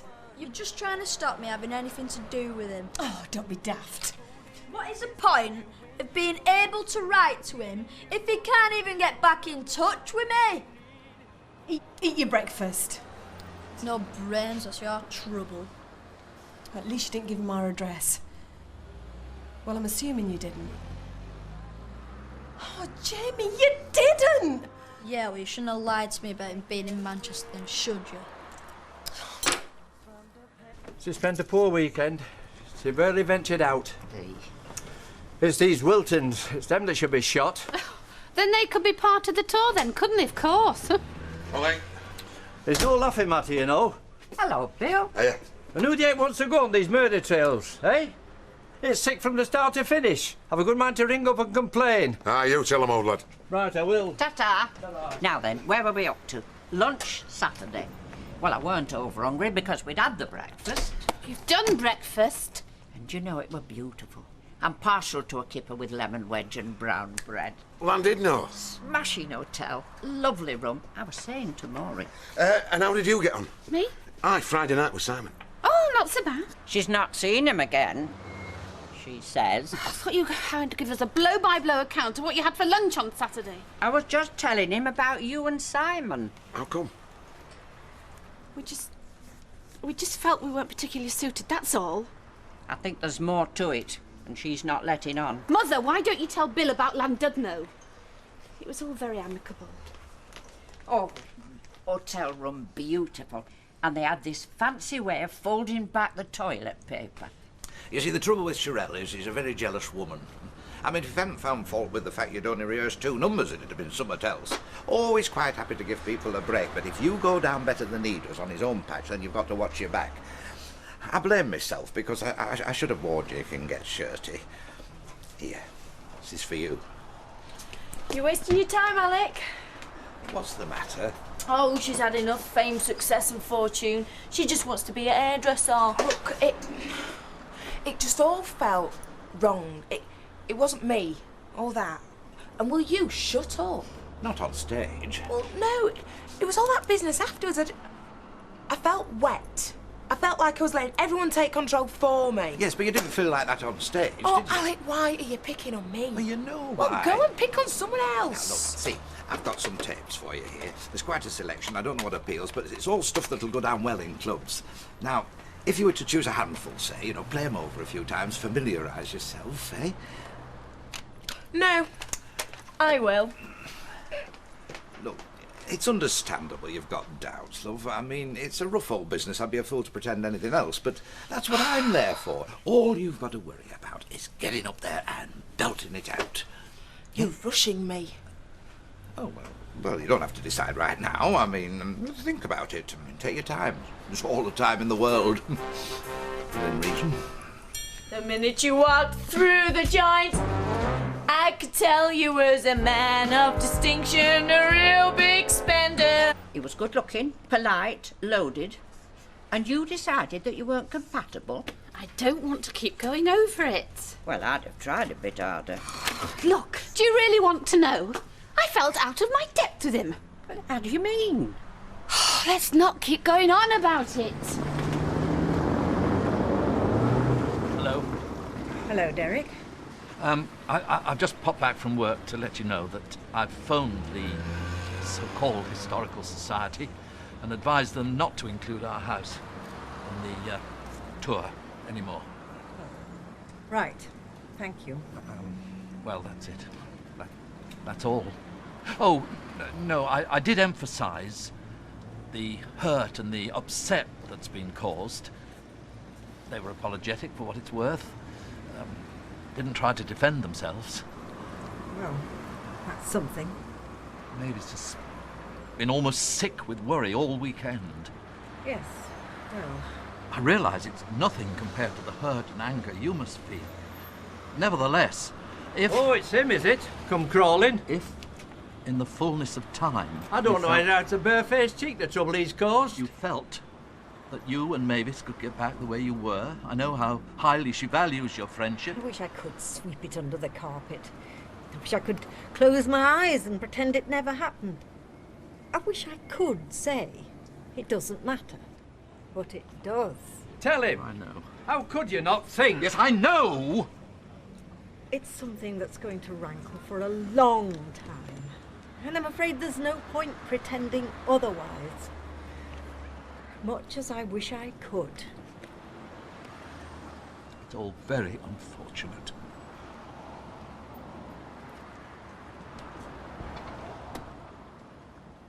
Oh, it'll only take you 2 minutes. I've had no chance to sneak out. I've been on my case since this morning. Oh, all right then. Come on. Right. £10 each way, triple peel at Leicester, 2.45. All right, Jack. Looks like we've found our culprit. She has only got it into her head that I'm not allowed to bet on the other horses because I've got one myself. Oh, yeah? Right, there'll be a drink for you, son. Cheers, thank you. Oh, hello, gentlemen. Can I get you something? That's very kind. Isn't that very kind, Norris? Very. I'll have a scotch and thread. Norris, what can the lad get you? Oh, well, I'll have a pan with you if you don't mind. Jack, when you're ready. Right, come. You're looking well, are you well? I'm fine, thank you, yes. Aren't you looking well, Norris? Very. When's your lovely young missus due back? This weekend. Oh, you'll have missed her, won't you? Yes, I have. A lovely young couple. I said they're a lovely couple. Our sort of man. Oh, indeed, yes. Speaking more geometrically, how do you think you're squaring up in the Brotherhood? Well, how long have you been with us now? 9 months. It's never 9 months since you took the oath. Well, what are you doing on Friday? Only, we'd like you to come to a small meeting at the Rectangle. What sort of meeting? Oh, sure, sort of meeting. Suffice to say, it would be in your interest to turn up. Really? Jack, I'll get the... Nay, lad, let me do this. Oh, thank you. Nah, you reach a stage where having a kid seems like the next step. Oh, yeah. I mean, I couldn't stand thought of kids, not for years. But now it just seems right. That's the way it goes, isn't it? You know, you get married, you get bored with each other, then you start wishing you'd never got married. But you know that's wrong because you feel guilty, so what you do? You have kids, don't you? And that way you're committed to each other whether you like it or not. Happy families. Happy, neurotic, repressed little families. Who do you think you are? Robbie Coltrane? Phone number and the address. And did you tell him that you're pregnant as well? No, he says not, but what's it matter? As soon as he's out, he's going to be straight round, and then it's only a matter of time, isn't it, before he finds out? Can I move in here? Me and Jamie, can we?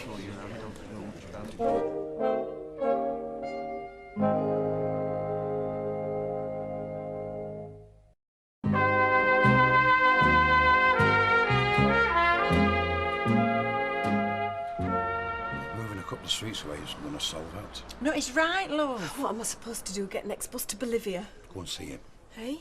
Go and see him at the prison. Go and talk to him. Have you heard him? Oh, come on. He can't do that surrounded by a couple of 100 screws, can he? No, he can't, but he can when he gets out, though, can't he? You don't know that, do you? I do know. I know what he's like, Jack. When was the last time you saw him? I don't know. 2 years? Well, you don't know what he's expecting when he gets out, do you? If he knows that you don't feel the same way, maybe... He knew that. He knew that before he got sent down. It still didn't stop him thinking he owned me. He's going to be straight round to duff me up second he's out. You don't know. That is the point. It might be in your interest to go and find out how he does feel, and if it looks as if he's going to cause some kind of trouble, we can make plans. Look, we look after you, love, won't we, Jack? Look, I'm just saying you might be jumping the gun. You might not give a toss about little Ujar there. So she was perfectly civil? Well, yes, up to a point. And she didn't make it hard for me. He tried to, General Montgomery, but I'm not bothered what he thinks. No, neither am I. I don't know why she puts up with it. So I'd just leave it for a few weeks. Why don't I pop round after work? No, I don't think that's a... Now that you've paved the way. Just leave it. Just give it time. That's what's needed now, more than anything. Any road. How come you reckon to know so much about marriage? You've never been married, have you?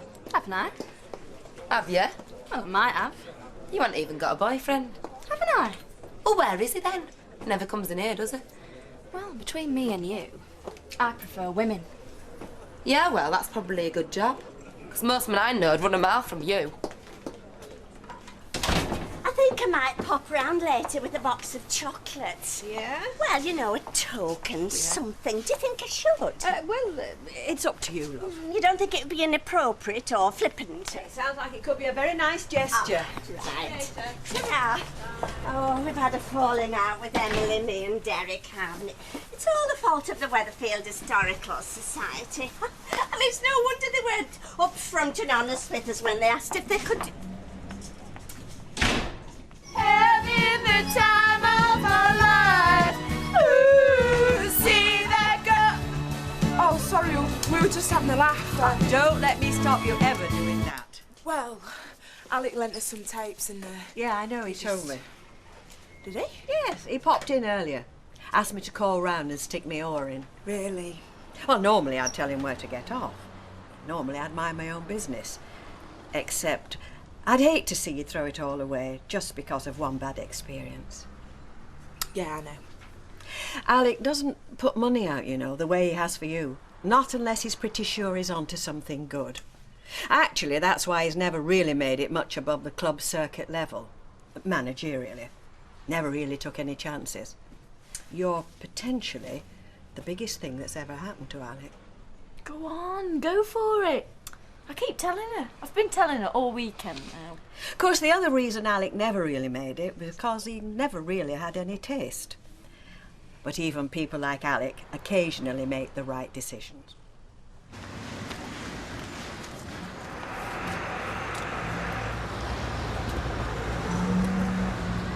Yes? I'd like to speak to Emily, please. Yes, well, happens she didn't want to speak to you. Well, maybe she'd like to tell me that herself, if that's the case. Well, she's tried, but you don't seem to be taking any notice. It's all right, Mr. Sutton, thank you. You go and see to the tea. Have I called it a bad time? Not particularly. Well, it's just a token to say I'm sorry. What is it? Chocolates. I know that you're very fond of mint creams.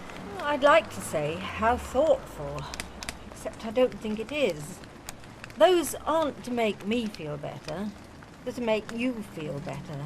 Well, I just thought... I don't think you do think, Mavis. Not much, except about yourself. I can't believe that it hadn't occurred to you, especially after you knew it was a murder tour, that was where my husband died. And if you want me to ease your conscience by accepting a box of chocolates, I'm afraid you've got another thing coming. Well, perhaps you'd like to give them to somebody else, maybe on one of your hospital visits. Yes, or perhaps you could. Pardon? Perhaps you could go and give them to someone needy, someone lonely. Except you won't, will you? You might consider it for a few moments, now it's been suggested.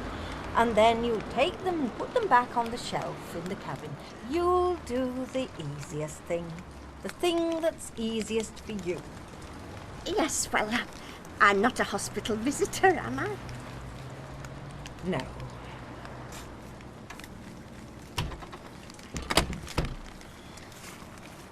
Ever fancied being a square dealer, Ken? No. Funnily enough, rolling up my trouser leg and burying my chest with a ritually slaughtered chicken balanced on my head while I chant some gibberish with a few other blokes has never really appealed to me. We don't do that sort of thing. No. The point is, if you were interested, Curly's the lad to get you in. He's on the way up now, isn't he? Eh? You don't know that. Well, what was all that about then, eh? I wish you'd keep your voice down. Hey, big mates, buying you drinks, whispering, giggling like a load of little girls. Did your horse win? Get hell. I tried to tell you not to go round. Well, that's it now, as far as I'm concerned. I mean, what more can I do? If she won't accept an apology, if she's going to be obtuse. What are you going to do about those? I don't know. Do you want them? Well, no, not really. You could put them back on the shelf. No. Why not? They've not been opened. You get your money back. Let's go home. What about these? Oh, just leave them there. Perhaps somebody needy will find them.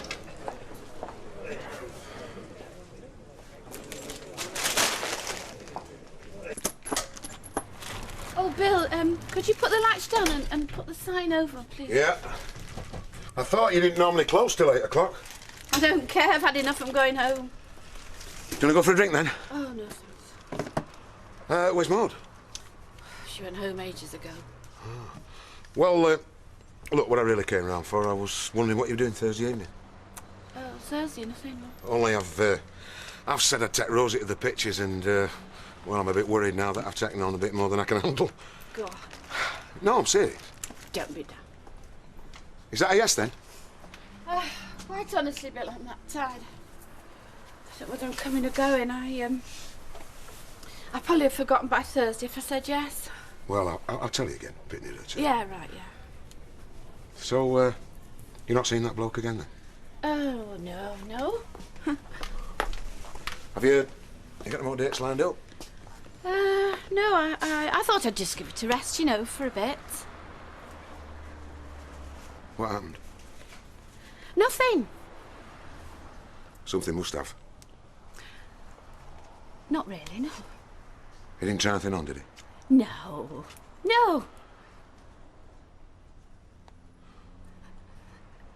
He never turned up. Never turn up. I don't know why I'm crying. I couldn't care less. His eyes were too close together. It's just that, you know, sometimes you miss somebody's arms around you, don't you? That's what it is. Somebody, you know, to be close to you. Somebody just to take away just all those troubles just for a minute. Oi! Don't you lecture me, Andrew MacDonald, you hear me? Well, look at the state of you, man, for God's sake. Listen, if I want to have a wee drink, I'll have a drink, all right? Now, what business is that of anybody else's? Tell me that. Oh, so you're going to puke up and vomit everywhere, are you? Or is that none of my business either? Oh, well, I'll tell you what my business is. If I can't puke up and vomit in the comfort of my own home, then where in the name of God am I meant to do it? Who the hell's that? I don't believe this. Look, I am having a bit of a hard time here, Andrew. Do you understand me? I just wish some people could cut me a wee bit of slack and be a wee bit more forgiving, just for once, you know? Right, well, I'll answer the door then. Is that because you think I'm too drunk to answer my own door? Shut up! Well, I'll tell you something, Andrew. You're just a lodger here. Don't forget it. What's going on? What's all this shouting about? Is somebody been murdered? I'm sorry, Sal. My kids are trying to get to sleep when you finish shouting your daft head off. Really? Drinking. Oh, well, what a surprise. Jim MacDonald's been drinking. Listen, lady, I never mentioned a word when your babies were screaming their heads off all through the night. You keep your voice down, Jim, or I'm going to call the police. Oi! Don't you mention the police to me, young woman, you hear me? Don't mention the police.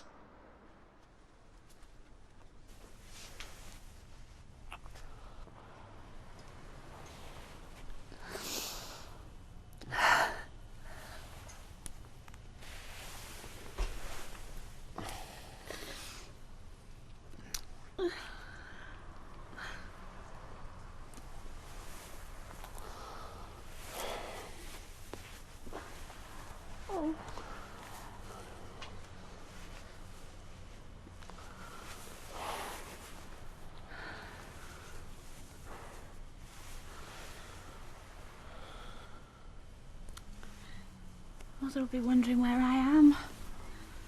Well? I best get back. Well, let's go for a drink. I'm sorry, I've been feeling a bit low, you see. Don't apologise. I've got to put the burglar alarm on. What's the matter? I didn't mean to. Look, I like you, Maureen. You know I like It's you. been a long day and Don't be embarrassed. I'm not. Look, you can't just go home. No, just stop me. I'm all right. Well, let me see you home, then. No, I've got the van outside. Well, let me take you home. No, I'm all right, really. I'm all right. I hope I haven't done something wrong. No, of course not. You just want me to go, then, is that? I can't put the burglar alarm on until you do, you see. All right, then, okay. Yeah. Yeah, fair enough. I'll see you then. Yeah. Yes, of course, yes.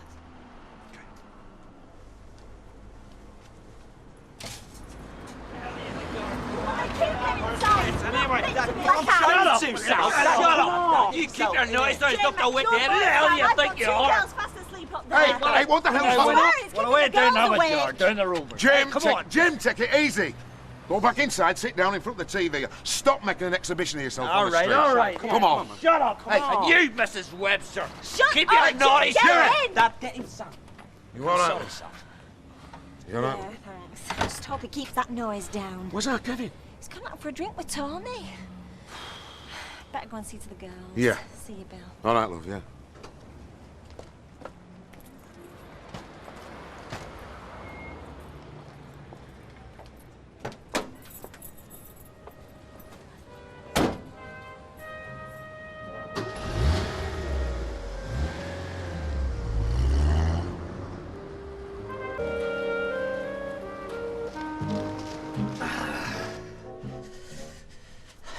You all right, mate?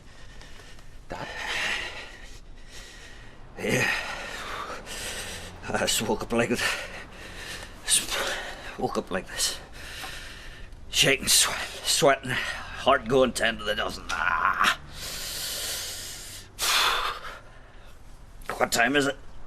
It's just after 7.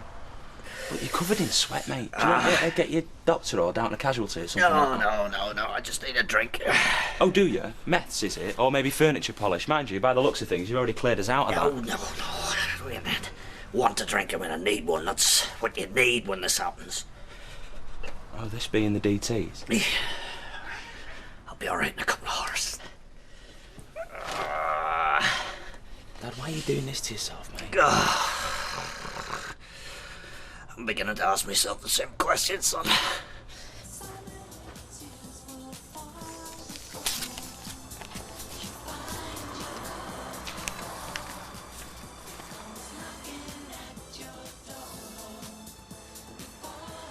Anything for me? No. Now go on, finish getting dressed. That might be a letter from my dad. Well, there isn't. And I won't hold my breath for one neither. Now go on, chop chop. Sean gave you these tickets for nothing. That's very generous. Got them for free. Hates going to shows. Says he can't sit still long enough. Besides, he's got no one to go with. Well, he'd soon find someone if he's got 250 quid tickets to give away. Well, you fancy it then? Yeah, that sounds brilliant. As long as we can find someone to keep an eye on Becky. Well, I thought she could stay at her friend's. Oh, you mean Derek and Mavis? Oh, I don't want him to feel put upon. And she's always around there. They love her. I know they do. Besides, if they our cards right, we needn't be stuck for a babysitter ever again.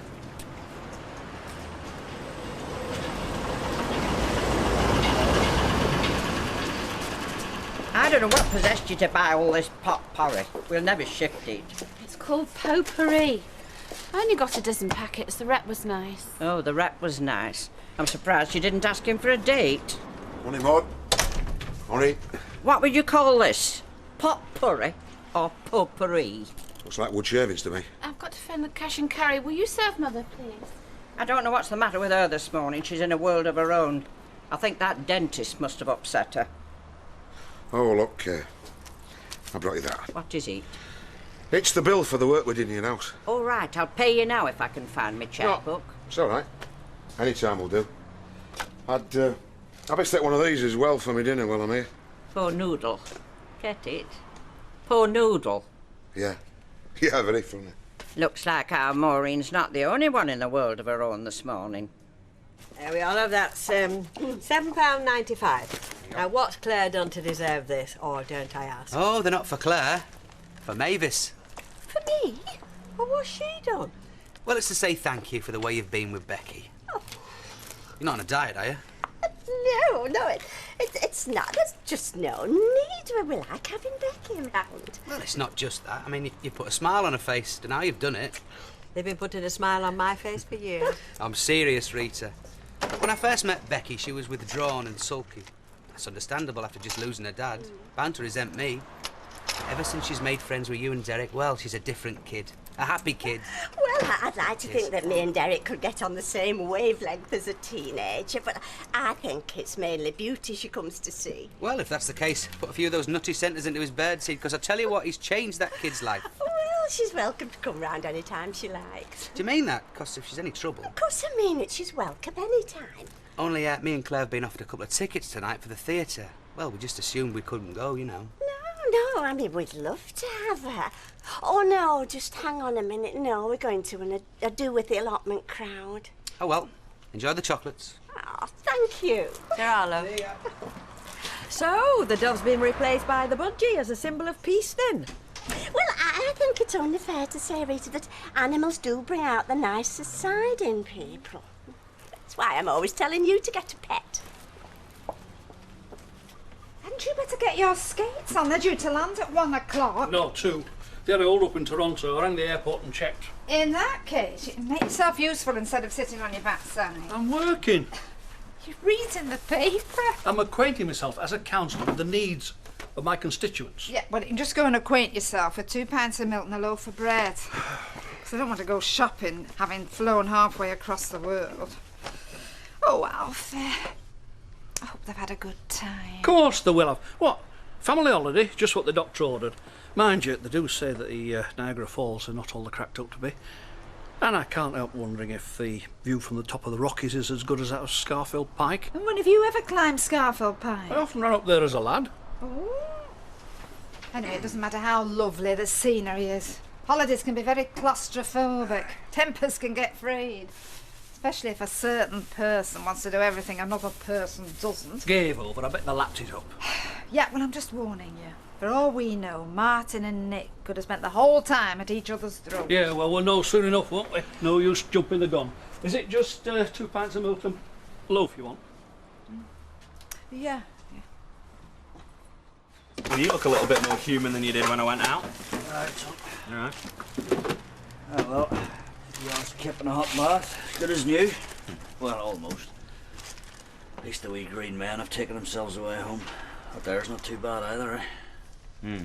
Right, well, Curly said I could have a long lunch hour, so I thought I'd come home and cook us something. Well, I'll tell you the truth, son, I've had fish and chips, but I'm still starving. Yeah, we will be, won't you? 4 days' meals to catch up on. Yeah, listen away and sit yourself down, I'll do that. Right, well, there's some vitamin C tablets in there as well. Anne reckons they'll help with the detox. Detox, eh? Having a good old-fashioned hangover. Oh, the good old-fashioned DTs, you mean? With the good old-fashioned cirrhosis next, won't it? Oh, well, you needn't worry about that. Long time since I've been in that state, let me tell you. I was still in the army. Brick. That's a Land Rover to you. Got blown up. Too many muckers in the back. Yeah, I went for it for 3 days, so we did. Aye. Climbing the walls it was. You have to tell you. It wasn't as bad as it was this morning. You scared the life out of me, you know. Well, I did a fair job of scaring the life out of myself, tell you the truth. I think somebody up there's trying to tell me something. Somebody down here trying to tell you something as well, but you wouldn't listen, would you? Well, you ought to know me by now, sunshine. The only way you get your daddy to stop doing it is to give him a nasty shock. I must say, this is very generous of Des. Well, he wanted us to babysit. There we are. Oh, you know, Derek, I know you'll say this is silly, but I think part of the reason that Becky dotes on Beauty the way she does is because she lost her father. I beg your pardon. Well, people grieve in strange ways, and I mean, it's obvious from what Des says that Becky's been bottling up her feelings. Well, now she's found an outlet. Well, maybe it's just because she likes pets. It'd be the same if we had a dog or a gerbil. Yes, well, that's what I'm saying. It's having a special friend. She talks to Beauty just as if he was a real person. She tells him all her private thoughts. She says things to him she wouldn't say to anybody else. Don't eat too many of those. Budgie the analyst, eh? We should start charging. You know, I wonder if we shouldn't discourage Becky from coming round so often. Why? Well, I'm just worried she's going to get hurt when the inevitable happens. You mean when Beauty dies? Oh, no, I'm talking about Des. You mean when Des dies? Oh, no. Just because Claire has brought out the nicer side in Des, well, it doesn't mean to say she's going to last any longer than the others. I suppose you're right. So, when Des and Claire break up, Becky'll be separated from Beauty. Well, it'll be like losing her father all over again. Are you saying we should bar her from coming into the house in case she gets too dependent on our budgie? No, not when you say it like that. No, I've got a better idea. Here we are, home at last. You must be exhausted, the lot of you. Oh, my darling, what a lovely big hug. Have you missed your granny? Yeah. Yes, oh, how lovely. Where's Nick? He stayed at Canada with Uncle Stephen. Oh, he hasn't, sweetheart. Has he? Yes, Mum. He has. Right, well, I better get this one upstairs. Alf, can you put the kettle on, mate? Yeah.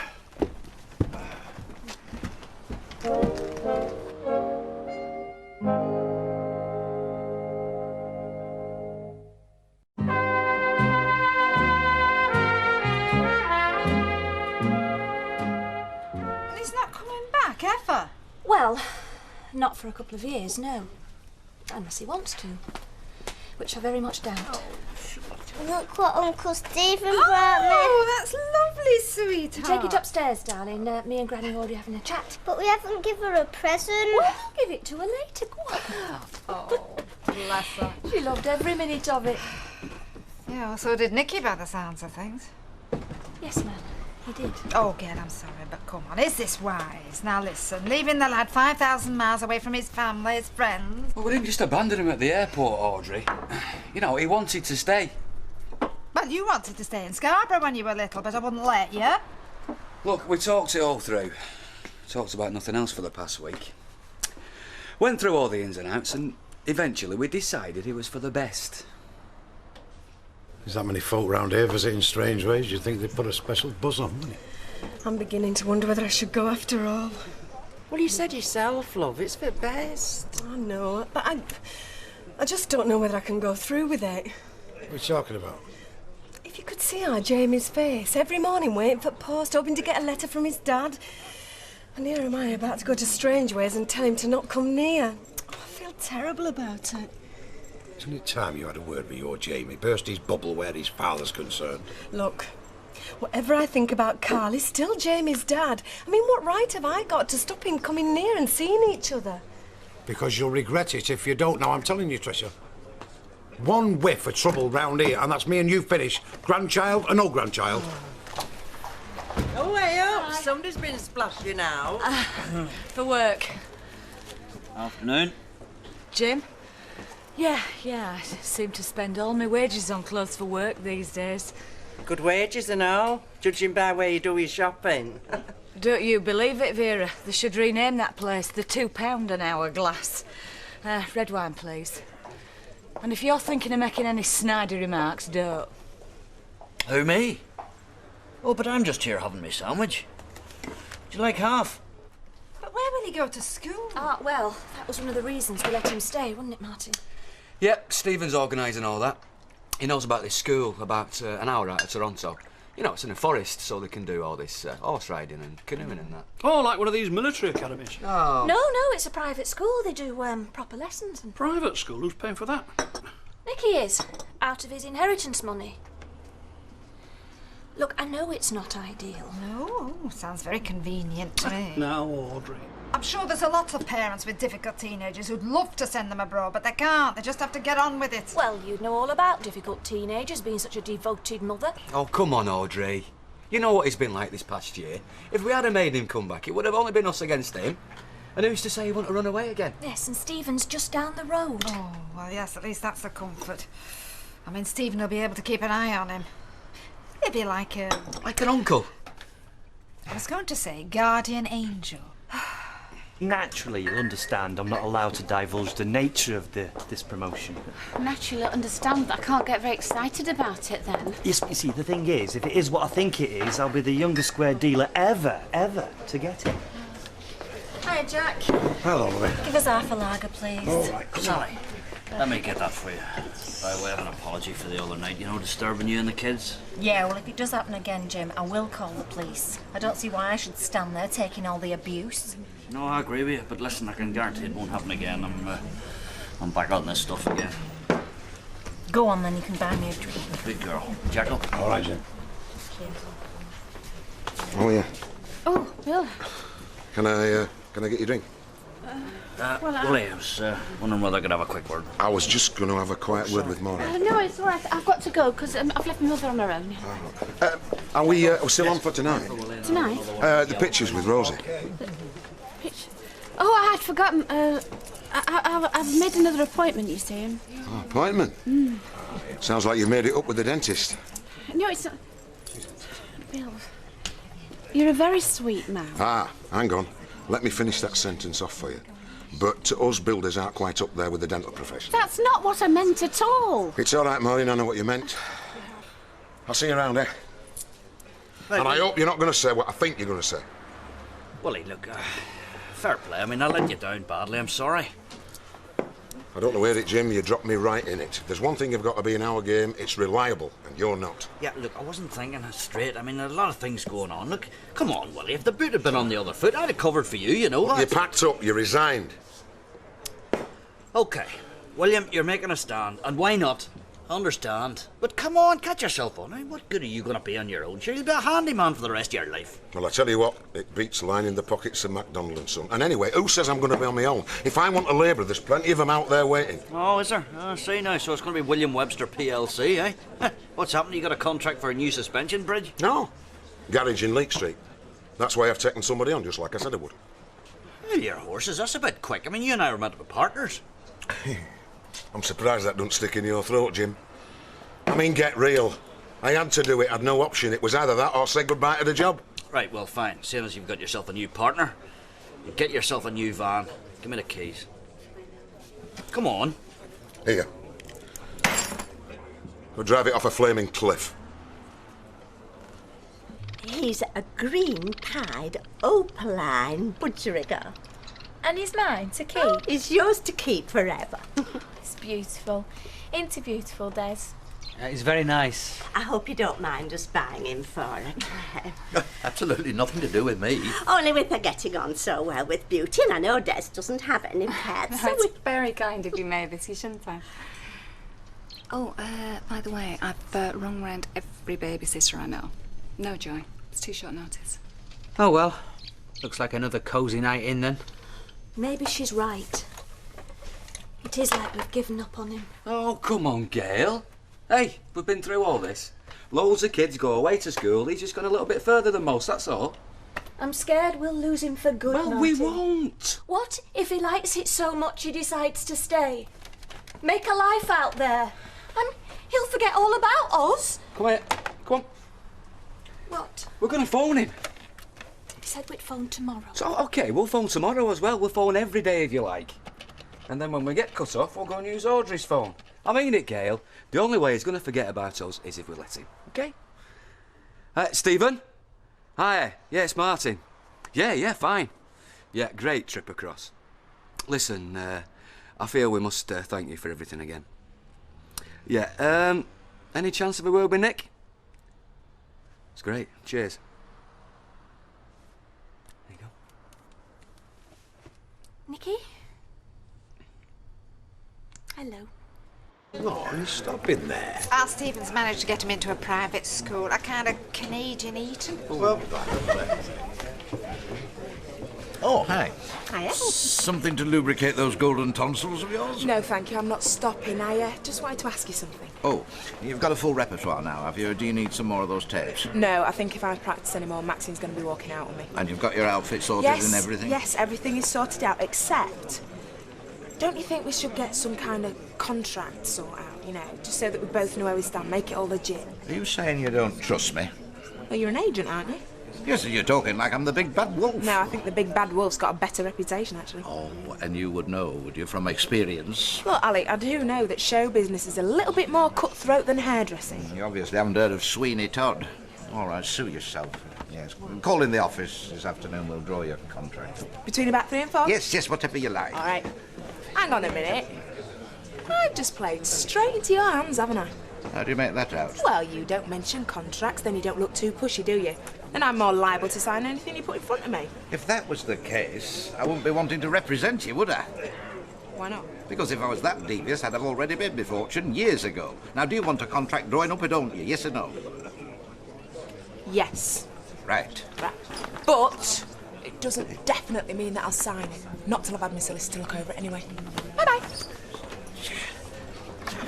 I might as well have the word shifted tattooed across my forehead. Were you bamboozling her? Not you and all, Rita. Well, I thought you'd have been keen as mustard to sign the lass up. You usually are. Well, Fiona's different. I just don't want anything putting her off. Well, what happens on Friday night if she decides she doesn't want to pay you any commission? Well, I shall be out of pocket to the tune of £7.50. I'm only paying her 50 quid. They are now. What happens when her name's in lights? Oh, come on, Rita, let's be realistic. I'll be out of the picture long before that day comes. So why are you wasting all your energy on her? Because just for once, I want to see someone go all the way. I want to be able to say, I discovered her, Discovered her when she was a backstreet hairdresser and set her on the road to fame and fortune. Because it'd be a first if I did. There'd be one or two near misses in the past, of course. You, for instance. Well, thanks for the compliment, Alec, but I think that's wishful thinking. Oh, no. You should have gone further than you did, Rita. I just didn't push you enough. But I'm going to push Fiona all the way to the top. That's all I care about. It's not the money.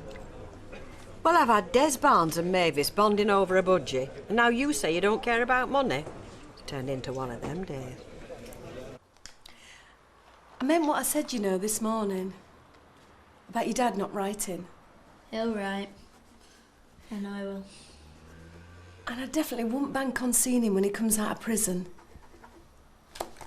Why not? Well, he might want to start a new life on his own. You can start a new life with us. Look, love, just because you want to see him don't mean to say that I do. And I've got good reason not to. He won't be like he was before. I said in the letter, he has to be different. He has to be nice to you. And what do you think he's going to say when he finds out I'm going to have a baby? He's not going to be very pleased, is he? Well, I wasn't very pleased, but I got used to the idea. Look, Jamie, love. What I'm trying to say is sometimes things don't turn out how you want them to. And that's not always a bad thing. I bet I got a letter off him tomorrow. Sit I don't want any bad blood between us. Well, you mean now that we're in direct competition on each other, huh? Hey? Well, don't worry, Willie. I'm sure we'll find a solution. I mean, let's see now. You can do all the little plumbing jobs and I'll do all the cat flaps in a 10-mile radius. How's that, eh? Look, Jim, there was no way I would have taken somebody else on unless I had to. You know that, don't you? If it's any consolation, I'd have done exactly the same thing. I mean, I can't lay him off now, can I? No, God. I mean, it wouldn't be fair to the lad, you know? No, I understand that. But I've only promised him the one job, like, you know, he's just on casual, like. I haven't promised him anything beyond, like. So, I could keep you in mind for the future. All right. So if I keep my head down, keep my nose clean, then there might be room for a labourer at William Webster PLC, is that it, eh? Oh, look, I didn't mean it to sound like that. No. I know why you meant it, and it's much appreciated, Willie. The trouble is, over the next few days, I'm going to be tied up apologising to all the neighbours. But I tell you what, Jim, if you let me down again, lad, that'll be it. No, fair play. So I'll tell you what. Better keep the van for a few more days, eh?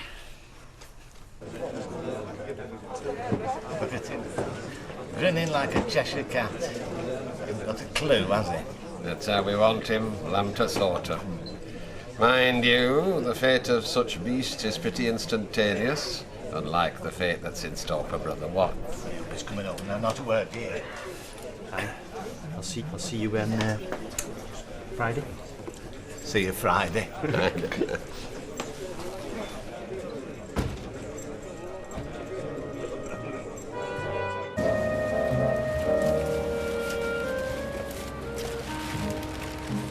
You said I could have a couple next year when you breed them.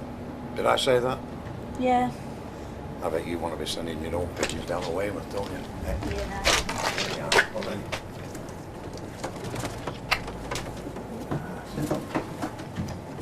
You think my dad would like pigeons? I don't think they let him have pigeons, son. No, when he comes back. Well, you'll have to ask him. When he comes back, can I fetch him to see him? I think it might be better if we ask Bobby Frost, because he's got a right nice posh loft, hasn't he, Bobby? Right, garlic in the water. You know how to do that, son, don't you? Yeah, it stinks, this stuff. How did they get on? Did they like it? Wonderful country. Well, I haven't called round there yet. I dare say they're still whacked out with travelling. Oh, aye.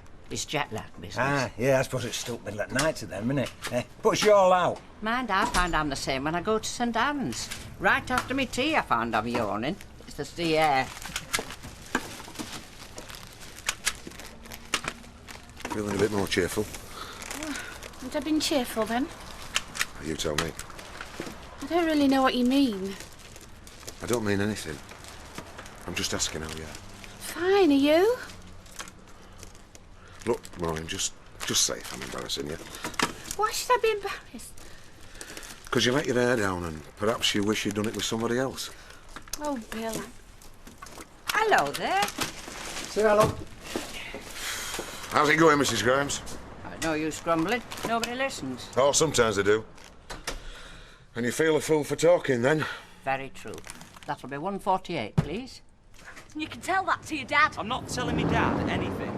Do you know what his solicitor's written to my solicitor? I don't know why you've got solicitors writing anything to anybody. Why can't you just sort it out? Because he won't be reasonable, will he? There's only one thing he understands.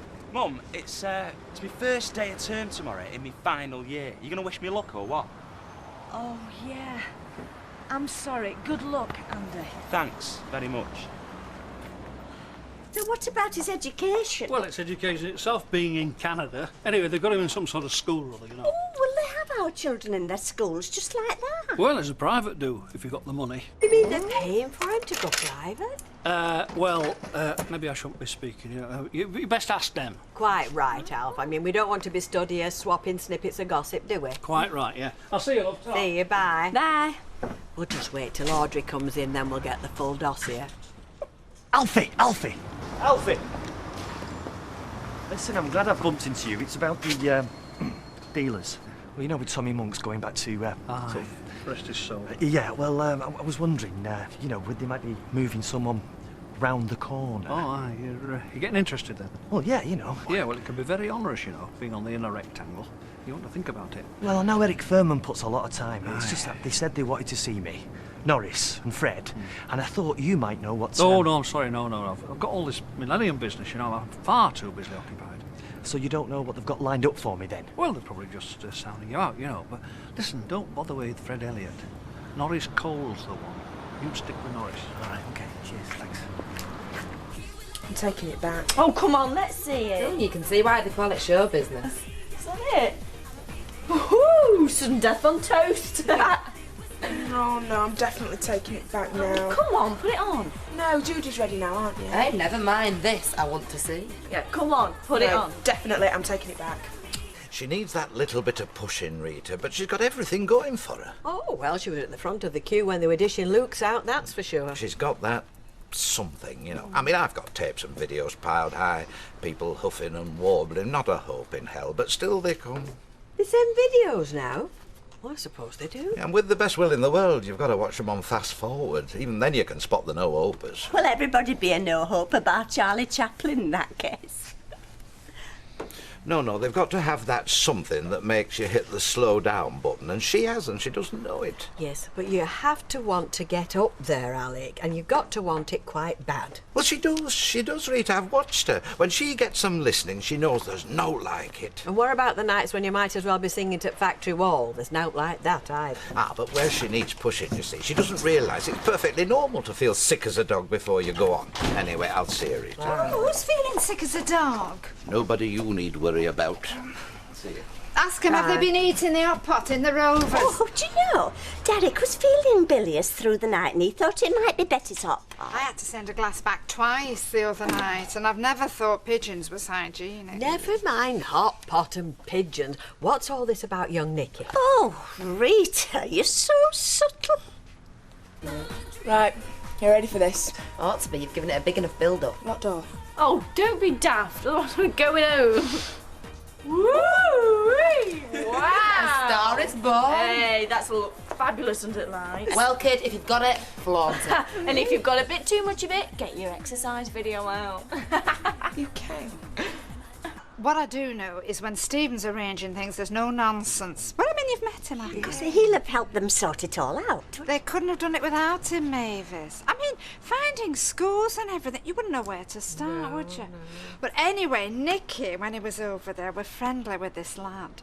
And it turns out he's the son of a fella that Stephen is very pally with.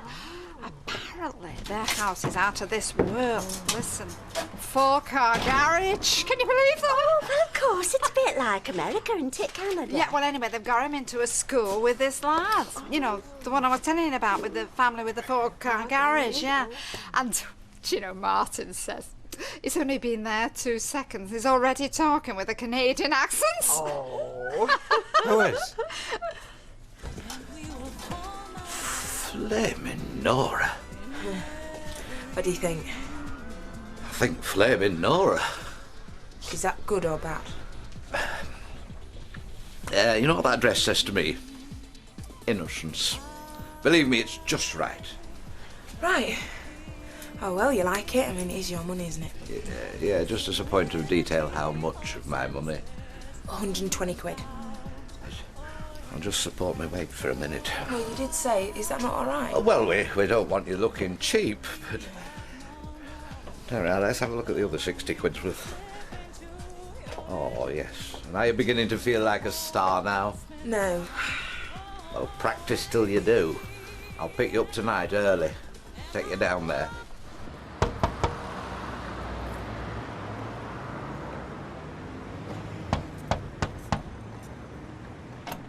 Yes? I don't know what you're thinking of. Well, maybe you better step in.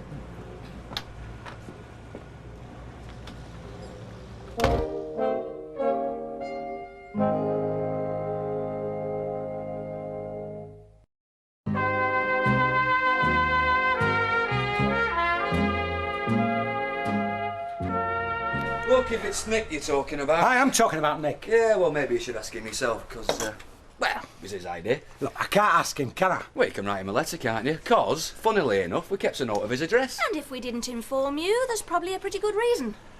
Like, there's no reason why we should. Correct. You leave a 15-year-old lad in the middle of another flipping continent and you think I shouldn't be asking? What is it? Bad manners or something? You have no idea. No idea how much talking we did about this. Yes, it did eat into the holiday somewhat. And I've no intention of going through it again with you.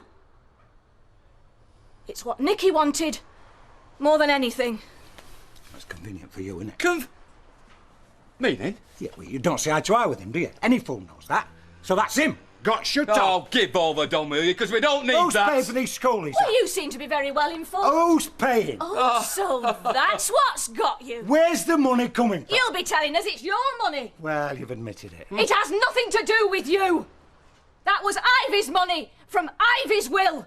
It had nothing to do with you. Private school should be turning in a grave. Oh, get a grip, Don. I'm just about getting tired of Turn him this. into a toff or something, eh? You're just worried because you think it's your money. Think? I know whose money it is. I know how much you lot have cost me. My son is 3,000 miles away. You think that's cost me nothing? You're a fool. Don, are you going to walk out or do you want me to chuck you out? Because I'll tell you something, I'm not putting up with it. All right, I'll save yourself the trouble. You've marred that lad one way or another between you, and now you're finishing off the job with my money. Go on. You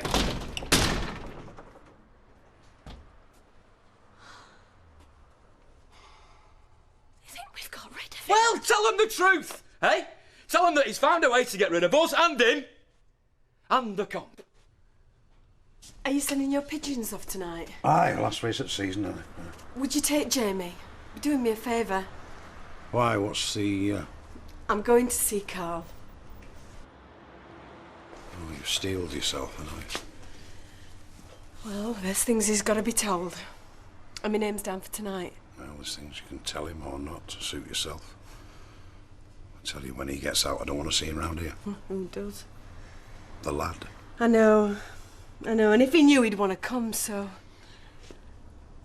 Aye, I'll look after him.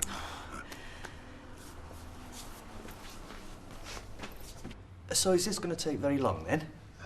No longer than is necessary. Oh, right, you see, because I have to get myself to Maidenhead. Although I thought I'd leave it a little bit later, with it being a Friday, with the Come traffic... and take a seat, Mr. Watts.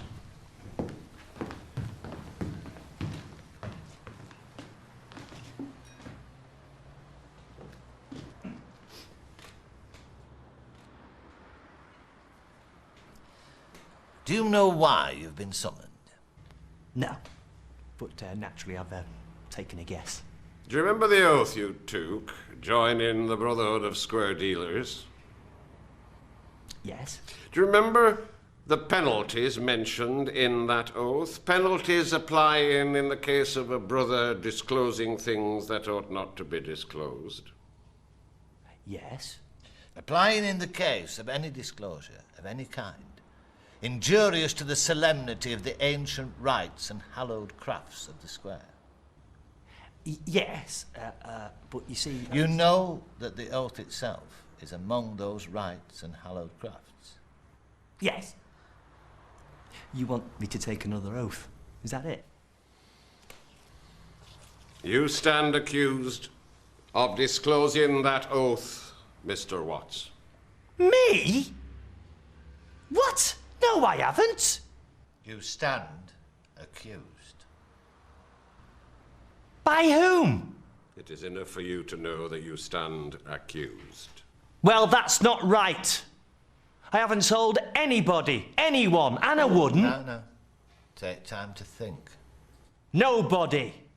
And this is ridiculous. There's nothing ridiculous about these proceedings, Mr. Watts. Far from it. They're very serious, are these proceedings.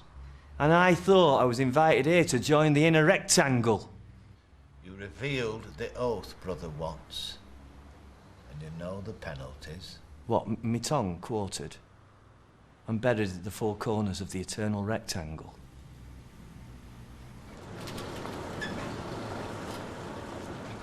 Kind of you, Mrs. Jeffers, really is. Wasn't even out of my way. Now, be honest. Would you like me to come to rehearsals again? Being honest? That's honest enough. I'll leave it till the first night. That's when I'll need somebody to hold my hand. Something a head teacher can't admit to. I think Tiffany Aldridge is awfully good. Isn't she just? Do you get any trouble? Trouble? Well, living so close to the pub. Oh, no, it's quite local. I thought all pubs had themes these days. No, not this one. Old-fashioned pub. Really? Well, I think it bears looking into then, don't you? Oh, right. Well, I mean, if you'd like to... Why not? And there is something that I want to say to you. So, look, I've got a wee word that there's a bit of a job coming off. Oh, yeah? You know the local rugby club? Well, it's got a European grant or something, you know? Yeah. New facilities, improvements, whatever that means, you know? Anyway, they're looking for fellas to give a price out. Where did you hear this? Jimmy, the electrician, I've been walking about all day having a chat with people, you know what I mean? Yeah. Well, might be a bit big for us, eh? Oh, behave yourself, will you? Be a good wee earner. Right, well, if you'd like to sit over there, and I'll get you a... Oh, fizzy water. All the usual decorations. Hiya, Ken. Who's your lady friend? This is no lady, this is my boss. Oh, we are on the door, aren't we? Yeah, I'm only joking. It's Mrs. Jeffries, isn't it? Close. Jeffers. Yeah, of course it is. I've seen it on board outside at school, haven't I? Yes, it is there. You and me both. You see, I'm headmistress in here. My name's outside. Anyway, what are you having? Right, so there's the number of the club secretary, all right? I got it from the local bruiser. Yeah, OK. Might be worth a call. Well, I'm putting in a bit of an effort here. You could at least try and show willing. Yeah, look, you did well, Jim. I'll try and get a sight of the plans. Well done, yeah. Look, I don't have to think back. I know I haven't disclosed anything. Now, if Jack Duckworth knows more than he should, then it's not down to me. Why do you mention Jack Duckworth in particular? Well, he's been going on, hasn't he? You know that yourself. And is he aware, to your knowledge, of the form of the oath? I believe he knows the form of the oath, but roughly. And how do you know that? Oh, come on, anyone would think I was in court. Oh, yes, Brother Watts. You sought the fellowship of the craft. You took the oath. And in doing so, you acknowledged the jurisdiction of the craft. And in this court of a master of the square, you have been found guilty, Brother Watts.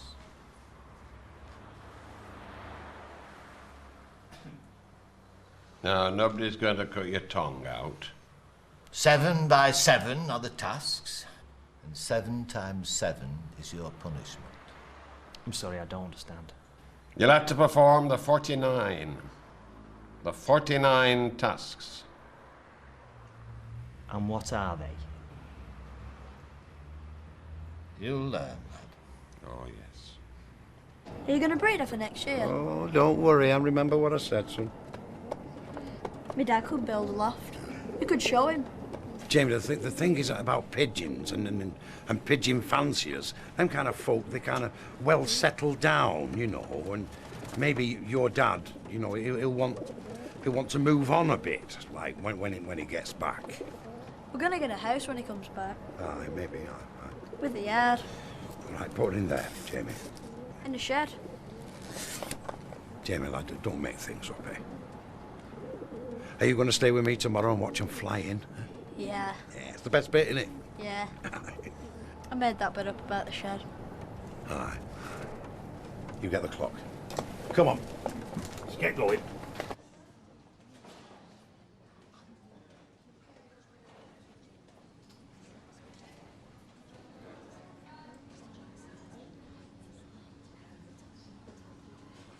Right, well, at least we've got some prospects to chase up then, eh? Aye, fair enough.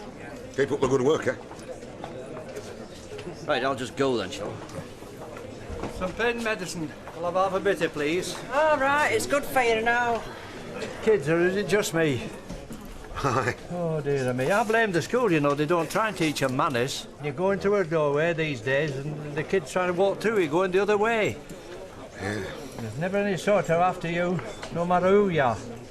Children, because they've never been told. Yeah, Percy. Oh, thank you. I think you find that's correct. Right, love. Oh, sorry, love. Were you wanting serving? Just a Virgin Mary, please, Vera. Do you fancy a game of darts? No, I've had enough exercise for today, lad. Well, how about you? I fancy playing somebody I might be able to beat. It's not my game, Mr. Sugden. Ice and lemon, Worcester sauce. Yeah.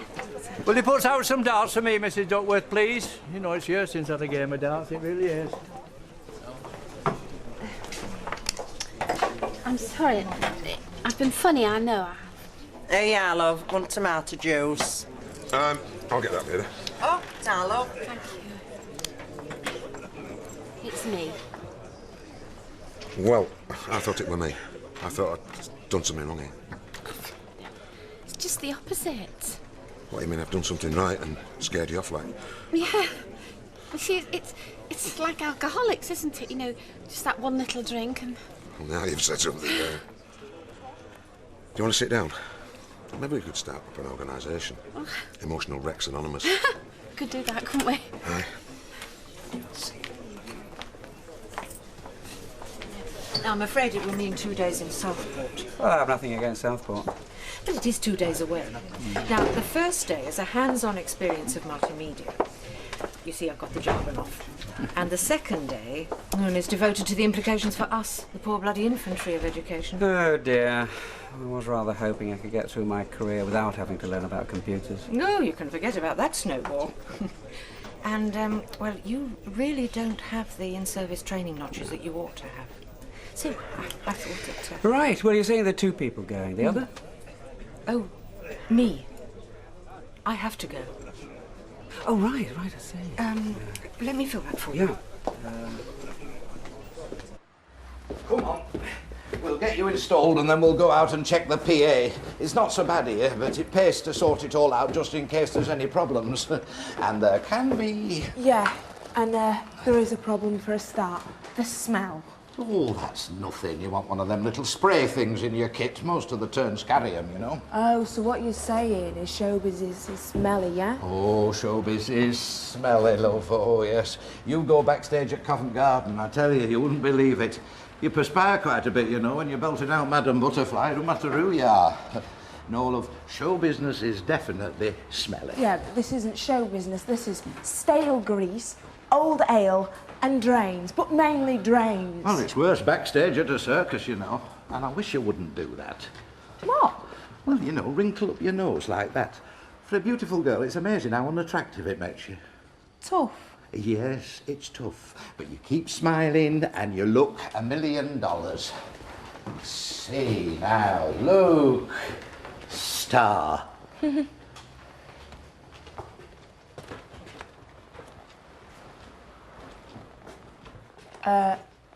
What kind of club is this? Well, the word that springs to mind, love, is typical. Look, I've got my faults. I don't make any bones about it. You should admit it. I mean, that's new. Hey, I'm not stupid. There's a few of us in here for bad behaviour, you know. It's like you always sort of were kidding yourself. I'll tell you who's got people kidded up. And it's not these in here. It's the fellas in the city. Carl, what's that got to do with anything? Sir this, sir that, chairman of the other. And they're getting away with millions. Carl. Look, there's a bit of honesty in here. They admit the villains. And they don't expect a knighthood for picking up the loot. See, Carl, Anybody says you've done something bad and you just accuse somebody else, they're worse than you, so that makes it all right. I never said that. It's how you think. It's what you think. Oh, all right, I'm bad. Everybody else is a saint, eh? But I've still got a right to see my kid, if he wants to see me. Yeah, you have. Oh, so that's all right, is it? Well, I thought you said you wouldn't. Well, if it weren't for Jamie, I wouldn't even tell you where I was living. You didn't. No, because I'm not going back to all that. I'm on my own.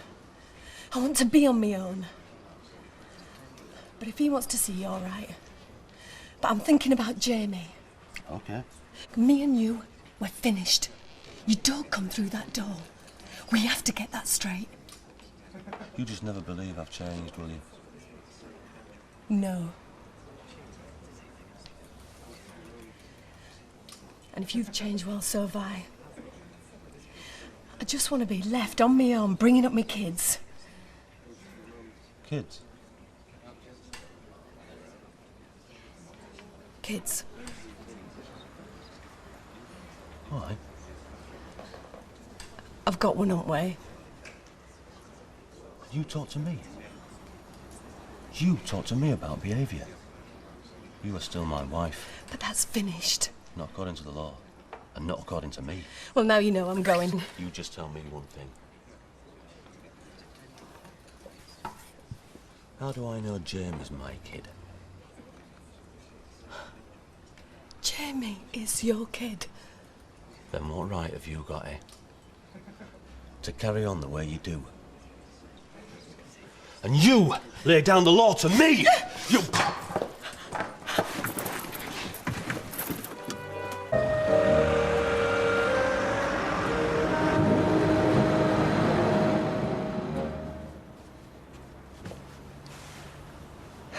What's the rush, Jamie? Nobody's going to steal your cornflakes off you. I've got to wait my mum. We're going down to market to get me some new jeans. Yeah, well, leave her for a bit, eh? She needs her sleep. Were it dead late when she got back? Yeah, it was a bit. Too late to disturb you, anyway. Why did she want to go to a disco for anyway? Well, I don't think she intended to, from what she said. It just started off meeting the girls from work. It was somebody's birthday. One thing led to another, and... Anyway, I think she just felt the need to get out. We all have to let our hair down sometimes. Why? Well, we just do. You don't? No. Maybe that's my mistake. All I said was that I think Rita might have had a point, Audrey. Oh, yeah, of course, and she can do no wrong, can she? Not in your eyes, anyway. Yeah, well, quite frankly, I'm surprised more people didn't think it odd. I mean, one minute he's a paper boy over here, next minute he's at public school in Canada. Oh, and Rita doesn't think a grandson of ours is fit enough to go to public school, huh? Has she got an OBE, I ask myself? She didn't mean anything. Do you know, if there's one thing I can't stand, it's gossips. They're nothing but trouble. Why people can't keep their noses out of other people's business, I'll never understand. Anyway, our Nick is in the best place possible. And he's got Stephen to look after him. Yeah, but... Hey, and do you know, if you're worried about him, we can always take a little trip over there. Right. Little trip? It cost a fortune. Oh, come on, Alfie. It's family. You don't worry about money when it's family. I'm not worried about him, not one little bit. Oh, well, right. Well, that's sorted then. Now we can start living our own lives, So, who's the birthday boy next week then? Oh, don't remind me. Oh, Alfie, come on. You'd hate it if there wasn't a bit of a fuss, wouldn't you? Little bit of a surprise. Surprise? What's it going to cost me, Audrey? Oh, Alfie. Oh, you don't fool me. I'll see you. Where are you going? Oh, now. You wouldn't want me to spoil it, would you? Eh? See you.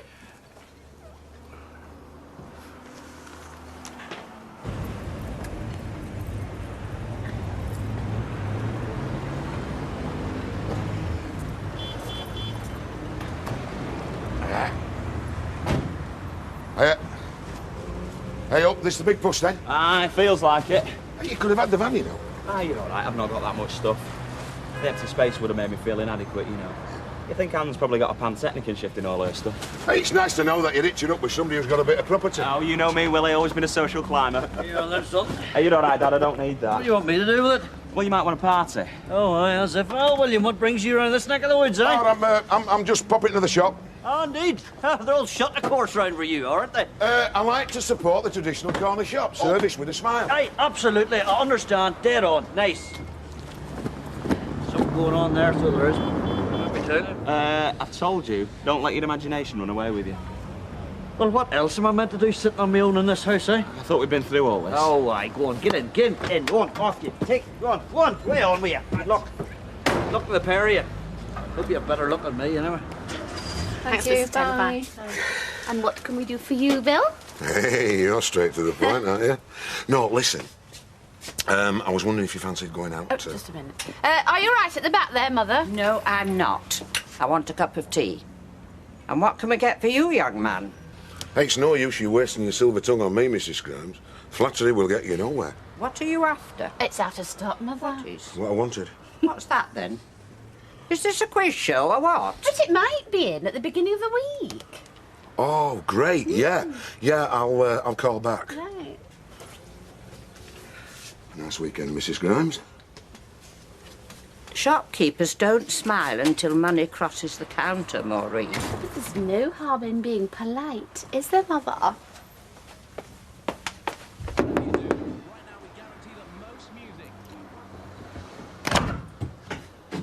Oh, love. It's worse, isn't it? Well, It's all the bruising's come up. I've tried everything. Just gonna have to live with it, aren't I? Is that my mum? Here we go. What's that? Just an accident. It's not serious. Well, what happened? It's called dancing round your handbag. It's something you do at discos. You dance round your handbag so it don't get nicked. Well, did somebody try to? No, not like that. No, I bent down to get my bag when I was leaving, and it were crowded, and I just managed to get this girl's foot in my mouth. Didn't even notice it at the time. It looks worse than it is. Well, come on then. Let's get going. Where? We're going to go and get you some new jeans, aren't we? I'm not going to market with you looking like that. What will my mates think if they saw me? Well, thank you, Jimmy. Thank you very much for being so understanding. Oh, come on, Mum. Look at you. Look, I'll take him. Oh, would you? Yeah, I'm not working today. I've got to go shopping for some new pillowcases anyway, so no problem. Oh, thanks. I've got stuff I could do. Do you want some money? No, I'll tell you what, we'll meet up in the cafe about 1-ish. We'll get sorted then. Is that all right with you, love? I'll get me coat. Hey, don't be angry with me, kid.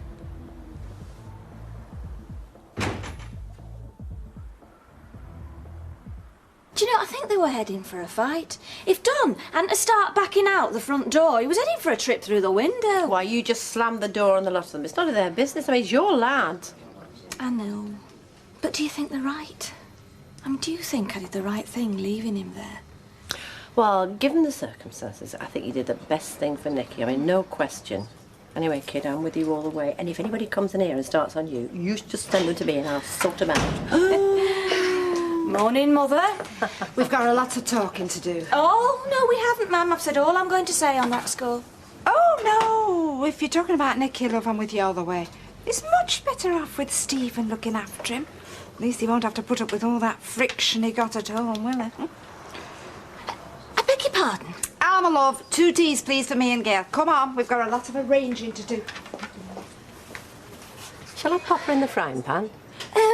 Wait until there aren't any witnesses. Right. Good thinking.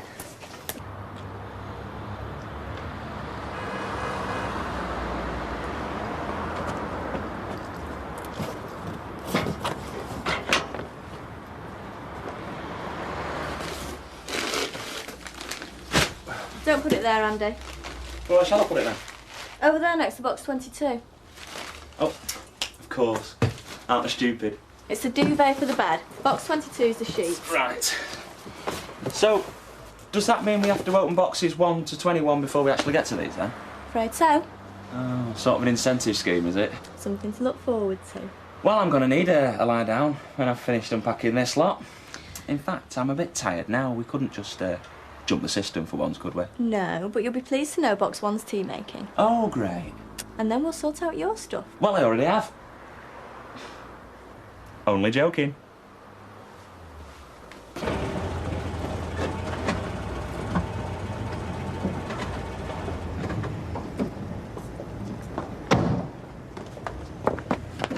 There you go.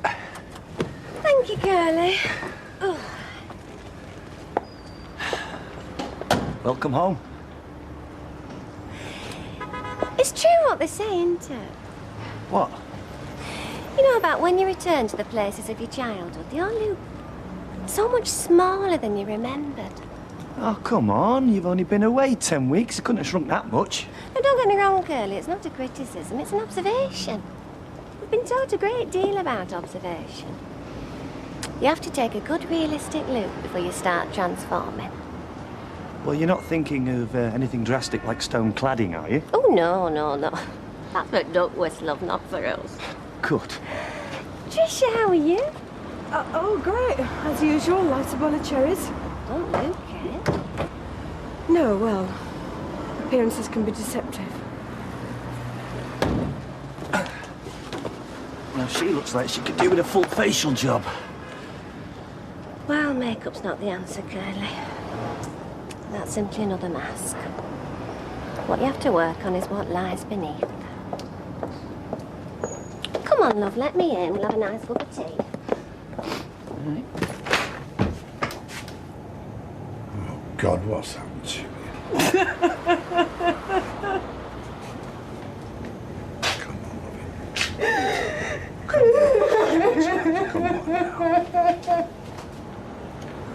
What's going on?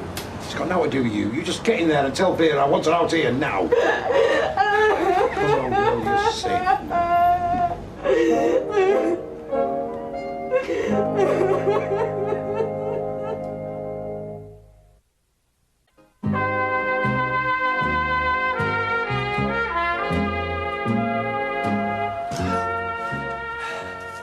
I have cleaned, you know, on a daily basis.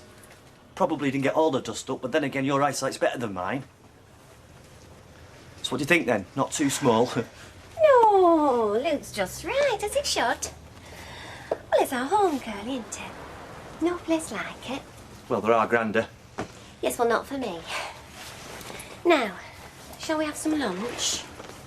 Lunch? Well, you see, I've been a bit preoccupied. You have been eating properly whilst I've been away, haven't you? Yeah, I stacked up the freezer. I tell you what, shall I get a couple of curries out and defrost them in the microwave? Well, I don't fancy a curry, Curly. Oh. Well, what do you fancy? Let's not rush things, Curl. No, you're right. We've got all the time in the world, haven't we? The Rovers, then. Betty's hot pot. Oh, that is, of course, you want to go to the Rovers. Well, why not? It sounds nice. Right, then. We'll go.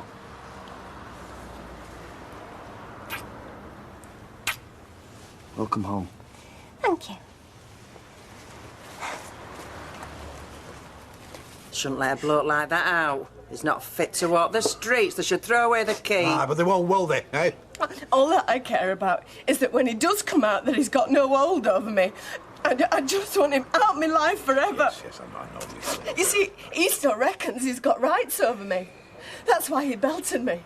I'm his wife, his property. Well, you can sort that out. Get a divorce. Oh, yeah, but it all takes time, though, doesn't it? Well, it don't have to be. Get yourself a good solicitor. And after what he's done to you... It's all money, though, Vera. Look, put the pounds and pence out your head. You're part of us now, the Duckworths. You and what you're carrying is part of this family. Am I right, Jack? Aye. Oh, aye. Oh, I couldn't ask. Look, you're not asking. We're telling. Thank you. Right, I better go and pick up Jamie. Have you told him? Oh, how could I? Well, first things first, you know. Yeah. Now, do you want me to come with you? No, it's all right. It's all right. You've done enough. Right, I'll show you out, love. No, I'm all right. No, yeah. Thank you. Oh, poor lass. Aye, you're right, aye. I'll tell you something, Vera. What? All this is going to cost us. And I am not just talking about money. Yeah, and we're going to pay it, Jack. Whatever the cost, aren't we? Aye. course. I'll give her time, Alec. She's hardly set foot on a stage yet. Well, it's whether she'll give me time, Rita. I mean, they're young nowadays. They're not like our generation. They want everything handed to them on a plate straight away. Did Fiona say she wanted the limousine parked at the door? Well, as near as damn it. I mean, she complained about the dressing room. Oh, the jacuzzi wasn't working. Well, I must admit, it did leave a bit to be desired. But, I mean, that's the whole point, isn't it? That's where you start, and then your desire and your talent takes you through and up. For some, it does. Right, love, what you having? What's Two pints going of ice, on please. back there, then? Mind your own business. Sorry, I spoke. Right then, Bill, what was it? You wouldn't have a word with her, would you, Rita? Well, I can't tell her about the champagne in the ice buckets and the bouquets of flowers. You never got me that far. I know I should have done. I'm sorry. I'll have a chat with her. Come on, then. Oh, look What? who's here, Vera. Rita. Oh, welcome back, love. Thank you. Don't you look a pitch? Hey, look at Curly Cat who got the creamer. He's had a face as long as the Mersey Tunnel while you've been away. Oh, come on. It wasn't that bad. Just building it up for you, lad. Come on, let's give you a proper welcome. Vera, get these two a drink, will you? Thank you very much. And 2 hot pots, please, Vera. My pleasure. Jack! Look who's here. We've missed you, haven't we, Jack? Aye. There you go. Ciao, love. Thank you. Nice to see you, Raquel. Yes, you too, Bill. There you go. And I've got us pie and chips and all. Oh, here. What are we celebrating then, William? Oh, you did well getting that job. Could turn out nicely. Behave yourself.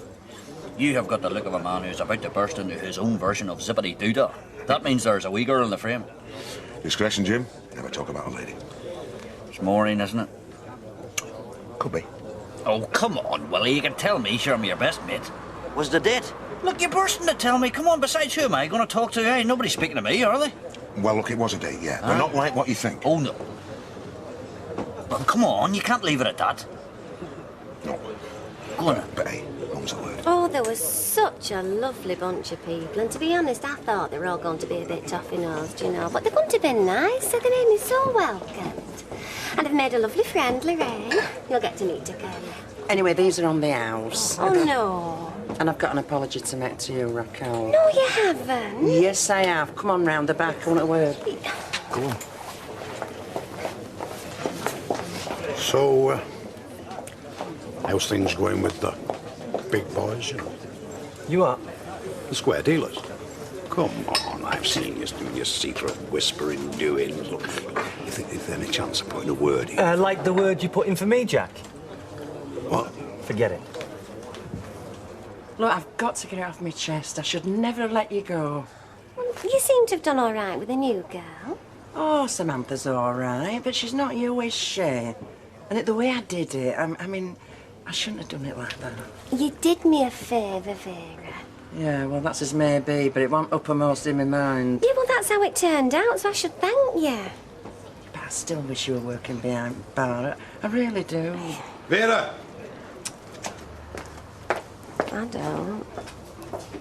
The jeans weren't too expensive, were they? Oh, no, they were a bargain. Do you like them, Jamie? I bought some dinner. Did you manage to get your pillowcases? No. I thought I'd go and have a look round the shops for them now. If you two are okay? Yeah, great, no problems. Right. See you later, then. Yeah, see ya. See ya. Can I get you something, Trisha? No, thanks.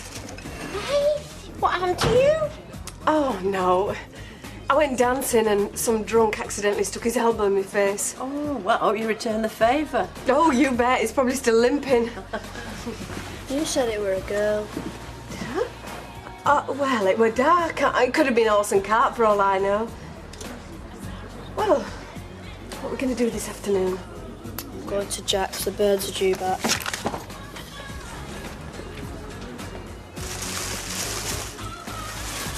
See you later, Mrs. Stokes. Have a nice night. You get off if you want. I'll look up.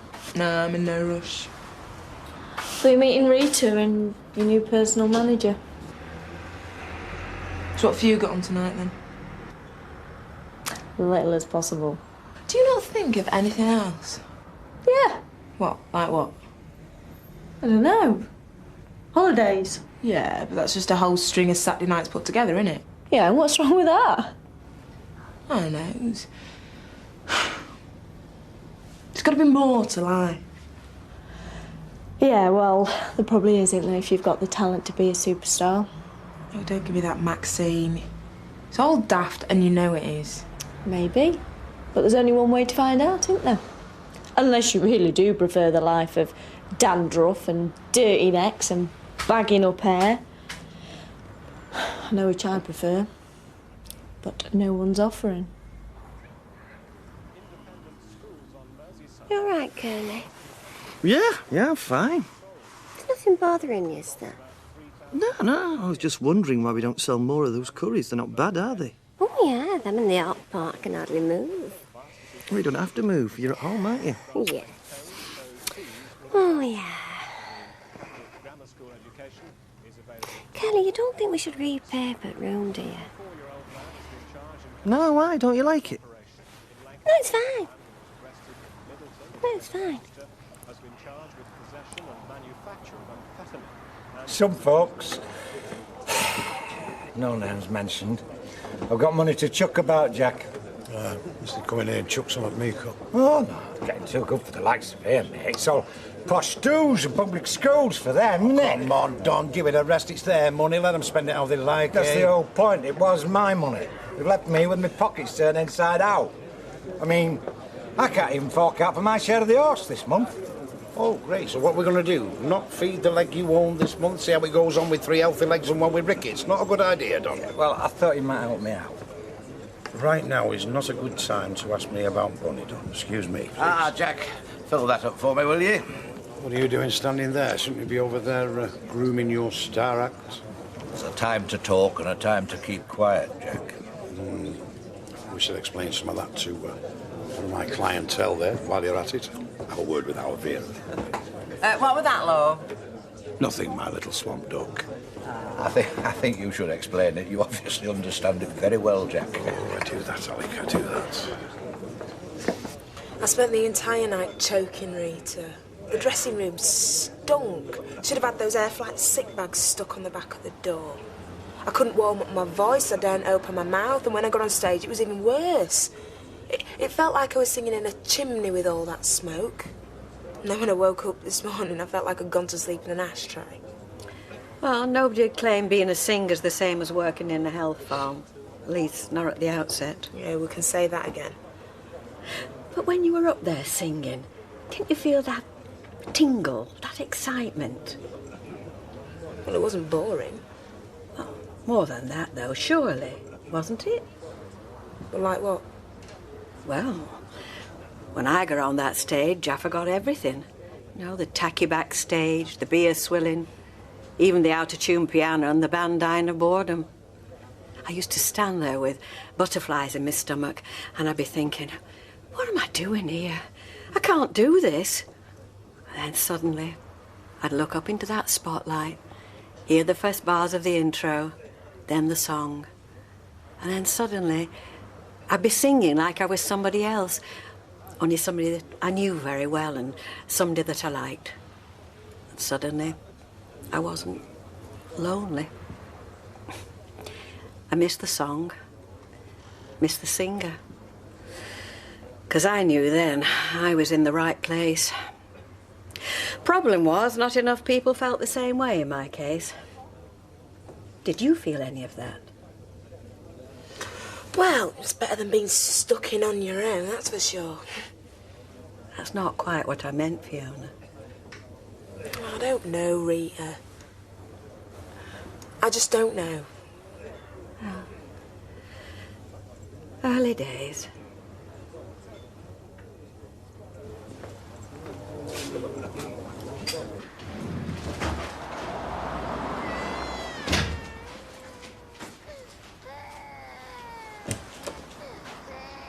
Hello, Jamie.